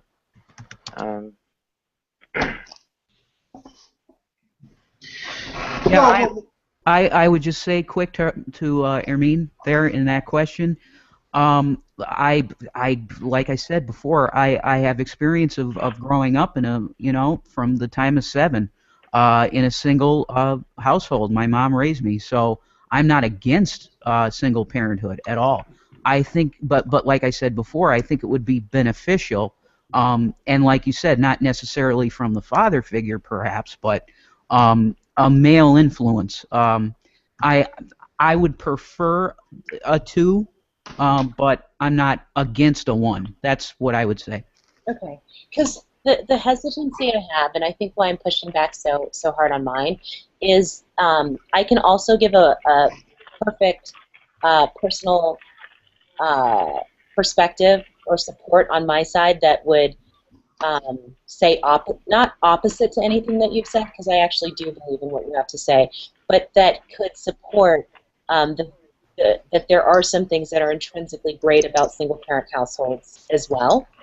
And I don't want to make it like and I always talk about this, a sample size of 1 or 2. It's kind of like, it's just, I don't know, I'm having a harder time expressing it because I was raised by a single parent, and then luckily I just had the 1, but I am a single parent raising mine, and it doesn't turn out disastrously, right? Absolutely. You know what, Ermine? I think it comes down to love. It comes down to love. If you have enough love in you to give the equal amount of love that would come from a 2-person household, you're in good shape. It's really about just caring about your child as you should. And if you have that amount of love in you to give, the double portion, you're in good shape. All right, can I ask something? Well, here I have. Oh, go ahead, Incorporated. With me, here I'm actually, I guess I'm not gonna say I'm against single parents and so. I mean, if you could be a great single parent, and Ermine, you may be one of those great single parents. Okay, you may have very good relationship with your child. Okay, you're probably well paid, able to take care of your child. That's all great, well and good. But we have to look at the fact that I look at it in terms of practicality. Okay, if you are a single parent, okay, what that means is that you're 1 paycheck away basically from poverty. Okay, if you have just 1 parent in the home, okay, and let's say that parent loses their job, boom, automatically that single parent household, okay, and if there's no savings, that single parent household overnight has been dropped cold into the poverty class pretty much. Okay, Right. there's no one else there in the home. This is why I don't believe that single parent households should be something anyone should aspire to, because what happens is it produces a mindset, especially if it's a girl child. But that it produces a mindset in the girl's head. She grows up seeing her mom doing it all by herself, and she grows up and starts to think, well, mom did it all by herself, I can do it all by myself. And then she goes out there, and it keeps her basically growing up seeing that, makes her believe that she doesn't need that a partner, or that a 2-parent household is something that's not even really required. So basically, it short circuits her from the beginning from ever even really having a relationship. Okay, so she's going to go through life and repeat the cycle, okay, and she may lose her job. Okay, what happens then? You know, what happens when a single parent loses their job? What happens then? Yeah, and that goes back to what Faithless was talking about. You know, the economic end of it. So there's multiple factors here. Go ahead, Ermine. Okay. So you asked me a question, what happens? They lose their job. They look for work. They may have to borrow money from friends. They may have to move in with friends. They may have to be on welfare for a period of time. They may have to, whatever happens when both parents lose their job, you have to find a way to rebound. That's what happens. And let me tell you, there's nothing like a single mom who realizes that everything depends on her and her ability to rebound. Yeah. You can also argue, well, stopping at two parents, your odds are not quite as good at keeping all the income up, right? So yeah, get 15 parents pooling their income together so that, one has trouble, the other 14 can help out.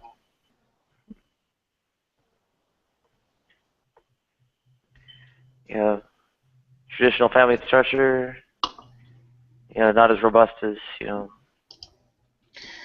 various others. And because there was once a period. Go ahead. I'm sorry. There was once a period in our culture, and you talk about the nuclear family, where we lived with grandma and grandpa on both sides, and potentially an aunt or a sister or a cousin, that sort of dynamic. So we would really pull everything together. Are you saying that it would behoove us to go back to that? I didn't say that at all. I said that was a phase of our of the evolution of the family. And my belief is the evolution of the family now is changing into a one-party household. Those are the facts. Maybe. Today, 50% of children are growing up in single-parent households. So I don't think we can continue to have the conversation around how do we keep families together? How do we keep them married? How do we stop single or kids from having babies solo or out of wedlock? That conversation has got to be passed. We have got to get past that and start having the conversation of this is our new reality. How do we construct healthy kids in spite of the fact that most of them will not grow up with two parents? Well, I think that starts, we're addressing the symptoms, not the problem. So just because this is our new reality, does that mean we should now deal with the symptoms and get farther away from the root? If the root that we're talking about is, moving from the traditional parenting format to, well, it's the way it is, single parents, now let's fix that. Well, why don't we start at the beginning and, address the root of the problem, which would be, I think there's a lot of crappy parents that just, don't care or don't put the time and effort into their kids' lives. They take care of their basic needs, but as far as teaching them how to live life, they fall short. And as a result, I think that is why we have a lot of the symptoms that you just mentioned. So maybe, certainly work with what we have and try to make the best of it, but let's not forget where this originated from and still try to do something at a foundational level. Help me understand where it originated from in your opinion. Huh? Help me understand where it originated from in your opinion. I'm talking about the same thing everyone else, traditional. Like it's the traditional format of a family. Like, two-parent, huh? I beg to differ whether that is the problem, like that needs to be corrected. I don't know that we were ever meant as a species to be married for life and be raising our kids together for life. Well, call me crazy, but or old-fashioned if you must. Leave It to Beaver life looked pretty good to me. You crazy old-fashioned. Well, I think it's a sense of community. Well, I think in the digital age where, people can use Facebook and, there's all kinds of stuff to fill their time, I think traditionally speaking, someone can try to make a case. I don't know if they'll find much footing for the opposite, but, you had an actual family because it was much more community based. So you couldn't have a lot of warring and fighting going on in the families, otherwise it would collapse these small communities. But now we're so big and expanded, and you really, like you said, you don't need the other person. You have plenty of other ways to fill time, which maybe the need should be fleshed out. Maybe it's not necessary and you can do life without the other person. Maybe it's ill-advised because, well, of what we're seeing now. All right. I read 2 articles describing a phenomenon of adult children moving back in with their parents. And I've seen cases where I included single mothers who moved back in with their parents. And so maybe multi-generational households are, in a way, coming back. Just a little differently. Okay.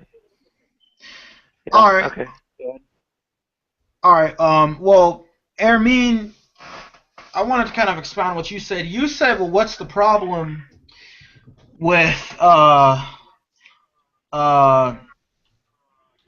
someone having a one parent household? The problem is that there are problems, very real problems, and the reason is because your child that you're raising, and I don't know if you have a girl or a boy. Is it a girl or a boy? You mind my asking? We're live on air. I'll leave that alone.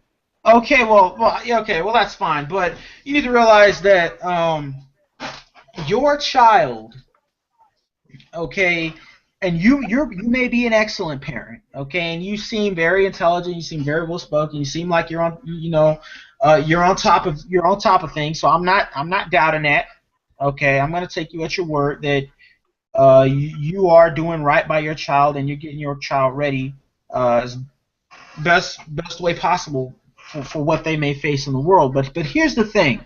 It doesn't matter how great you are as a parent, when your child goes out there and they go into the workforce or they go apply to universities or all this and that, and it's time for them to go start making money, they're competing with other kids who came from 2-parent households, okay, and who grew up with more resources and more capital than what your child has, okay? The kids from the 2-parent household, they get money from their parents after they graduate college to go start their own business, okay? And the reason they're able to do that is because they are subsisting on 2 incomes, 2 revenue streams coming into their home, okay, that allows them to save up money to send their kids to the best colleges, okay? You may work to save money to send your child to the best university that's possible for them to get the best education. The problem is, no matter what you save up, the child from the 2-parent household, they're going to have double. Okay, so you may save up $50,000 for your kid to go to school. They're going to have $100,000, maybe $110,000, okay, of money for them to go to school. Okay, you may even be able to give, and let's say you might be able to even give your kid money to go start a business. You might be able to give them $20,000 to go start a business. They're probably going to have $40,000, maybe even more than that they've saved up working with two-parent household, double the resources. Okay, so what you're really doing by raising a child in a 1-parent household, we can argue all day about, well, 50% of households now that the kids are raised by a one-parent household. That doesn't mean that that's a good thing. Okay, that doesn't mean that. But it doesn't mean it's a bad thing either. Well, what about if a 2-parent household where only one works? Then you don't have pretty much anything you said. That was my argument. Well, she's speaking in broad terms. What she's speaking, she's saying, okay, well, 50% of the kids now, they grow up in a 1-parent household. Well, at the same time, kids, what I do know is that a child that is in a 2-parent household, there's 2 incomes coming into that household, meaning whatever resources you put together for your kid, they're going to have double that because they got 2 sources of income, 2 revenue streams. Not necessarily. They might be 1 income household. Well, there's too many things we can't measure here. Like, that's why I think and I actually have to go to feed my own child. But there's too many things we can't measure. Like there's personality types. So maybe Ermine's kid it works great, and Ermine's suited to be a single parent, and her kid is suited to be they would prefer it. Like maybe if there was a 2 parents in Ermine's household, this kid would, I don't know, somehow have issues because there's too much time, or one parent is smothering, or so. Yeah, it's completely subjective, and it has to be a case by case thing, because some kids may thrive and love a single parent environment. Some kids may hate a single parent environment with daddy. They may love a single parent environment with mommy. So I think it comes down to all the personality types of the people involved to find maybe what's the optimal thing they're suited for. So I don't think there's ever going to be an exact way to measure something like this. Well, and true, but I mean, she used statistics. She said she put a number out there. She said 50% of the kids now, which I agree with, a lot of the kids now that they are coming up in single parent household. But at the same time, statistics also show that people from a 2-parent household, they tend to earn more money. They tend to, the boys, they tend to be more confident. The girls in a 2-parent household, they tend to participate in sports more. They tend to have more friends, be more social, that type of thing. So when you say, well, I can raise a kid great in a single parent household, are you, that's one thing, but you can raise them great according to what your standards, what your individual standards are in your mind. You may not even be giving them, okay, a woman knows, okay, you may not even be giving them the type of skills, that these kids in these 2-parent households are getting that you don't even know about. Okay. I know for a fact that kids who grow up where or boys at least who grow up, it's been proven, who grow up in homes where the father is present, they're actually more confident in themselves. They're more confident, and they're more sure of themselves because they grew up seeing a self-confident male figure in the household who held his own and was sure of himself. Okay. Now, these boys, let me finish. These boys, and I'll get to the girls too, but these boys who grow up with a single mother, when they go out there and they get ready to start their business, they get out there in the world, guess what? They're competing against men that grew up in a 2-parent household. Okay, so they're gonna get knocked on the ass. They're gonna get these guys that grew up in 2-parent households, okay, who are networked because they probably had a dad who taught them business and networked with them with all his buddies and stuff. They're networked, okay? They have a network going. Here you come, and yeah, you may have had a mother who was brilliant, and she may have been a great mom, okay? But you're not going to learn the intangibles that these kids growing up in 2-parent households get. You're never going to get that. You're going to have to either learn it yourself, okay? Either you have to learn it yourself or not learn it at all and get left behind. Okay, so I got to jump in here. I have a kid who's 17 years old now, is senior class president, is homecoming royalty, lead in a school play, 3.5, 3.6 GPA, gone through the college visits, done her applications, and just waiting to see what the results are. And of course, that's no indicator of what's to happen. It all remains to be seen. But the inference that she's lacking anywhere in social skills, in self-esteem or self-worth, in the ability to have a career that doesn't include taking off her clothes or getting on a pole, to indicate that she will have bad relationships when she's had a 4.5-year relationship with one single guy, to even believe that she is lacking anything. If you ask me, she has more because she's had some trials and tribulations that kids in 2-parent households haven't had, and she's had to learn to deal with those small trials and tribulations that when she's confronted with real life, oh, you darn well better believe she's going to be able to deal with it. I think, okay, so that's the first point. The second point is, I think it does go back to Revelation said, is it does come back to love. It does come back to the values that you hold as a family, whether that is with one parent or with two. I believe that is because of a lot of the teachings of Christ and that I've been able to instill, and the teachings of a lot of faiths, quite frankly, that I've been able to allow her to see that have raised such a great kid.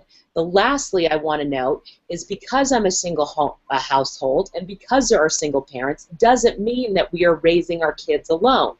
We've had grandparents, great-grandparents, best friends, church leaders, coaches, teachers, everybody, and help raising an awesome kid. So it is nothing that is done alone. So the idea that kids cannot be successful in a single home is what I'd like for us to spend time on and not look at all of the negative things that can happen. Let's look at how you create well-adjusted people with self-worth, good members of the community and society, in spite of their economic or parental situations. That's what I'm talking about, because the reality is it can be done. Well, I never said that someone from a single-parent household can't be successful. That's not what I'm saying. What I'm saying is, and you don't know this, Ermine, until your daughter actually gets out there in the world, she starts working, and there are certain things that a white child coming from, or an Asian child, or a Hispanic child, or whatever race, okay, I don't care, an Arab, I don't know.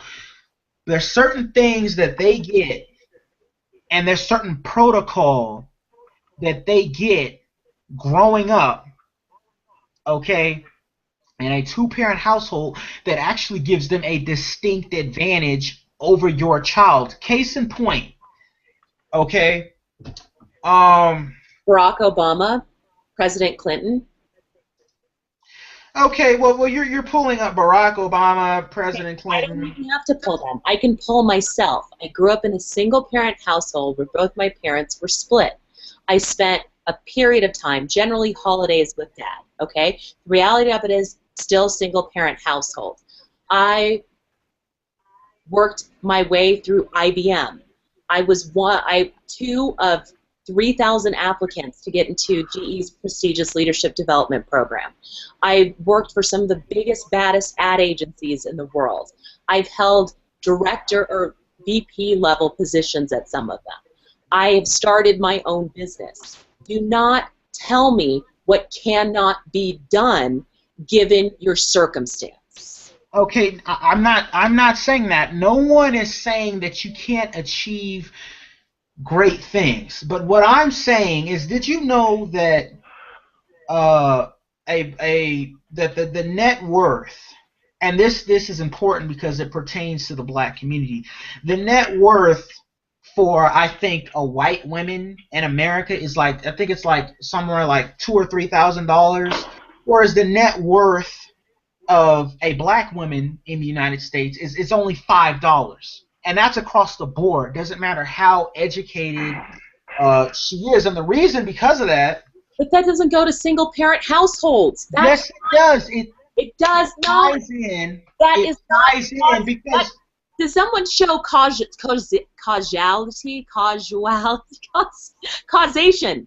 in this? Or dual-parent households? No. Well, let me finish my point. My point is this. What causes single-parent households, and like I said, I don't know why you're single. Okay, I don't know why you had to be a single mom. I don't know what the conditions were that led to that. It's really simple. I chose to be. Okay, you chose to be. It was your choice. Okay, I don't know what led you to that choice, but and I'm not going to speculate, but it was your choice. It was your choice to do that. But you need to understand, there's people in other communities who are not in the black community, okay, who don't make that choice. There's women who choose to stay and see that it's beneficial for them to stay in a relationship where it's them and the father, and they're both raising the children, and they're both aggregating their resources to help the children. Your daughter could be brilliant. Seamus, you have to say, does anybody else have a perspective on this? Go ahead. I would love to hear some other, because I've heard Revelation. I love where she's at. It's about love. It's about something bigger than, it seems, one or two households. I'd love to hear some other perspectives. Well, I put up a link to Focus on the Families. You're talking about when we talk about single parents. Nadia, I didn't hear you. Oh, go ahead. I said I put up a link to Focus on the Families pages about single parenting. Okay, well, so there's Christian perspective. Let me go ahead and ask this real quick.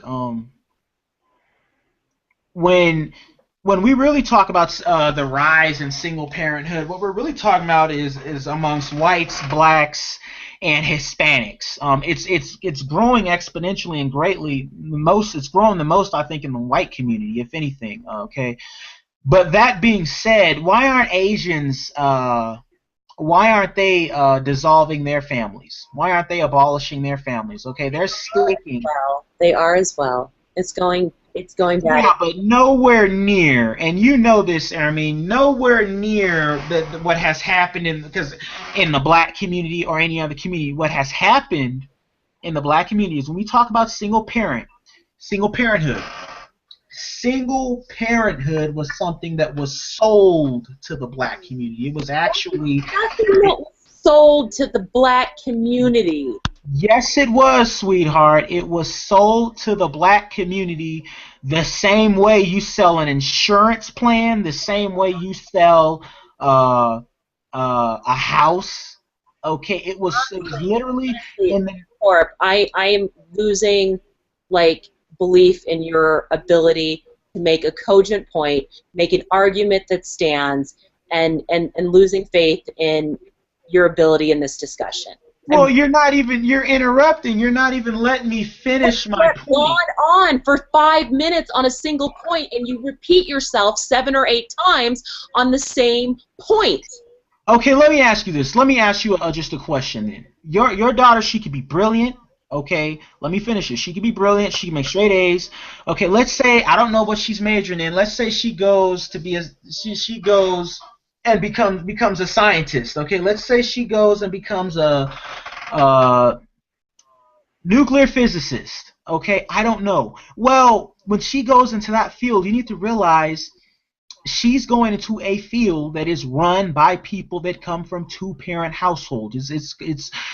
Most of the other upper echelon scientists that are going to be where she is at that level, okay, they're all going to have come from two-parent. That's who she's going to be question, and now you're making a statement. Do you have a question, or is there a statement? The statement is this. What I'm going to say is this. A child from a one-parent household, by default, no matter how successful they are, in the end, they will end up competing with children who come from the resources that a two-parent household has. That is the distinct advantage that they have. It doesn't matter how brilliant you are. You're competing. You're competing against double the competition. Make that point. What other points do you have that support your argument? Well, my point is that there's the statistics. You brought up statistics earlier. The statistics show that it is more beneficial. A child has more to gain from being in an intact two-parent household than being in a single-parent household. That's just the way it is. Any other point? And in regards to the black community, a black child in reality has no benefit. There is no benefit for a black child to grow up in a single-parent household. Any other point? No, they lose through and through. That's my point. But you keep on saying we're evolving. You can evolve, but you can also devolve. You can also regress. All evolution is not a good thing. Okay, sometimes you can evolve into something bad, or the situation can devolve into something bad. You have a community of children in the black community growing up in single parent households who cannot compete. They cannot compete because they're going up against Arab kids, Japanese kids, white kids who are coming from the resources of a two-parent household. Okay, any other point? Well, you're not well. I'm making the point, but it seems that you don't want to address it. I made the point because I wanted to see what you would have to say about it. But it seems like there's this you seem like, okay, well, I don't want to address that. Why is that? I'm just interested to know. You talk so much, I have no clue what you would like me to address. I want you to address why is it that, number one, statistically, it shows that if you're in a single parent household, I mean, children who grow up in a two-parent household, statistically, they do better. Okay, I'm not saying in every individual case there are exceptions, but statistically, they end up doing better. They end up being more confident, more social. Okay, they end up having relationships themselves. Okay, and they end up being wealthier than kids that grow up 18 times. What else would you like me to address? Well, you can start by addressing that, what I just said. You said you had a couple things. Is that it? Is the only point of contention is that statistics show that two parents versus single parent household kids do better? Is that the only point you'd like me to address? Because I want to know. Well, at this time, yeah, I just want to go ahead and give you that. Okay. Here's the point. My point has been to this is I do not believe that that is an indicator of one parent versus two parent household as much as it is a leading economic indicator. What we see statistically in one parent households is the biggest challenge for one parent households are the ones where people had their kids, such as I did, in their teens. And so where the economics really drastically fall are not the parents that get divorced after 7 years of marriage. It's not the parents that have their kids in their 20s and 30s. It's not the parents that have their kids and choose to on their own in later parts of the years. The biggest challenge to the economics is when you have your kids in their teens, and that is irrelevant of, or irrespective, that's the word I was looking for, of single or dual parent. Kids that, 16-year-olds that get together, get a kid, get married, have a rough go at it. I think it just comes down to it's on an individual basis, you know. You could have a two-parent household that's totally messed up, really messed up, and you can have a single-parent household that's perfect. So I think it's an individual basis, honestly. Next topic?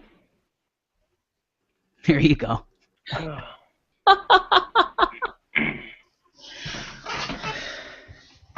I have a doctor appointment in an hour. I'll probably leave my phone here so you guys can keep going live. Just because there was a gap and all that. I don't know if anyone really looked at the focus on the family thing. Respond to. Are you going to sign some mods? No, I opened up the site. Yeah. On the exact page that I linked, yeah, it just kind of links their actual statements, but they have like, you know, pretty conservative sort of view on all these things, and that's kind of really what I was, I don't know, I guess trying to respond to.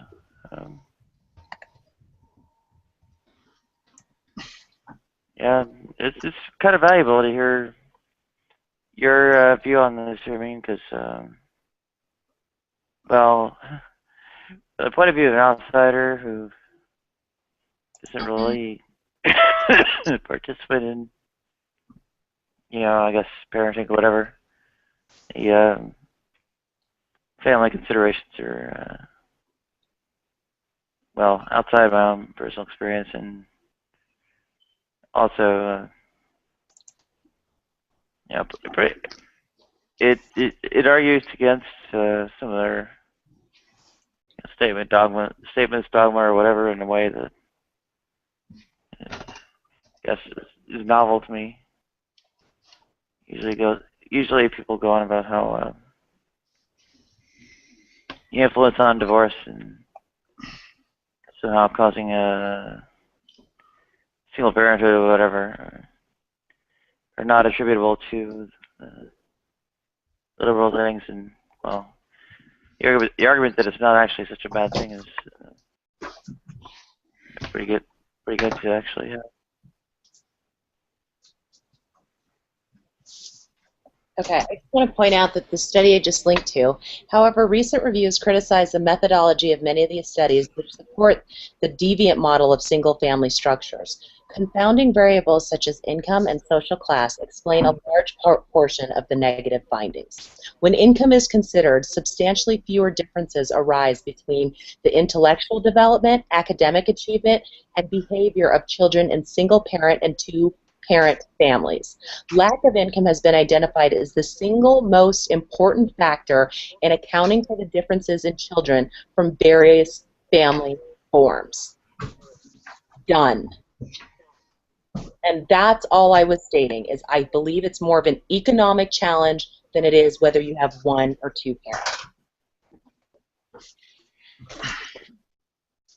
Yeah, but wouldn't you agree that a single parenthood in and of itself is a cycle? Okay, studies show that if you're a single parent, you're more than likely your child is also more likely to be a single parent themselves. Okay? I think economics can also say to that. If you are born in a poor family, you are more than likely to pass on the poverty quote unquote gene. Well, it's that, but it's also a mindset. You can be middle class and grow up.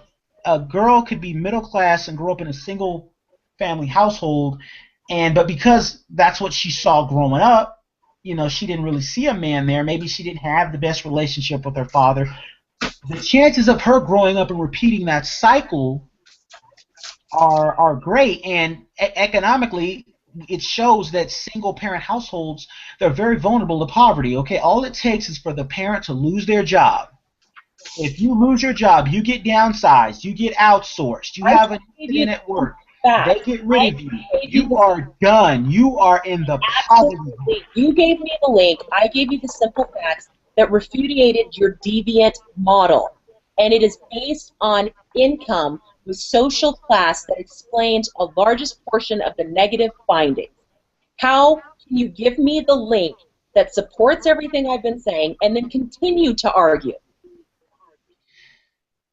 Well, you're not going in all of what I'm saying. What I'm saying is that it is strategically disadvantageous to have a single parent household, because when you have a single parent household, you're just that much closer to poverty if that single parent loses their job. It's strategically disadvantageous to be poor. No, it is strategically disadvantageous to only have one source of income stream coming into your home. I don't doubt that, but those are the realities of life. Sometimes you get put in a situation. Now, are you going to address that, or is it just? I already addressed it. I quoted the entire article, which basically supports everything I've been saying, is that it's income more than one person household. But are you going to address the fact that it is strategically dangerous and strategically disadvantaged to have? I don't agree that it's strategically dangerous. Okay, well that's fine. You don't agree with it. That's good. That's great.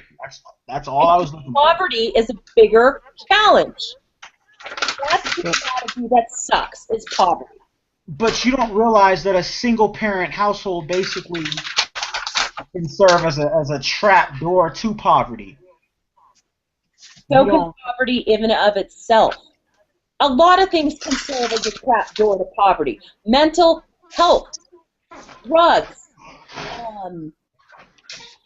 I would say that even getting married can be a gateway Yes. to poverty. Look how many marriages end in divorce. It because Yeah. of money issues. Money issues is the They problem, end in divorce. which they leads to single parenthood.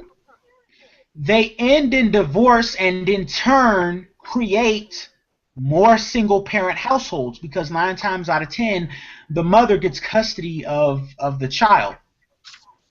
It has nothing to do with who has custody, whether or not it is an economic problem. Exactly. And basically a divorced household has taken a household that gets divorced has taken basically a step down economically because you no longer have two streams of income into a home. You have one parent primarily taking care of the home on one stream of income. Now you can go out and get child support and all this and that, okay? Child support can be fought in court. Okay, you can get child support lowered through a legal processes. So that's not necessarily a guarantee. Then on top of that, you have to look at the fact if we're talking about a middle class family, they have to maintain their children in a middle class lifestyle, but now on one stream of income and not two.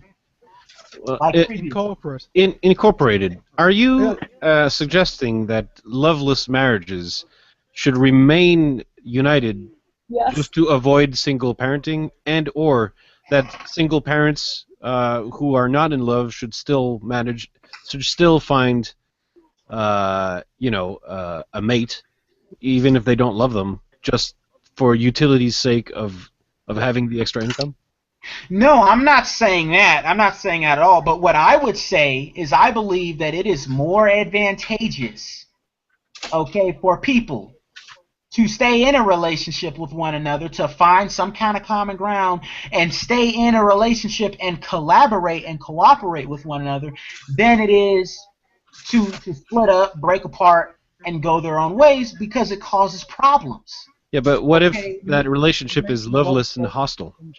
Okay, now that's a different thing. I'm not talking about a loveless or hostile relationship. In fact, most breakups are over finances. Most people aren't becoming single parents because they're in a loving relationship. Hello? I think we're all adult enough to recognize that. We get that there are marriages that work, and you should want to be with somebody in a loving partnership. Those are not the realities of today. We marry people we shouldn't. People turn out to be frogs instead of princes and princesses. Okay, now why is that? Why do you think that is, though, in society? Why? I don't know. Okay, well, that's fine. You know, we don't have to have all the answers. But what I do know is that when you're coming from an intact family, two-parent households, two-parent households have more resources at their disposal. They have double the resources. Yeah, we kind of got the point incorporated. I mean, I'm kind of getting a little bit, I don't know, Windows. more isn't quite the right word, but yeah, it's a bit repetitious. All right, well, I admit I have been repetitious, but I think we. Can I just say something real quick to you Incorporated? If you can hear me. Yes, your mic is actually much better. My bad. Oh, okay, fantastic. I think you're making a lot of faulty assumptions. You seem to be equating partnership with some sort of security and stability, and that you're assuming that both parties are earning a reasonable wage, as opposed to one party being the main breadwinner, as it were, and actually feeding and keeping the other party in place, in home. So in that case, it would be more advantageous to lose the partnership so that you don't have the extra expense, even if you've got kids. So I think you're making a lot of assumptions as to what the state of both parties are at the moment. I mean, if you're both earning low incomes, then yes, it may be more beneficial to bring the low incomes together to make something a bit more mediocre. But that assumes that both parties are working, and it assumes that the benefits that you'll lose, because you do get benefits from being a single parent, quite a few actually, depending on where you are. So that assumes that the benefits that you would lose are going to be made up for in the additional income, which isn't always the case. So I think Hermine was much more accurate when it comes to where the stability comes into place. It's much more to do with the financial sort of grounding that the family has, as opposed to what parent figures are involved. Because I have been, my household has been a single parent household for not me, sorry, my mother, who raised me and my sister pretty much by herself for the last 20-something years. So I think it is much more to do with if you have financial security and you have a roof over your head and electricity and running water, as opposed to whether or not your mother and father are together. But that's my take on it. Okay, well, that's fine. All right, what else is there to talk about?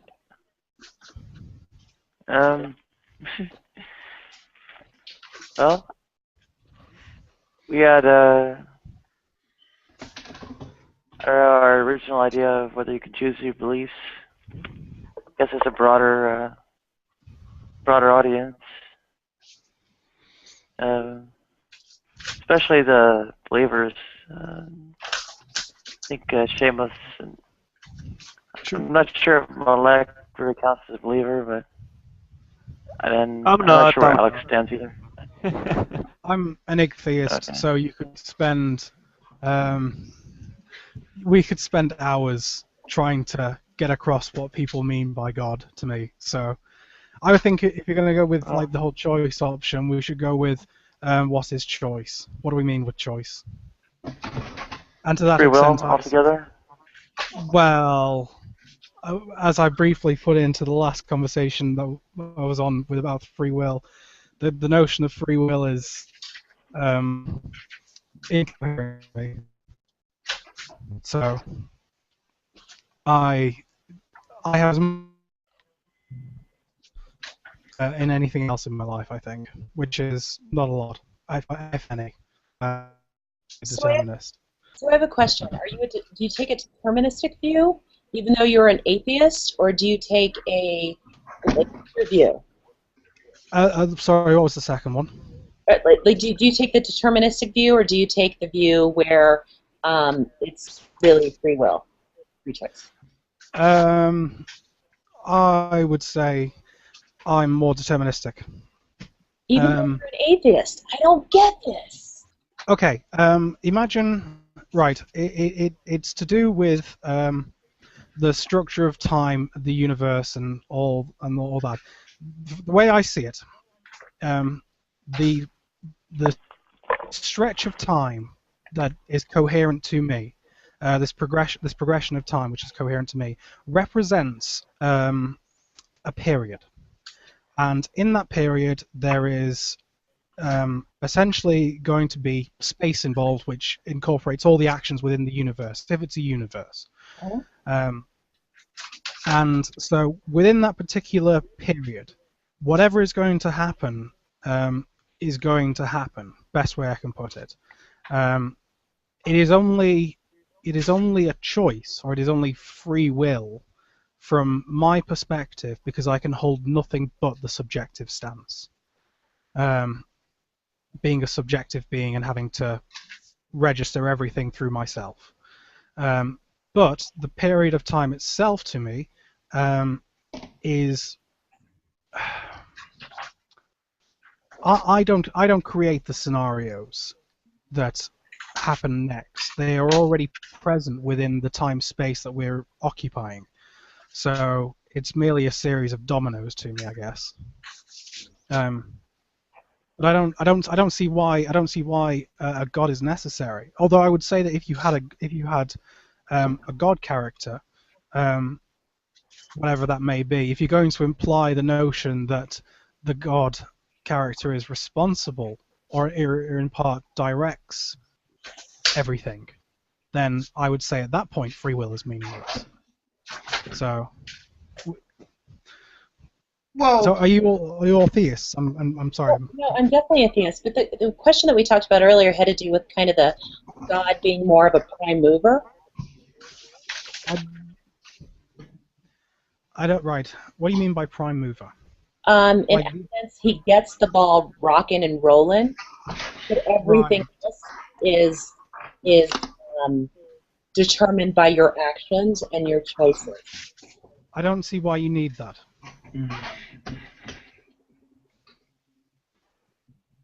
Like, why do you need that initial prime mover? Similar to a prime mover being a Big Bang. Well, I don't see the Big Bang as a prime movement, because all the Big Bang represents is a point in space-time where we have coherency. That's it. Okay, so what? If I was going to continue with the idea potentially that of like evolution and the idea of deity, the supreme deity, this was the point or the in time where nothing became something, where he said, "Let there," or he created the heavens and the earth. Sorry. It's that's a contradiction to me. You can't apply the state of nothing, whether it's a coherent state or not. I don't think you can honestly apply a state of nothing when there is something present. So if you're already instigating this prime mover, as it were, and then saying he used nothing to generate a universe, So I think here's the way that we talked about it, and it had to do a little bit with matter versus energy. And the question was whether God is not indicative of how we understand the material universe, right? So maybe he is not matter, but comes from, I don't even want to call it antimatter, I don't know what you call it. Maybe it's energy, maybe it's just the notion of gravity, maybe it's just nothingness. And from there, because he is that he is, he said it was so, and so something started this chain reaction. And it was this deity, this alpha and omega. Right. You're already presenting a problem to me. You're asking me to imply an unconceivable notion to a state of being that I have no conception of, and then we are ascribing traits to it based on our relative position. So it's still. And I'm not saying that that is the answer, right? I'm asking the question, right? So if I was asking more of the question is if you look at God as a prime mover as opposed to if you look at him as controlling everything that you do, does that strengthen, hurt, help, whatever the argument? And it sounds like it's just a real struggle. I'm sorry, the first bit of that broke off. Can you say that one more time for me, please? I mean, it's just saying if you can, if you can say that God is like, maybe he doesn't dictate every aspect of your life, but it's like a prime mover, like starts things going, maybe gives you the essence of life when you're in your mommy's tummy. Maybe this is handed off God. I have no clue, right, what God does, but every action from thenceforth is your own free choosing. well, you're a step ahead of me because I have no clue as to what God is. So you're a step ahead of me at least in that. I don't know. But then I once again I would say that the concept of free will in itself is meaningless, because if God is this, the closest I've come to some sort of understanding is an outside observer. That's like the sort of almost like the smallest sort of attribute I can put towards this God character. Okay.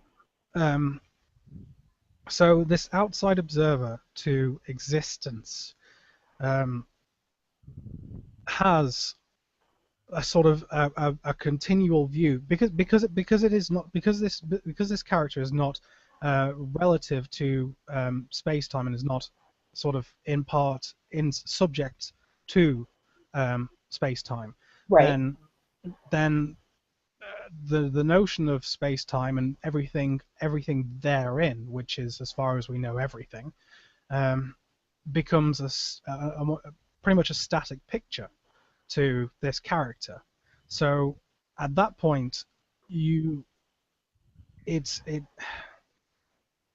I don't know how, I don't understand how you can escape the notion that it then has a full view of everything and all space and all time at that point. I don't see how you can escape the view that it has this understanding of all time and all space, because once you're at that point and it can observe all of time and space, then it has observed all of time and space. So what you see as choice is not, or action, or the causality, or whatever you want to say, is not really dependent on anything within sight that is subject to time space, because there is an outside observer who has already observed the entirety of it all at once somehow. It gets really confusing for me. But no, I don't see how you can then, once again, I don't see how you can then have, once you've got this solid state, this sort of like this bubble of time and space, I don't see how you can escape the sort of deterministic worldview, especially when you've got a God involved that sort of validates this idea of a bubble. So no, I don't see how you can have free will with it. So maybe you could flesh that out for me. Can I answer? Please. Sure. I talked to a lot of gentlemen kind of like Alex, and he holds a somewhat of an Arminianistic view. What they like to do is they say that, first of all, what they do is they take a linear timeline and interpret that as God's understanding of time.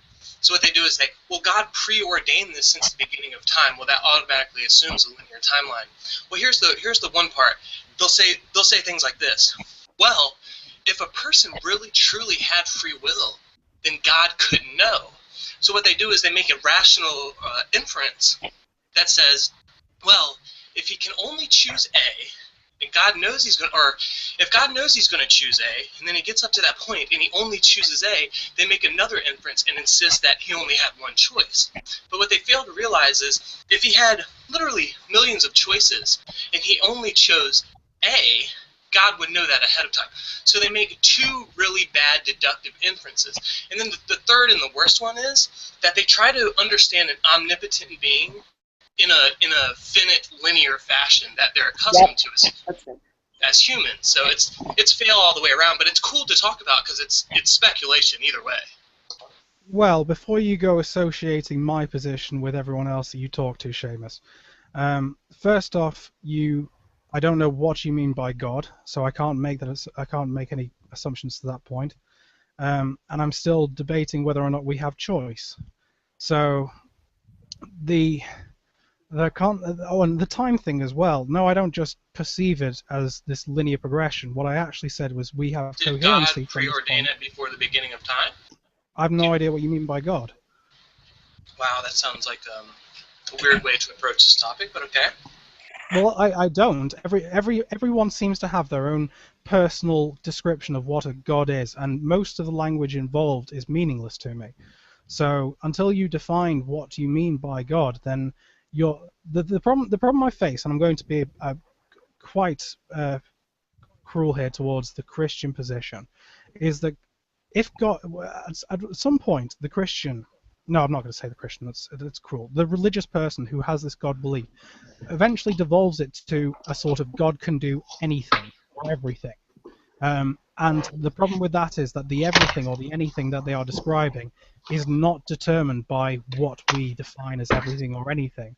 So it becomes meaningless. God is this thing that Do they fulfills all devolve criteria. into when it that, pleases. or hold on, do they devolve it into that, or is that who and what God really is? See, I think you're making an assumption that they're devolving a concept into kind of so untouchable that that you can't even really fathom it without being attacked. And I think that is it the people de-evolving this concept for some type of benefit, or has that always been the long-held view of God? For example, when the the early Jews, basically, this is after after the time of Moses, let's say, and I know that a lot of secular people are going to dispute me about the person of Moses, but let's just say at that time, hey, sorry, I got a phone call. Just 1 second. You go ahead and cut in there, Alex. Yeah, no problem. The issue sort of with that, if you're going to say, well, is that maybe what everyone's been trying to reach for, this God concept? But the more you say that we have no real grasp of it, and the more it becomes an unknown, the more I view it as an unknown. I mean, the word God eventually becomes meaningless, because I could say an unknown might be timeless, and an unknown might be spaceless. Because these are properties that don't really have any substance to them. Right, to a finite human being trying to understand them. Sorry for cutting you off. I just got rid of that phone call. What I was going to say is, it's interesting, this theory that you propose, that these people have de-evolved this concept to kind of fit their kind of untouchable belief system. I know that's kind of a weird wording, but if you look back at the history of the Judeo god Yahweh, this is after the polytheistic times of the early Canaanites, you'll come to notice that the notion of God that I put forth isn't something that I've concocted. I'm actually just using the Judeo God. So when people come to me, like you, but I mean no offense by this, and they say, oh, you're a Christian? I have no idea what you mean by God. Well, you should do a little research on the Judeo-Christian God, and then you'll probably have a good idea of what I'm talking about. No, the problem falls flat on its face almost immediately, because I can go away and look at the descriptions that you give me, but the attributes themselves, if the attributes themselves are incoherent to me, then the concept itself is incoherent to me, and I can't then further address what you. So if you say that there is the existence and there is God, I need to understand what you mean when you refer to God, if you're going to associate it within with everything within existence. So it falls down a little bit for me. So the idea of, you know what, I'm going to start assuming if I carry on. So can you give me like a quick rundown of what you mean, what you're trying to express when you say I thought we were talking about free will, but you seem to have evolved the conversation into like who and what is the Judeo-Christian God, and I think the problem is it intertwines. If you intertwine God with everything, then whatever subject that you move on to is already intertwined with the notion of this being. So unfortunately, I can't address it until. Sure. Actually, when I'm talking about free will, I'm actually just regurgitating concepts that are older than me and you. So I'm not just kind of like using my view of God and speaking on just what would fit I'm actually, the arguments that I put forth to you earlier before the conversation de-evolved are actually long-held arguments from the Armenianistic position. Not all Armenians hold these positions, but what I'm saying is, I haven't really put forth anything that's groundbreaking. Like within the free will discussion, you should kind of already know this angle that I put forth, or this notion that I'm describing you, because they're kind of diametrically opposed in that theological concept. So when you go from there and then you de-evolve it to who and what is the Judeo-Christian God, it just seems like silly to me. I mean, I do believe that you're trying to give an honest go at it, but yeah, I believe in the Judeo-Christian God. He omnipotent, infinite, transcendental, all-knowing. He can do anything. Yeah. So yeah, obviously I fit that description of what you were saying earlier. And sure, I don't expect you to understand omnipotence. Guess what? I don't either. I don't expect you to. What's the right when you reach an attribute? where you say you can do anything. What's the point? I mean, what's the point? That's God. I didn't. It's not like I'm saying, oh, I just made this shit up, and man, I made it. I really made this. I elevated this. That's As I just said who God is. It's not that I. Sorry. As I put across in my one of my arguments I think I was having with you, no, it might have been someone else. I'm not sure. Anyway, once you take this attribute of I can do anything, and you apply it to something, now it becomes almost meaningless. Like I gave my Mr. Smith example. Now imagine there is a force out there called Mr. Smith, and this force automatically justifies everything I say. Sure, I've heard this argument before, but what I'm saying is, why is this so? When we're talking about you're talking about Mr. Smith, and it's a great example, and it kind of demonstrates my position. But it's still, if you're going to enter a discussion about free will, talking about the Judeo-Christian God, and then you're going to start like disputing who and what the Judeo-Christian God is, it's just like, dude, it's silly, especially when you're bringing up the Mr. Smith reference. Like, I mean, all I'm saying is I didn't make up these terms. These are just commonly accepted terms for the Judeo-Christian God that go back 2,000 years. So basically, I'm regurgitating to you a 2,000-year-old argument on who the Judeo-Christian God is, and you're confused somehow. It's like, Right. The reason I'm confused. Can I ask a favor? I haven't heard Mr. Smith or Mrs. Smith or whatever that argument was. Would you mind? Sure, Hermione. It's basically it's a take on essentially defining into being whatever you require. So if I define a being, a force, it's a natural force called Mr. Smith, and Mr. Smith by nature, there you go, the defeater argument. It's if I define into being Mr. Smith, which is a natural force, which by its nature justifies everything I say, then I am justified in saying that Mr. Smith exists, because Mr. Smith justifies what I've been saying. And I can then expand upon that idea to incorporate any sort of concept within reality that I want, and it's automatically justified. Sure, there's one flaw with the Mr. Smith concept, and that just is Mr. Smith doesn't have a biblical revelation. So if I could make up something and I could justify it with God, and there's no backing for it, then it would be a Mr. Smith situation. But everything I say must be in somehow consistent with Scripture. So your Mr. Smith argument is a decent argument, but it's mischaracterized in the fact that Mr. Smith doesn't have a book that keeps him honest. I do. Okay, well, let me ask this. What gives the Bible credence? What gives the Bible credibility? Why is... Answer that. That's a very simple question. Why is your book credible over Sure. the Egyptian Book of the Dead, Sure, or the Upanishads, or the Bhagavad Gita, whatever it's called? Very simple to any answer. other doctrine out there? Why should I listen to your doctrine? Sure, that's very simple to answer. When you engage in a conversation, for example, with a Muslim, you're going to have to understand that he's interpreting a Muslim worldview. So I'm a Christian, and when you speak to me, you're speaking from someone that has a Christian worldview. So I don't hold to the Bhagavad Gita. I don't hold to any of this other stuff. I hold to the Christian Holy Scriptures, and it's a pretty consistent position with my worldview. For example, if you were to talk with a Muslim and he was to just basically say whatever the hell he wanted and it didn't back it up in the Quran or anything like this, in all seriousness, how seriously could you take his argument? But if you speak to a Christian and he refers to all his arguments biblically, that's known as a consistent line of argumentation from their worldview. So, yeah, I think that pretty much discusses that.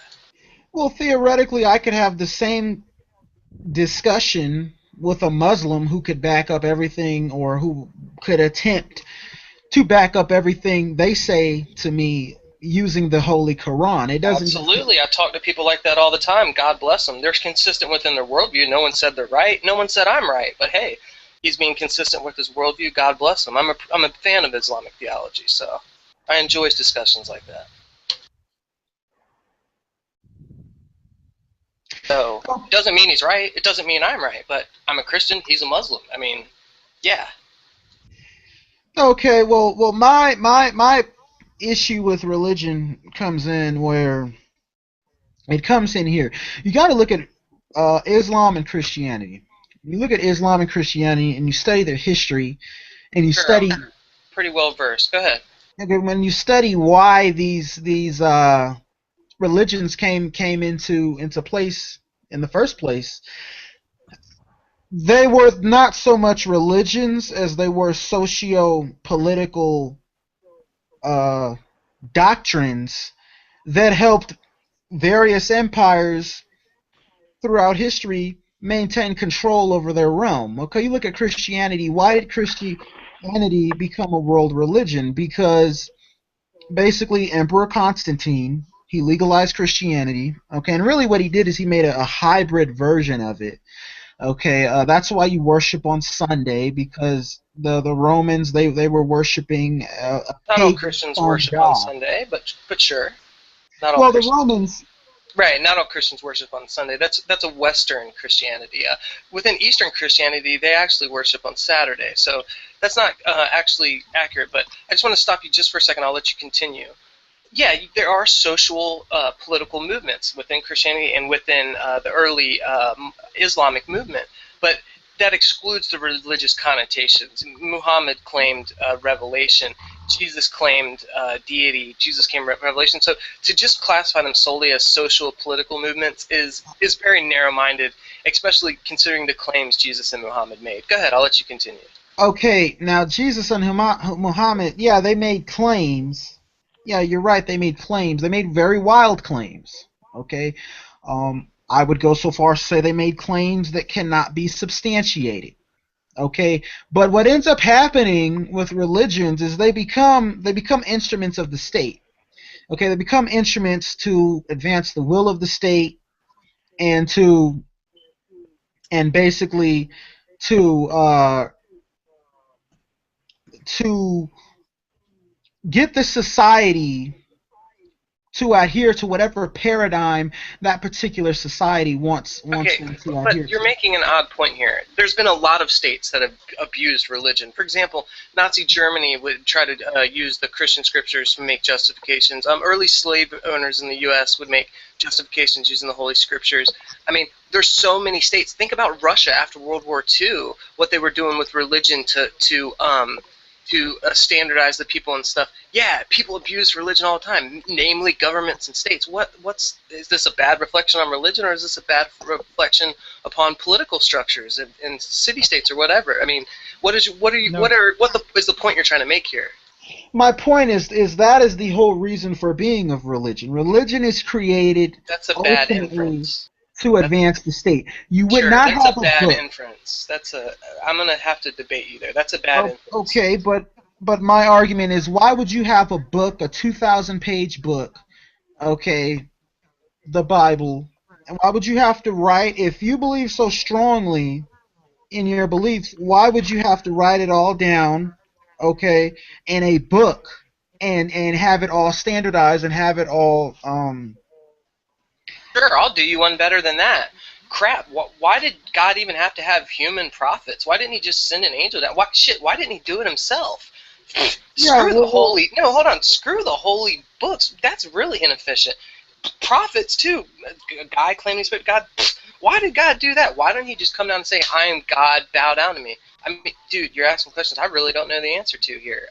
Why did he make it a book? The reason he made a book was so that we always had the word of God with us. We could not say that we never heard, we never knew, we never this, we never that. He gave that to us as one of his greatest gifts. Did God give it to you, or did Emperor Constantine give it to you? That's ridiculous. You've been watching too much Da Vinci Code there, buddy. I mean, I appreciate your sentiments, but wow, dude, you're pitching ideas that have been debunked like literally 150 years ago, and the only reason they keep getting dragged up is because people like you are like watching YouTube videos and stuff. You weren't going to go the Council of Nicaea route, were you? You still Because you guys have still got the problem of like providing the initial first step for your worldview. Until that is provided, it hasn't been debunked. Okay, what initial step do you need for our worldview? What do you need to hear about the worldview? I don't need to hear anything. I need a demonstration. Oh God, we got another one in the room that needs proof of God to make sure that keep us honest. Davis, you were doing really good last night. Let's just keep it like neutral. And if we're gonna talk junk, do it in the chat. You need demonstrative proof. No, you're right. Proof. I don't want to use the word proof because I decide what is proof ultimately. Right. What is your measure? What is your truth value? What do you need for truth? Perception. In what way? Like specifically, what would God have to do for you to believe? Give me some sort of perception of him, it. Because I can only infer from the perception of existence. I can only infer what I perceive. So it's I could describe the room I'm sitting in right now, and memories recalled of going outside this room and so on and so forth. But until I have some way of distinguishing this character, I'm left guessing. And the reason, Seamus, by the way, for these problems and still being brought up and how they haven't been fused is because from an atheist, the terms that you think that you understand, like spirituality and omnipotence and so on and so forth.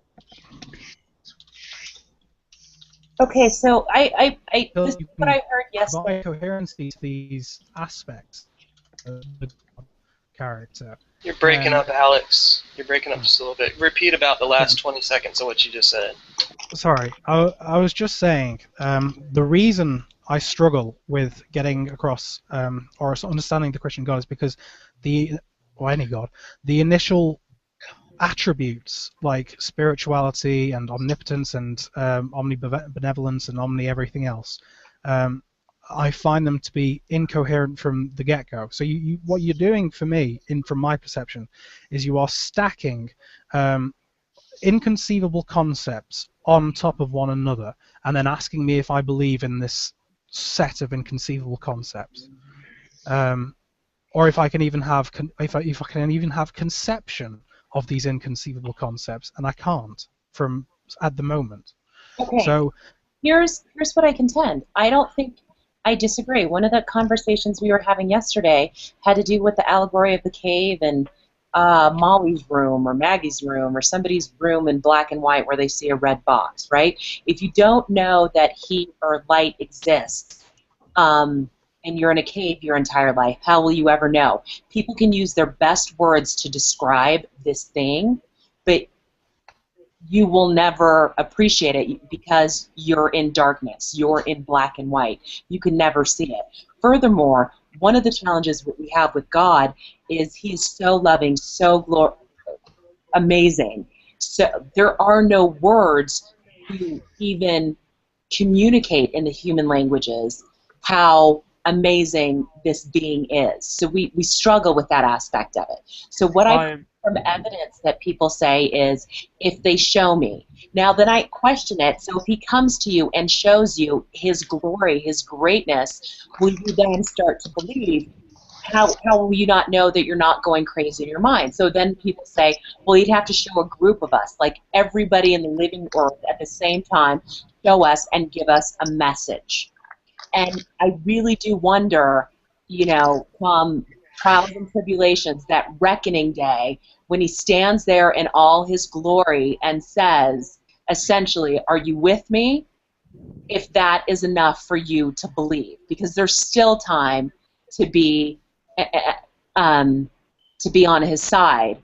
If you're an atheist from the perspective of, I just don't have the evidence, when given that evidence, is there an opportunity to believe? First of all, a God is something that you can't prove. Okay? You can't prove it for the simple reason that if you ask anyone who adheres to any religion, they'll tell you that the number one defining characteristic of their religion is faith. Faith means you have a blind belief in something. Okay, It's not blind. It is not blind. Mm-mm. Faith is not blind. Yes, it is. By its very nature, it is. You Nah, no, it's go not. closer to God by getting to know God more. The more you understand Him, read the scriptures, get to know Him. That's another reason He gave us that book, so that we can draw closer to Him. Faith is nothing you do blind. And if you are doing faith blind, you have no business saying that you are a man or woman of faith. I am sorry. I need to interrupt right now. Herman, you were saying that we have to read that book. What if we don't get the opportunity from one reason, for one reason or another? Okay, I'm glad that you asked that. That's also scriptural as well. It is that He will come when people have, all heard the greatness of Him. But if you have not heard it, you will not be held to the same standards as someone who has and rebuked Him. That is said in there. Where will I go if I didn't read it? Where will I go, to heaven or to hell? This Can is I the jump main in? question. Can I jump? Have a chance to meet the glory of God and make your decision then. God didn't talk about these kind of people. He absolutely does. That is scriptural. If you do not hear the word of God, you will get the chance to hear it. And give me a second to look it up while anybody else talks. Yeah, can I jump in real quick and say one thing? This is the typical question that, it's a fair question, type of question that what people would ask and say things like, okay, well, what about Umfunfu who lives in the Amazon forest who's never heard the gospel, never heard of Jesus Christ? What's going to happen to them after they die? Are they going to go to heaven or are they going to go to hell? The answer is really simple and very uncomfortable. The answer is that they will go to hell because and only because they've sinned against the holy and almighty God. So if no one is sent to them to preach the gospel to them, then that is on God's hands, the fate of that individual. So God will either send a missionary to that individual for them to hear the gospel, as He has done for centuries, or He will send Himself, as we see plenty of examples of, not only in the Bible, but also in personal testimonies. You probably heard of the movie The End of the Spear. I don't know if you heard that or not, but I know it's pretty popular amongst Christian circles. But it's based off of a true story about a guy who goes into somewhere in South America or something like that, and he is killed, but then shortly after the man is killed, the natives there that killed this missionary actually saw something. They attributed to this thing being God, because they all ended up becoming Christians after that. So now the killer is best friends with the son of the man who, the son of the man whose father he killed. So it's based off a true story. So again, to answer your question, if a person who's never heard the gospel dies in the state of sin, they will go to hell. Why? Not because they never heard of Jesus Christ, but because they've sinned against God. And God will, now if God wants to save them, He'll send Himself, an angel, or a missionary. That doesn't make a lot of sense. Excuse me. Sorry, before I dash off, I want to say thank you everyone for the conversation. But I'm just going to throw something in for the notion of sin. Sin seems to be pretty much anything that isn't God is sin, is made of sin or has sin. Well, sin is just simply missing the mark. It just means, it Right, literally so means missing the mark, but it's also a transgression of God. Missing the mark. So anything that isn't God is essentially sinful, correct? No. Paul says all things are lawful, but not all things are expedient. So there are things that God does not command us to do, but are lawful. So He does allow us to do some things that He doesn't necessarily command. They're not a sin in and of themselves. However, we do have flat out things that God does point out in the Bible, such as the 10 Commandments. Thou shalt not steal, thou shalt not kill, thou shalt not commit adultery, thou shalt not have any other, false gods, stuff like that. Doing those things are sin. Fair enough. And then last sort of question, and then I am going to get off. What relevance do you think sin has to someone who believes they are forgiven? And on that note, I'm going to dash. So thank you very much, guys. All right, take it easy. Take it easy. What man. relevance does sin have? What relevance does sin have to someone who believes they are forgiven? All right, Oh see you well, later. well. Sorry, I've got to go. Enjoy the conversation. You don't have to answer it if you don't want to. No, I will. I will. See you later, guys. And then Hermine, I know you wanted to respond with a Paul pastor. answered that 2,000 years ago. Yeah, he actually certainly did. You wanted to quote that, Seamus? Yeah, let me dig up the verse. Yeah, but I think it's if you're thinking, I'm thinking of Romans 6. I don't know, because Paul does talk about the not living a life of perpetual sin even after redemption. So It's the it's one where he actually says, "So shall we keep in our sins since grace abounds?" God forbid. God forbid. Yeah. So it's saying Yeah. that even we're not given a free pass to sin because we're saved by grace. God forbid that. It means if we're truly saved by grace, we were going to live outwardly in a way that resembles how Jesus Christ lived. So. Amen. And even the next chapter, Romans chapter 7, Paul is talking about how he, even after redemption, after being saved by Christ, that he is still struggling with sin. That even the whole chapter is talking about how the moment he became aware of the law, that he became even more aware of how sinful he is compared to God. So the closer you get to God, intimately, the more you begin to realize how unworthy you are of his love that he's giving you. And that's a true thing. Now, the atheist and the non-believer is not going to accept that. Of course, that's understandable. That goes right along with 1 Corinthians chapter 1. But those who are redeemed, those who know God and are known by God, they will have this. They share this. All Christians share this. That the moment the closer you get to God, the more you realize how sinful you are, how unworthy you are of being, of having anything given to you by God, especially salvation. That's it. There's Nadia sleeping.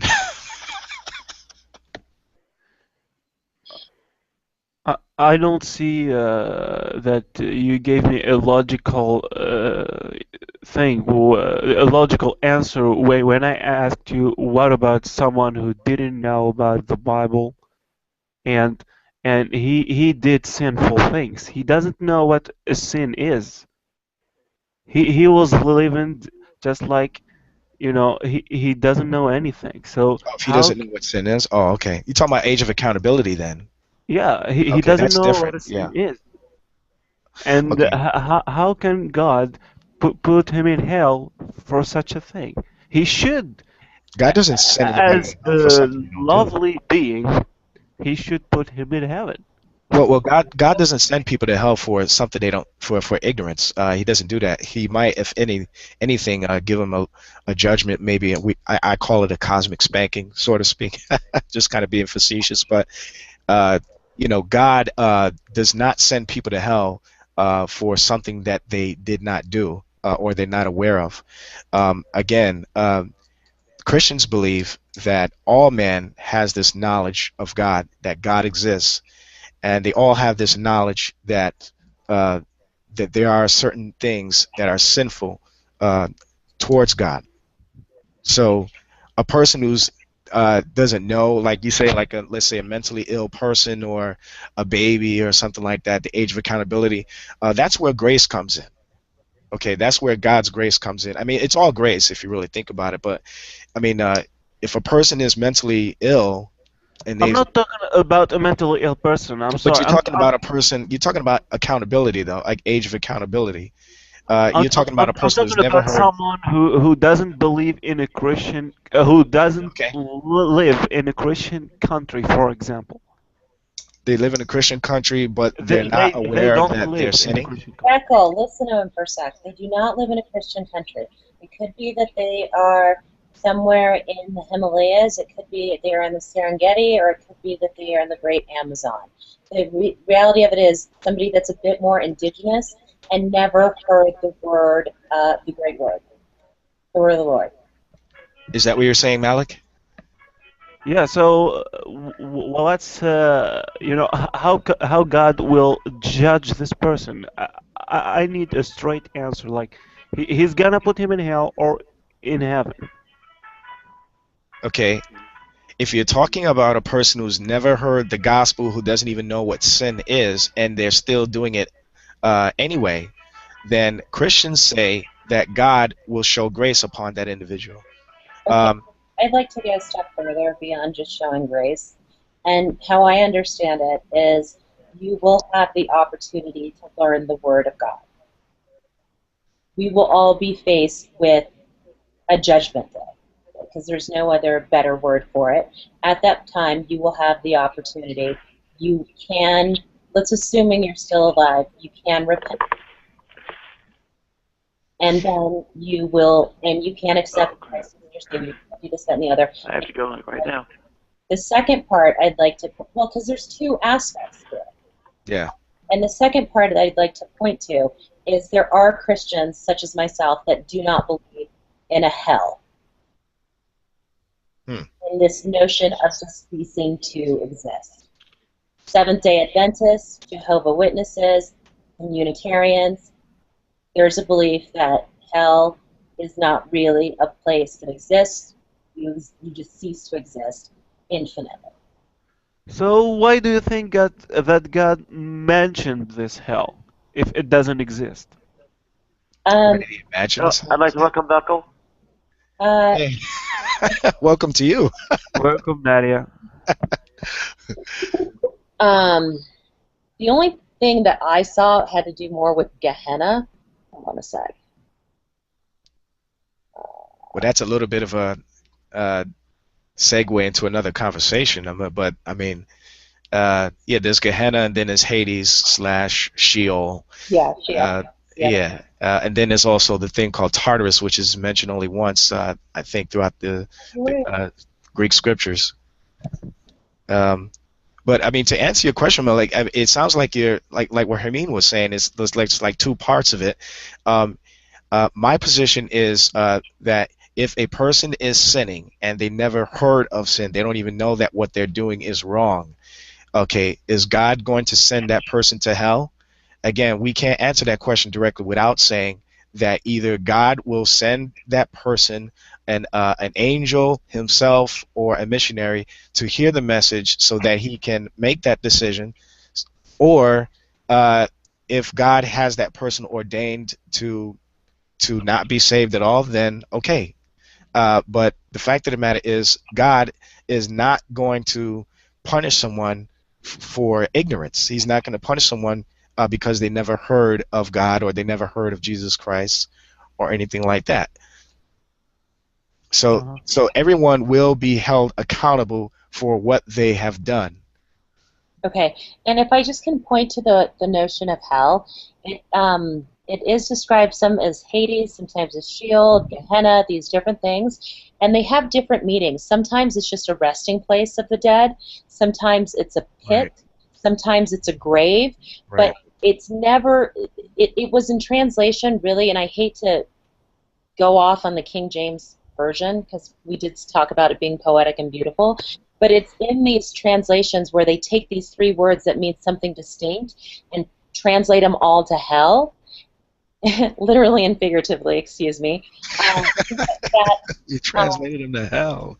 That we get these differences and these inconsistencies, and as we go back to the original manuscripts and the original text, we find these and we've cleared them up. It's only the King James that does that, though. The King James is the only translation, and it is my favorite translation, by the way, but it's the only translation that actually has it a little bit mixed up and causes some confusion, because you're right. Sometimes the word hell is Gehenna.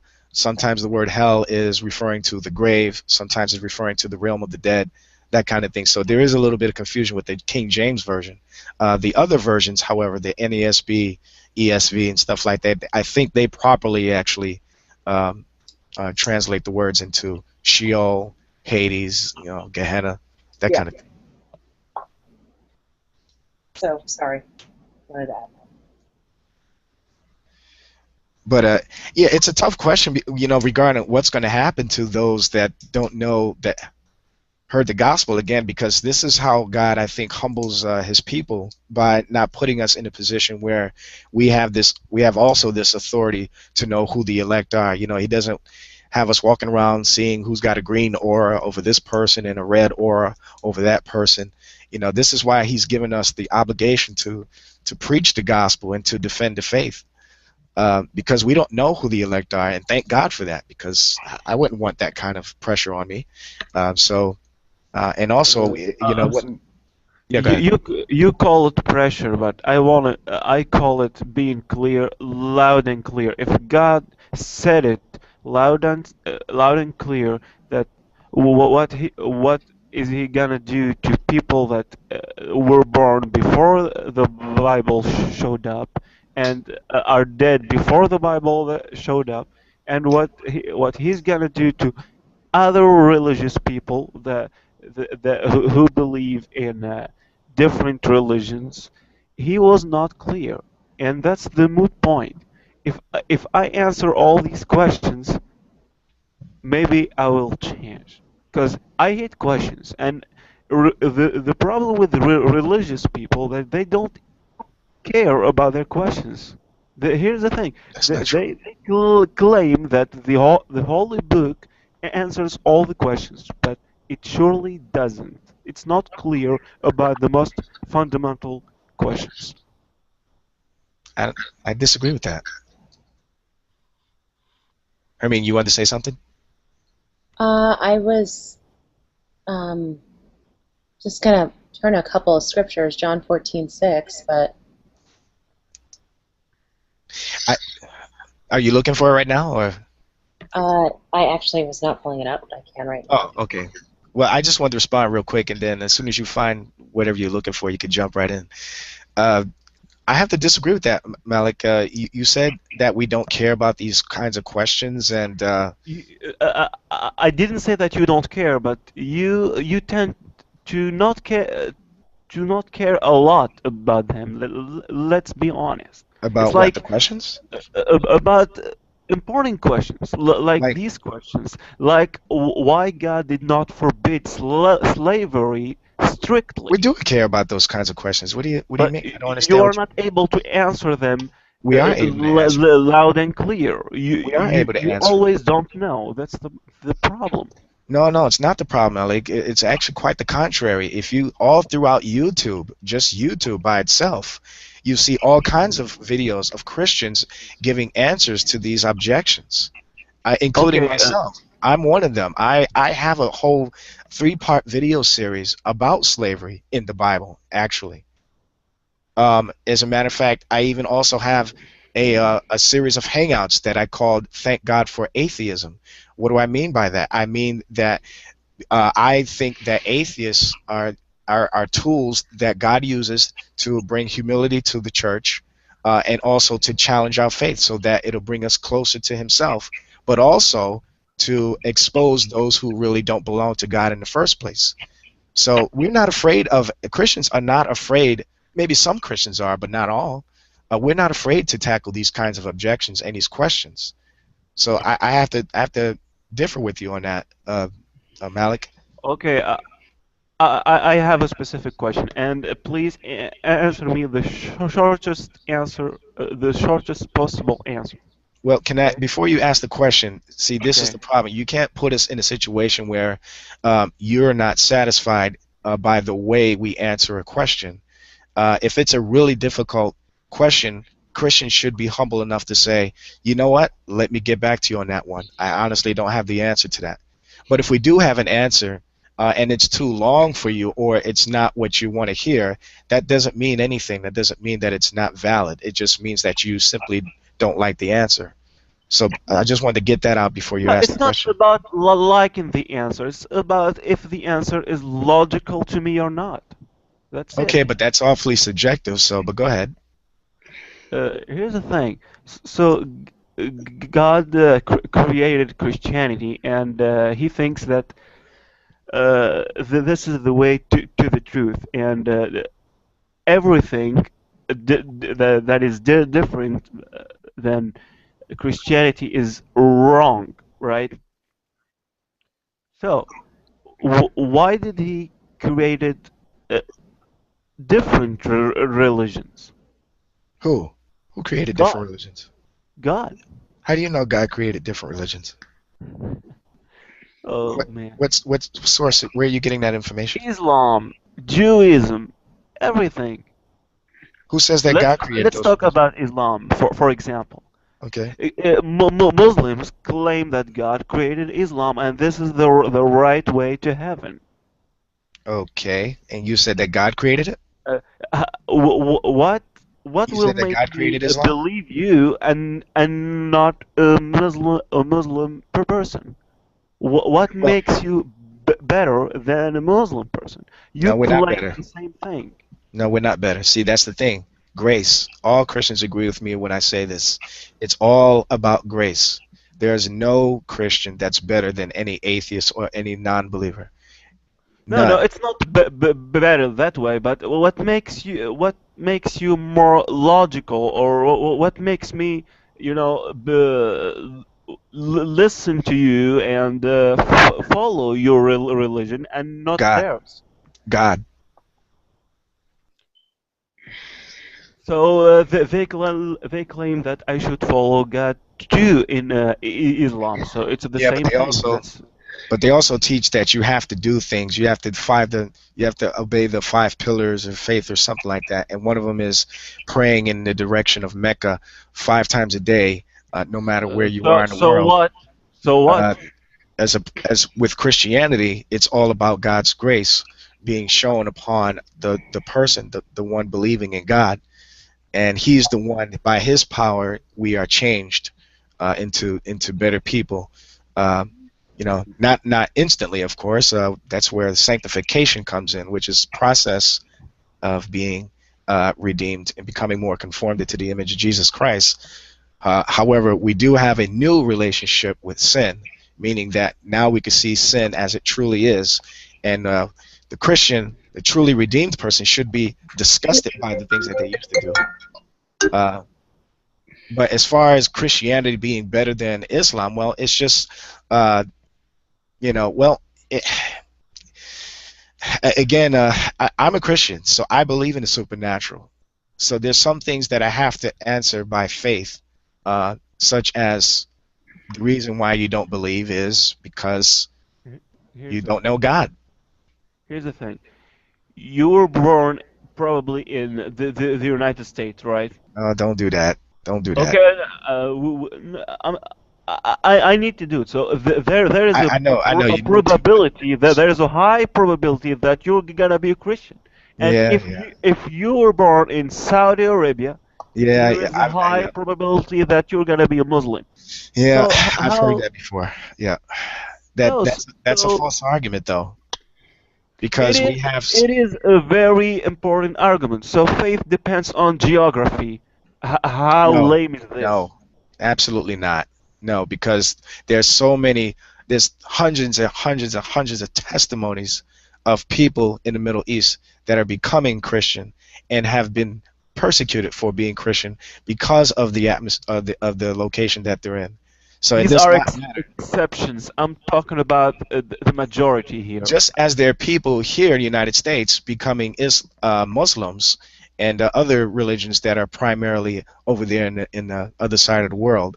So it has nothing to do with your region. Now, people can call themselves Christian. You can't bring exceptions and make them as a general rule. Well, but what you're doing, I think, is a false argument, though. I mean, you're saying that there's I'm sorry no to one. interrupt. Here's the thing. So you're saying that I was born in a country Y or Z or whatever. I should check all the holy books and choose the right one. That's what you're saying. No, I'm not saying that. No, that's not what I'm saying. That's what you're saying. No, that's not what I'm saying. I'm refuting your argument, saying that people are that I'm a Christian only because I was brought up in it. That's not necessarily true. That might be true for my position, but that's not true for everyone in America that is. Well, most of the time. I think it's a general rule. People have the religion that's most common in the area. So what though? But that means absolutely nothing. That argument It shouldn't means even be brought up. everything, man. No, it does not. Again, because what you're doing is you're making an assertion that everyone that is a Christian, everyone that is a Muslim, everyone that is this or that are a product of their environment, and that's not true. Well, That's they're a not product true. of their environment and genetics. Well, I don't know what you mean by that, but the fact of the matter is, again, that's a false argument. It's easily refuted. It's brought up all the time. Well, Beckle, every That's like saying decision you're an you make. atheist sorry, because. not easily So wait, refuted. did you choose to become an atheist, or were you born into an atheist, or did you That's a become an different atheist? question. We're talking about religion here. If you convince Okay. me that That's I like me need to saying you're an choose atheist. the religion, A lot of atheists. this particular religion that you are worshiping, that then I will believe in it. But you're not convincing me. It's not my job to Logically, convince you.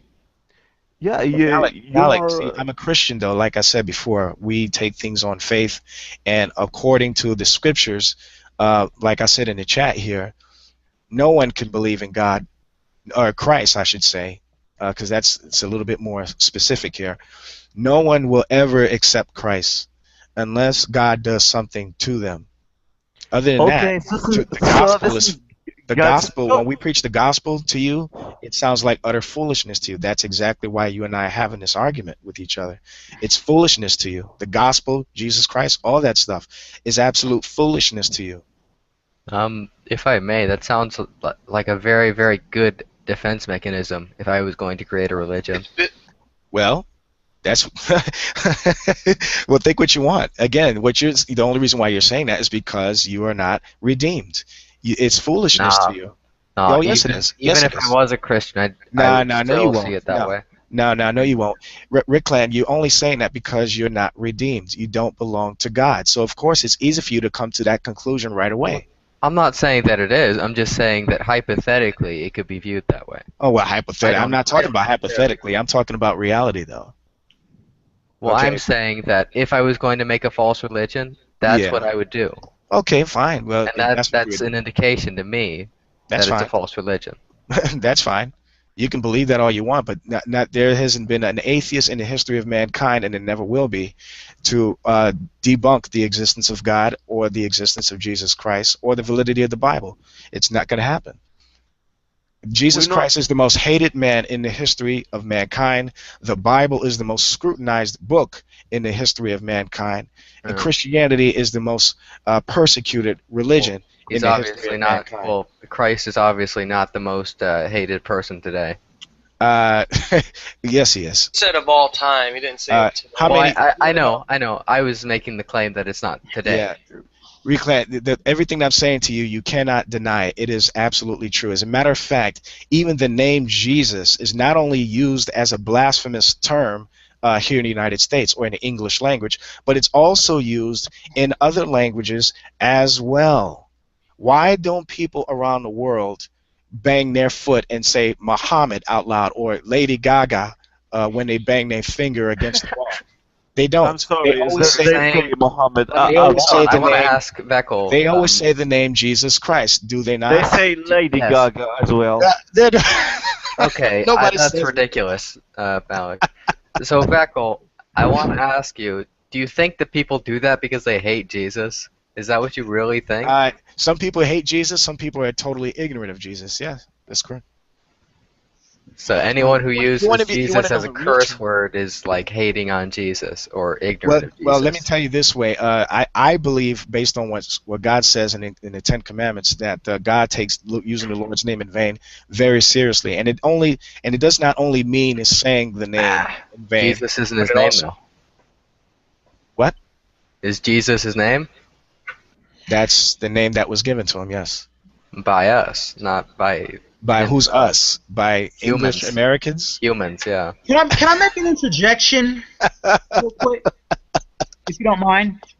Okay, go ahead. We call, you say Jesus, you call this man Jesus, but we don't realize that at that time, in the world, the letter J actually didn't even exist then.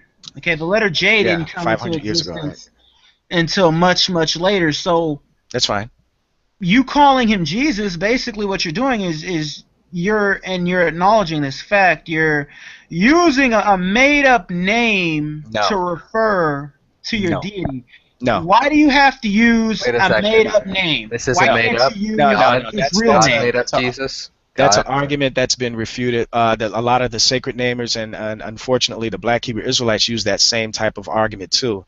That when we say the name Jesus, that we're actually calling on some other false god. That's absolute nonsense. Okay, first of all, the name Jesus is a very common name that was used amongst the Israelites during that time. Second of all, the term Jesus is only a transliteration, not a translation, but a transliteration of the original name, which is Jesus, Yesu, or Yeshua, and then it was transliterated into, I think, Latin, which I think it was called Jesus, or I want to say maybe that was Greek, I don't know. But the fact of the matter is, if somebody named John goes to a Spanish-speaking country, he might be called something else. It is still the same name, but it's going to be pronounced differently. It's the same thing with the name Jesus. Hispanics call him Jesus. Chinese, Germans, and a lot of people over there on the other side of the world call him Yesu. Some other languages call him Yeshu, Yeshua, Yahashua. Joshua, which is actually the real name. Again, a very common name. So again, there's nothing wrong with calling him Jesus in our tongue, in our English language. Nothing wrong with that. We're not calling upon a false god. We're calling upon the one who died for us, who is the Son of the living God. That's who we're calling upon. Okay. Has nothing to do with the letter J. We all know about the English, the letter J pronounced with didn't have the J sound until 500 years ago, and then prior to that, it was still in the shape of So J. what you're but saying it is sounded like it's the same name, but it's the English pronunciation of the same name. That's all it is. And again, it's not even the 5-letter name that even matters. It's when we say the name, we're talking about a title. We're talking about a titular terminology here. Because again, there are a lot of people named Jesus during Jesus's time. It was a very, very common name. So, there's a lot of Hispanics today called Jesus. It's still the same Book way. of Joshua, right? It's the same name. Yeah, it's the same name. But when we say the name, in the name of Jesus, we're talking about under his authority. We're talking about by his power. So the term Jesus, as it was given, it's not so much the name in and of itself. We're talking about the title behind the name. That's the importance of it. So I'm not entirely convinced that. Let me ask this: why are so many Hispanic people named Jesus? I don't. What do you think? It's just a name. Why are so many people named Josh, right? Let me ask this. Okay, check this out. Yeah, Muhammad's a very common name. Yeah. Were Hispanics naming their kids Jesus? I don't know. I don't think any of 700 us years know. ago, where people in Mesoamerica, Central America, Native Americans, whatnot, were they naming their kids Jesus? It has to do with the evangelism that was going on in South America Right. and stuff. And so, yeah, of course you're going to find a date where before. Well, no. Okay. Why they weren't naming their kids Jesus They up hadn't until even a heard the certain gospel. year? How do you know? You know that? You know that for They a had fact? yet to hear the Oh gospel yes, I yet. do know that. You Hispanic? You know how I know?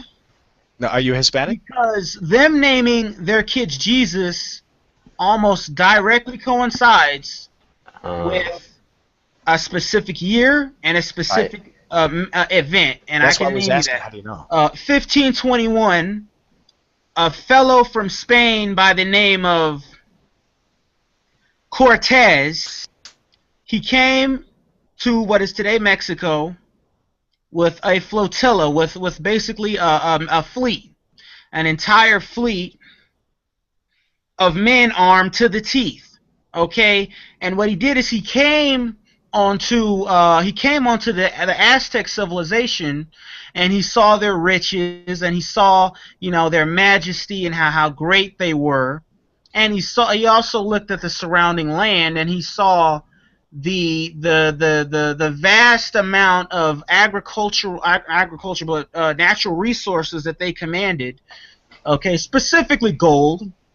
Okay, and he knew he wanted it. He wanted it for the crown back in Spain. So what he did was he allied himself with some tribes that were at war with the Aztecs. Is a point coming? Or Yes, and they didn't like the Aztecs, and he slaughtered them.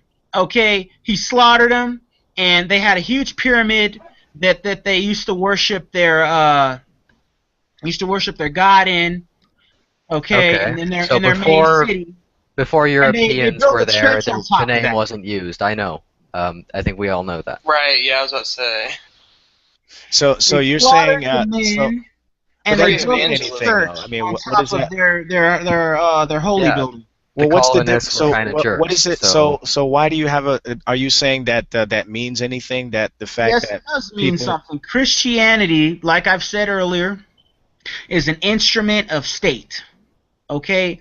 Because the first thing they did after they conquered the Aztecs is they forced them to convert to Christianity. That's irrelevant to the truth of Christianity, if there is Yeah, any. yeah, it is. Oh, That no, has nothing to do it with what is we were just relevant talking about. because- though. Oh my!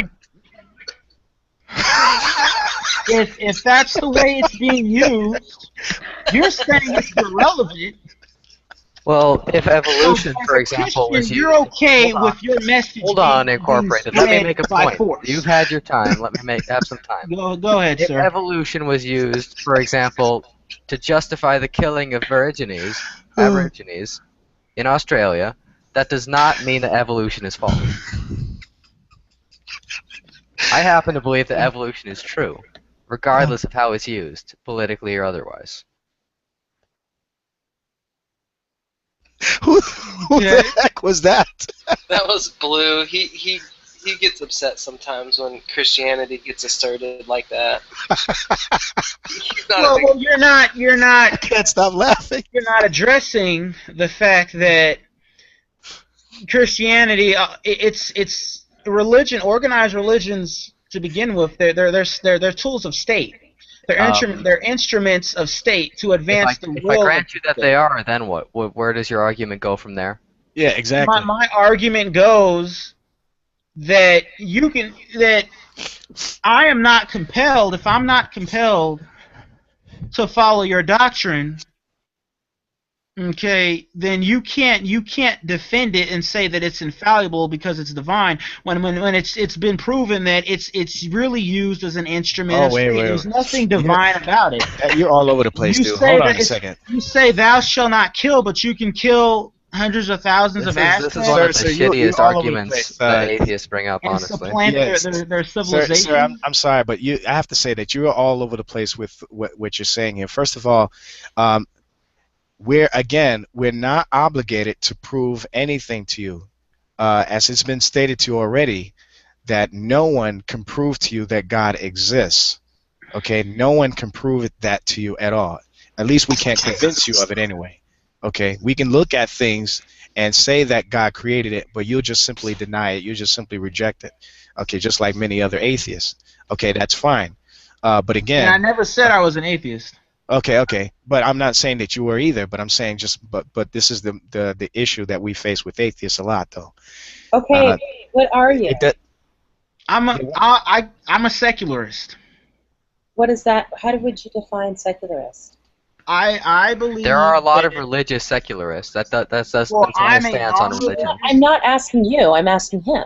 Go ahead. Well, I am not. I'm not religious at all. I mean, I respect people's right to follow religion if they so choose, but it's just not something that I choose to adhere to in my life as an individual. That's just how I look at it. Okay, so a secularist, does that believe in God or no? Yeah. You secularists that believe in God or no? Well, how do you define God? Well, are you a theist by any means? Like, do you believe? Are you an agnostic or? Oh no, I'm not a theist by any means of the stretch of the imagination. So you're an agnostic then? You don't know if there is a God or not, or you don't care? You're agnostic or agnostic? Or what are you? I believe in what I see in front of me right now. I believe what I can see, taste, hear, and smell in this world right now. That's what I believe. So can we label you as an agnostic then, or no? Are you an idealist or are you a realist? I mean, Yeah, I'd like to say I'm a realist. I'd like to say I'm a realist. I believe in the real world, what I can see. Is there a possibility that God exists in your worldview? A possibility.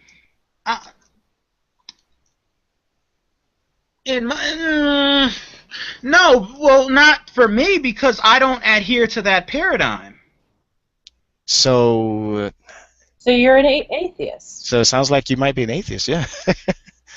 Maybe I would you might definitely say be so. a weak atheist, maybe.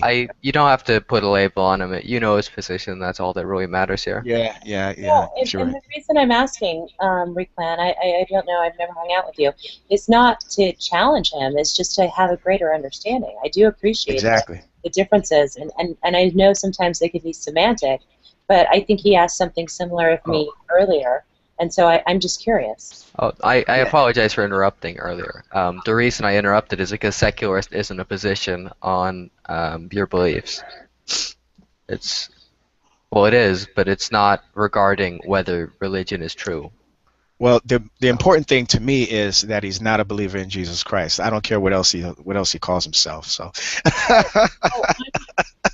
I'm not interested in the stance on Jesus Christ or not. I'm just interested in him and understanding him. Yeah. Well, I care because I want people to get saved. I want people to hear the message of Jesus Christ, and I'm not saying that you don't, but to me that's the most important label to have is to be a follower of Christ. I mean, if anything outside of that, then you've all meant to be most pitied. All right, I'm not going to go that far, but I will say. I didn't mean to say it that way, but. Yeah, I know. Yeah, but actually, that's for us. Actually, that's addressed towards us by Paul, 1 Corinthians 15. It says, "If there is no resurrection, then there is no. Then our faith is in vain, and we have all men to be most pitied." So that's actually towards us. So not towards the non-believers, but. Okay, so a secularist, from what I understand the definition of a secularist, it's not for them, but you don't deny other people the rights. So you're kind of like pro-choice. If you choose to adhere to that, that's your business. But me personally, it's just not something that I follow. But can I simplify the argument and just say it's pro-choice for religion? Yeah, you could say that. Okay. And then as it relates to you, your choice is to not believe there is a God or aren't sure on the existence? My choice is that is not a part of my reality. That is my choice. It is not. That's not something that I recognize. So you're not dogmatic that there is no God. You just, I mean, do you claim that you don't know there is a God, or are you certain that there is no God? What is your position on that? For me to sit up here and say that there is no God, basically I'd be in the same category as religious people who insist that there is a God. Okay, so you are. are. So what are you then? So what is your position then? Either there is no God, or you're not sure that there is a God. What is your honest position? Honestly, what's your position? Honestly, I don't think there is a God.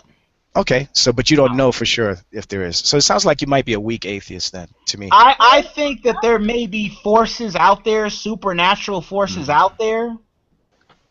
But I choose not to believe in things that I don't understand. That's your choice. You see where I'm coming from? Yeah, that's fine. That's fine. I'm just trying to get an understanding. About this notion of choice and free will earlier, because I do believe, whether you believe or not, it is a choice. Well, I tried to believe, and I couldn't, so it's not a choice for me. From how I understand, you just chose not to. That's okay. Yeah, see, I'm what some people call a Calvinist. And unfortunately, a lot of my Armenian brothers in Christ say that well, it's heresy because look how the atheists agree with you on the issue of free will. Well. That's a whole different issue there. But I do agree with the atheists in this aspect regarding belief that it is something that has to be given to you. I have a slightly different position than the atheists hold, of course, but Okay. I do believe that the belief in God is something that has to be given to you. It's not something that you can choose to do on your own. And I Given base that to off of you Scripture. from whom? Excuse me. I didn't hear you. What'd you say? You said believing God is something that should be given to you, God. but Yeah, it by should be God. given to you. Yeah. So you are saying that if God chooses to give someone faith, he will be able to do it. He'll be able to do what? Give faith? Yeah, Now, he will be able to to give Oh. and provide people faith, right? Yeah. It's backed up by That's in the Bible. if he chooses to do so, he will be able to do it, right? Yeah, God can do anything he wants. Okay, so here's the thing. Here's the logical question that comes up right now. What if he doesn't choose to do so? How can you punish a person? Well, he created you to be Ah. punished, according to some Calvinists anyway. okay. Yeah, there's a Did you passage get that my covers that question? actually. Just It's so you know, Romans. Paul actually preemptively answers that question in Romans chapter 9. You should actually study that chapter whenever you get a chance. just so you know, I do not take A short answer. I don't have to study everything, you know. A Okay, you short want me to give you the answer. short answer? Uh-huh. Okay, God will show mercy on whom he will show mercy, and God will harden the hearts on whose hearts he will harden. He has every right to do that because he is creator and everything belongs to him. Nebuchadnezzar said so in Daniel chapter 4, verse 35, that all the earth is reputed as nothing. God has the right to do whatever he wants with the inhabitants of heaven and the inhabitants of the earth. And no one can say to him, what are you doing? And definitely no one can stop him. So God has every right to do whatever he wants with his creation. If he wants to Denies free redeem them, will. That he can denies redeem them. free will. See, but here's the thing. See, when we look at Romans chapter 9 and Paul quotes from Malachi chapter 1, that Jacob I loved, but Esau I hated. The real question is, why did he love Jacob? Why did he hate Esau and love Jacob even before they were born and they didn't even do anything good or evil? The real question we should be asking is, why does God love anybody? That is the real question.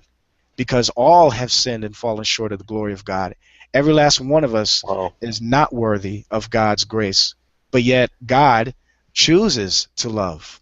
Now, why does he do that? When He we're also undeserving chooses of to him? hate. Yes, he does. Psalm 5:5 and Psalm 11:5. Yep, he actually hates individuals. Yep. How can a God hate? This is the question I don't understand. Well, it God is is good. we God call is it good. it's By called a definition, God is good. He's It's- better How than can you. he hate? it's That's called yeah, God can do anything better than us, right? It's called an anthropomorphism. It's just basically a terminology used to describe an action or attribute of God by using human terms. So again, we are talking about a being that no human can fully comprehend with our finite minds. So when we say things like God repents or God is jealous or God hates, I we're can using hate myself. we're How using can hate God do it? we're using human terms to describe something that God is doing. But that doesn't necessarily, I personally believe that it may not necessarily explain fully what it is that he's actually doing. It's just a human way of describing something God is doing. Even so, even if you call it a human way to describe it, that's not a pretty way to describe it. Let's face it, man. Well, these are uncomfortable aspects of God that I think primarily Christians, professing Christians, need to know about.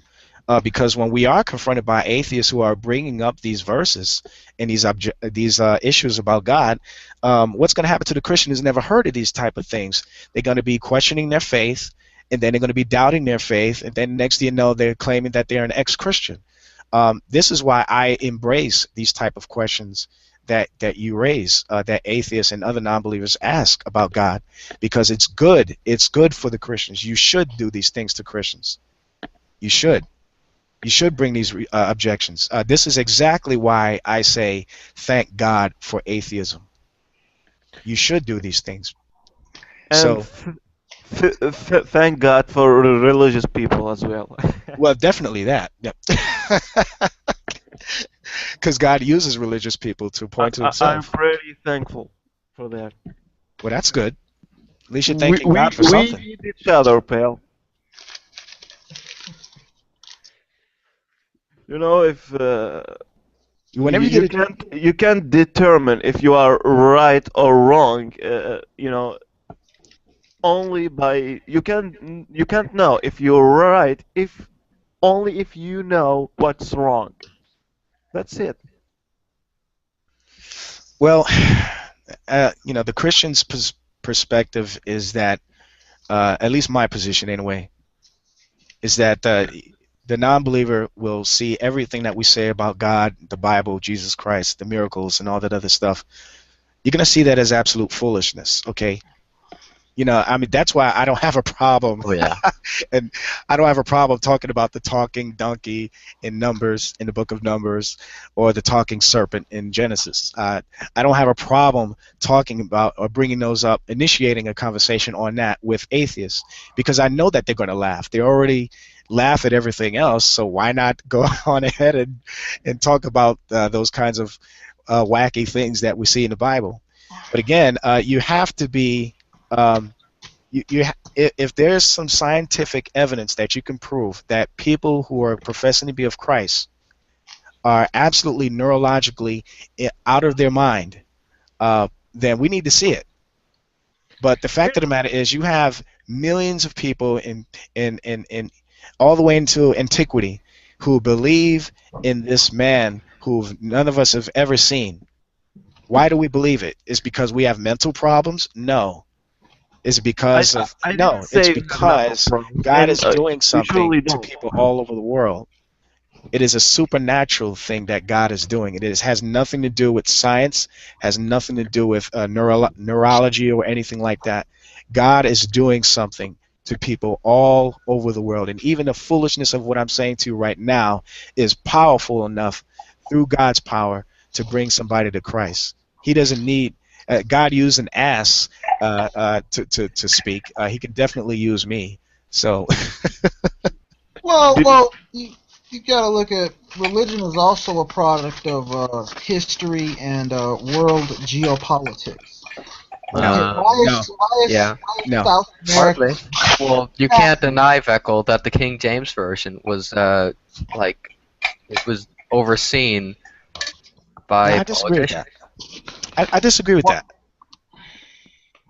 I would say it the other way. I would say, like what you were saying before, that religion could be used as a how did you phrase it? Well, I mean, it could be used as a tool. Yeah, really, I would agree with that. That religion could be used as a tool, but I would not say that religion was created. What I'm saying is people can distort religion, and they do. Oh yeah, Westboro Baptist Church, perfect example. That doesn't change the truth value of it. Right. Well, if I distort the Bible and change it to say that God didn't create the heavens and the earth, then it would change the truth value. Okay. Well, you want to know why why millions and millions of people believe in Jesus Christ in the world today? You want to know why? Why is that? Billions. You know why? Because when the conquistadors came and conquered the New World, when the British, when they conquered the areas that they conquered, South Africa, Australia, those people are also dead. Okay, West Africa, they brought their religion with them. Okay, they brought their Christian religion with them, and they used it as a means. They were very brilliant because they used it as a means to actually pacify the natives. And in instances when they couldn't do that, they simply wiped the natives out. They exterminated them, and whoever was left, they said, "Hey, you're either a Catholic or we're going to kill you," which is what they did with the Aztecs.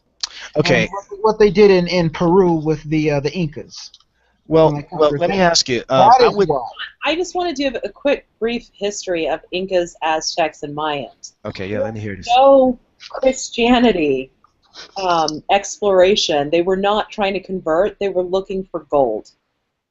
And in the process, they converted the local populations to make them more accommodating. That happened after Pizarro, that happened after Cortez, that happened in following expeditions. The original ones were just there for gold. That means nothing. They conquered those areas so that they have access to the gold. And have And you're access. saying that they used religion to conquer? Is that what you're saying? Oh, absolutely. Absolutely. They didn't need religion to conquer. They opened the doors for them, at least the Mayans did, because they thought that he was a god. They opened. Okay, so if they opened the doors for them, why did the Spaniards have to bring weapons and have battles and these Read huge a history book. with the Incas? If they opened the doors for them. Clarifying that part, but we can go more to the religious discussion. Yeah. None of that really matters anyway to the validity of the Bible, or of how long Christianity exists, or whether or not Christianity is true. I mean, a Christian could easily look at that, even if part of what you're saying is true regarding how religion got to the, Aztecs or whatever. A Christian could look at that and say, okay, God used this means to bring the gospel to this people over here. I mean, And that's my problem. Christians don't have a problem with it, though. Yeah, but again, see, here's the thing: God can use evil and bring a good out of it. You know what I mean? Like Paul says in Romans 8:28 that all things happen for the good of those that belong to God, those that love God. So, can God use a very, very harsh and violent means to bring truth to a people? Absolutely. I want to ask you, Veckel, before we move on. What do you mean by evil? I probably asked this before, but I can't recall your definition. I would of say evil. when God creates evil, as we see in Isaiah 45:7, it's not a moral evil. It's simply referring to things like calamity, like a harm, like a storm or another army attacking a people, that kind of thing. It's not necessarily a moral harm, a moral evil. Sorry about that. So God can use either he can bring the evil, if you will, which I mean calamity, to bring the gospel to people, or he can allow a moral evil to occur in order to bring the gospel to those people. So either way, if God is going to have a purpose, there's nothing that God commands, decrees, or allows to occur that is outside of his power. He has a purpose for everything that he does. Okay, now sir, Vexa, let me ask you this.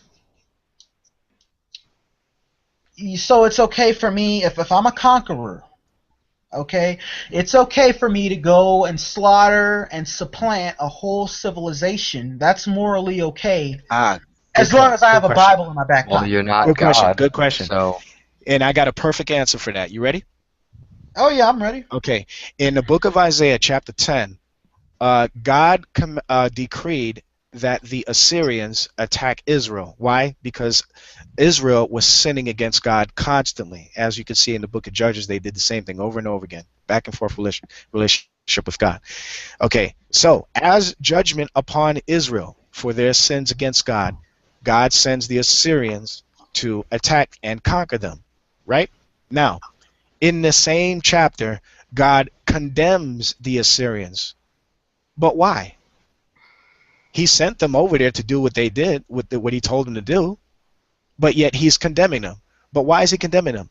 Not because of what he commanded them to do, but because of their attitude in doing what they were commanded to do. You see what I'm saying? So God can punish you even though he sent you to do a certain thing, but it's your attitude, it's your personal intent on how that was carried out that God is going to hold you accountable for. So if you're saying that, is it okay for you to go to another country and conquer their land as long as you got a Bible in your hand? No, but who's to say that God can use you to bring the gospel to the people by that means? But he's definitely not going to send you over there arbitrarily to, go kill a bunch of people just so that the word of God can be preached. No. It's not going to happen. God's not going to do that. Okay, well, can you show me empirically? Do you have anything to show me that God punished the Spaniards for conquering and supplanting No. the Mesoamericans? No, I can't prove that. No. Okay, well then you have a moot point then. No, it's not moot. I'm telling you the Christian perspective on these things, that there's nothing that God does that's arbitrary. Everything that happens, even something as simple as picking up a penny off the ground, God has involvement in even those trivial things, those seemingly trivial things, because you never know what kind of effect it might have in the future. I'm sorry, but this sentence, the last sentence you said, is a very typical answer to every question that is hard for you Christians and believers. How's hard? God has His own purposes. This is it. This it's is not hard. I just gave an answer. a password. This is a password. It's like you answer me this question, I should shut up. That's it, dude. No, it's not. It's not hard. If it was hard, not sufficient for. If the question was hard, no, wait, Malik. Let me ask you. If the question was hard, then how was I able to respond to you? How was I able to respond? Try harder to answer it, Malik. But I answered the question. The problem is you just don't like the answer. Because it's not sufficient for. It's consistent, at least. That's subjective. At least it's consistent. Come on. But the point is that he even gave an example equally of when people were not acting right and the punishment he brought towards them. So the empirical evidence for the Hebrews not acting according to what he had asked of them is that the Assyrians got to take them over. So there are instances where there is empirical evidence of his justness being shown. Was it shown specifically to the Spaniards that we can say? We have no evidence of that, but we haven't come to Judgment Day. We haven't come to the end times, and that will all be judged. Right. I'm not asking for an evidence for everything. I'm just asking not to claim that there is a divine purpose for everything, because you guys, I'm talking about the people who claim this, do not have any scientific or non-scientific proof that this is the case, that everything has a purpose. Well, the Bible saying it is evidence. From a scientific perspective, Yeah, we can't prove, like we said, we can't prove God exists. No one this can. is the magical answer. If you answer me a different answer that makes sense to me, I will believe everything you're talking about. Again, you're asking me, a fallible human being, to do something that's absolutely impossible. It's out of my power to do that. I cannot convince you. I can't persuade you. And it's not my obligation to do so either. Thank God for that. I'm not obligated. I'm not asking you from you to create a banana or something. I'm just asking you to answer a simple question. And but the question has been answered. It's just that you don't like the answer. That's the problem. The problem is that you don't like the answer. We gave you an answer. It's not an answer. It's just a statement. God has His own purpose. This is a statement, not an answer. Well, it is an answer. You just don't like the answer. You don't want to admit that it's an answer that you don't like. Earlier today, and I think what he's looking for, not only is he looking for an answer, he's also looking for the reason, right? And that's what I'm challenged by, because it's hard for me, because I can't always give you the reason of God. Right. Yeah, exactly. That goes back. The interesting point is, in science, you guys do the same thing. I can show you sometimes the historical evidence of the how a battle broke out. The Assyrians took over the Israelites, right? I can't always give you a why in science. Similarly, when it's related to God, I can't always give you a why. So I would just ask that you, if you're asking the same evidence of me when you're giving your scientific theory, that when I give you an answer and the closest I can get to a reason for my spiritual belief, that you will hold that in the same respect, and I can too for your supports. Amen to that. I see your point, but for me, there's no question that is called why. There is only question that is called how did it happen. Why did it happen requires a purpose, which is not an obligation. When you don't like the answer I give you, then you're not looking for a how, you're looking for a reason. You're looking for a why. So he just told you how it happens, because God made it so, because he is the Alpha and Omega. I am that I am, whatever he speaks, it happens. But then you say, well, that's not good enough. So now you are looking for a why, or you're looking for further evidence or a reason, and to which I can't provide that. So there is a limit to my supports. I refuse the question why. I'm not asking for a purpose. I'm saying that there's I'm just saying who told you that there is a purpose? God. Is that not another way of restating why? Again, okay. My answers. I try to keep my answers simple for you. That's the answer. God. Okay, that's your Now answer. you won't accept it. Okay, that's fine. That's expected. You're a non-believer. That's what we should expect from you. No, It's no, totally. no. I'm just looking for the truth. You can't label me. Uh, When but someone but you are is, but you don't but you are a non-believer though. I'm not labeling no. you. I'm just identifying what you are, what you're. But and I have to beg the question on something. You said that you're looking for the truth. I'm giving you the truth. I knew somebody was going to snicker at that. Well, everybody thinks they have the truth. Yeah, that's true. Yeah, that's That's true. I do have the truth too. The truth is everything happens for a reason. Is not the Yes. truth. See, I Is agree with not you the on that. truth. See, I do agree with you on that. Everything happens for a reason. See, this is why I believe that No, no. my position. I said the opposite of that. If you missed it, I said everything has a reason. Is not the truth. Yeah, everything has an explanation, but not a reason. Well, I disagree with you on that. Everything has a reason behind it. Again, I mean, but see, you're taking it from a perspective of a person who's a materialist. You claim that we're just here. There's no purpose in life, and just do what thou wilt, and then that and that is the whole of the law type of mentality. Okay, but again, we Christians have a perspective where there is a God, and that there's nothing that he does is arbitrary, or that he allows is arbitrary. Everything that he does has a purpose for it. And even with, yes, the horrible atrocities that What happen is in the this world by purpose of mankind. diseases? I I'm was just sorry. gonna. What's I the was just gonna purpose say for that. I was diseases? just gonna respond to that. I was just gonna say that. Even with things such as rape, murder, and all this horrible stuff that we see, even diseases and stuff like that, yes, there is indeed a purpose behind God allowing and commanding those things to occur as well. Any proof? Any proof that there is a purpose for a disease? Yes. Okay, now let me say this once again, that I'm giving you the Christian worldview on this.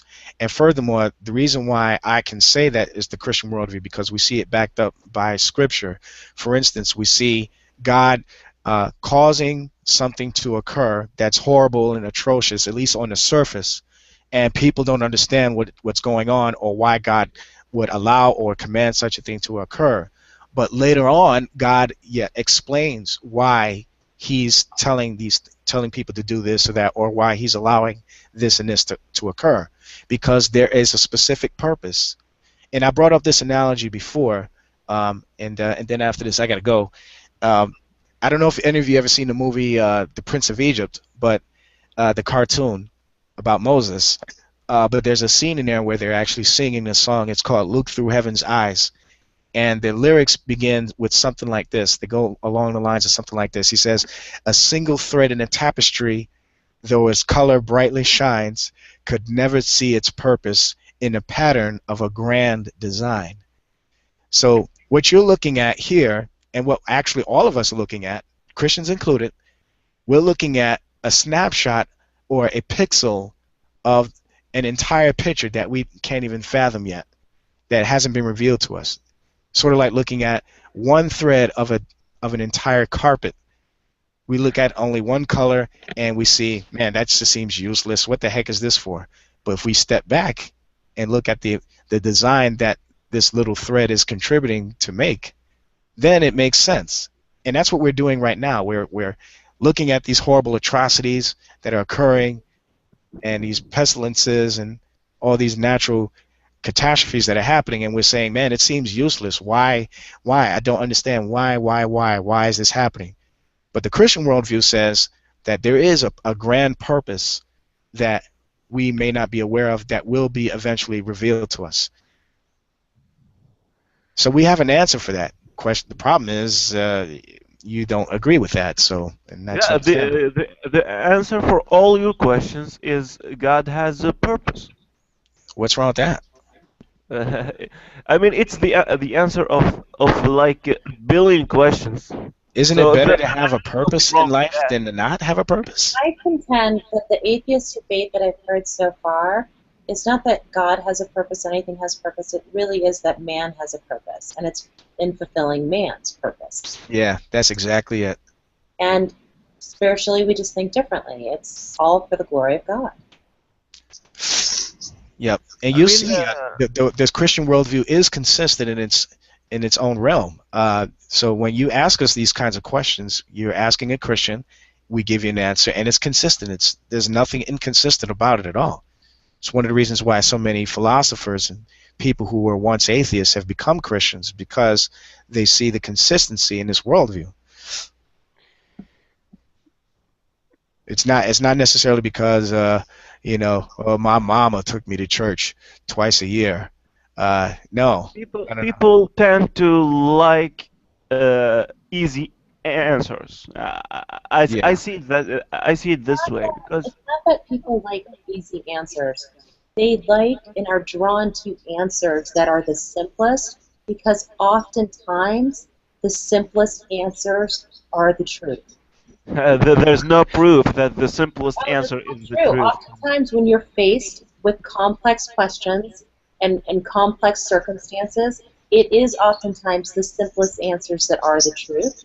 And it's in that you understand it. The reason we all relate to E equals MC squared, that is a simplified notion of what energy, mass, and that constant are doing. And it can cut through. Hey Malik, real quick, I'm gonna get ready to leave. You're an atheist, or? I'm a scientist who's looking for the truth. This is how I label myself. Oh, okay. Scientist looking for the truth. All right, I'll give you that. I know it's a whole sentence, but it's the way it is. All right. Well, Malik, I'm getting ready to go. I just want to say, man, thank you so much for your grace, with your, not snapping on me. And sorry for my excitement, because I actually I feed off ask questions. No, it's quite all right, and I want to sincerely apologize to everyone here if I've talked your ear off. So I do apologize. You could have jumped in any time and interrupted me. I wouldn't have had no problem with that. So I do apologize about that. But God bless you guys, my brothers and sisters in Christ here, and for the rest of you that are not believing in God, believe in the gospel. Jesus Christ died on the cross, rose from the grave, and He is the way, the truth, and the life. All right. So take care. Take care.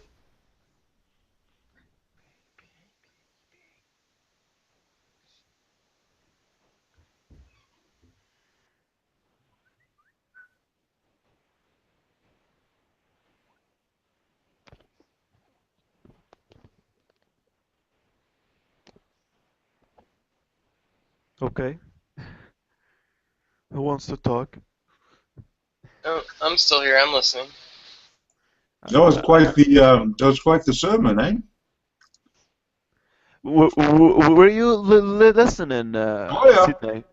Oh yeah. I got a bit excited. I'm sorry about that. I got a bit excited too. That makes me proud. It makes me proud. Even so, I apologize to Sydney. What do you mean you got excited? Yeah. That there's, it just restores my faith or keeps it in human beings. That there's somebody that is so proud of his beliefs and really knows the Father, the Son, and his faith, and can stand strong in those in the face of disagreement. Mm. But he always refers to God as, or he always praises God for all these accomplishments and for all his insights and all this kind of stuff. All glory be to God. Yeah, that's right. That's what I'm saying. It's you can't praise a God that obviously doesn't exist. So you just made a huge leap for me when you said obviously. Yeah. How's that a leap?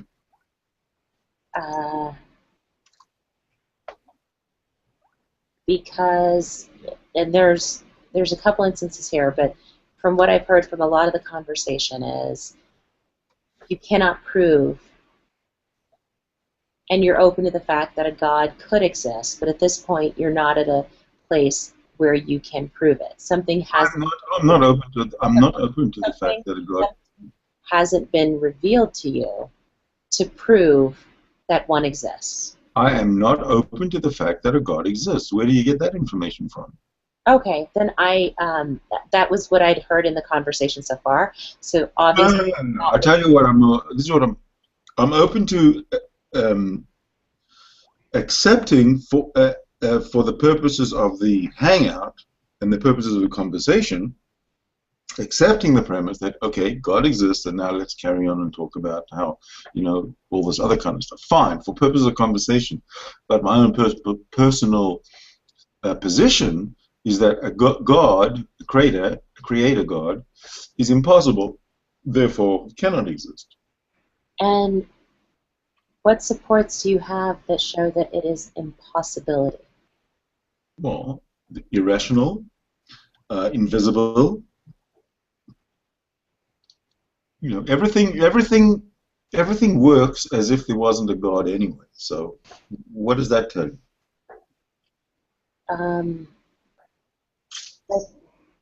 There's a lot of things that. Wow, that's a steep one. I cannot contend that everything works as if there wasn't a God. If I can give. Look around you. Look around. Look how the world runs. Look how every decision that is made and every cataclysm that befalls us is explainable through science. It just happens whether God's there or not. So we assume He's not there, and it happened anyway. But everything. What you're is? Am I to understand your argument that everything that has happened and will potentially happen can be explained through something that is not a creator God? Correct. You have assumed correctly.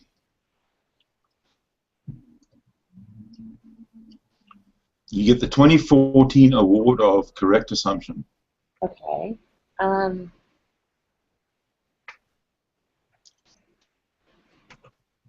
Gosh, I can just ask you a bunch of scientific thought on how do you explain. You don't have to do that because I'm not trying to convince you anything. However, I would like to ask you to marry me. You're a non-believer. You're a non-believer. Why would you want to get married? Because you're so awesome. You're hilarious. No, I'm fascinated by this. This is absolutely, because for me, marriage is something. Which part are you fascinated by? Church. What? Which part are you fascinated by? The whole last 2 minutes. Marriage is something that happens in the church. So, Right. Yeah. Civil union you. Would you like to civil union me? Absolutely. I'll shack up with you if that's the same thing. Yeah, exactly. If you'll take that, heck, I don't want to buy the cow. No, I just won one teat. Oh my gosh.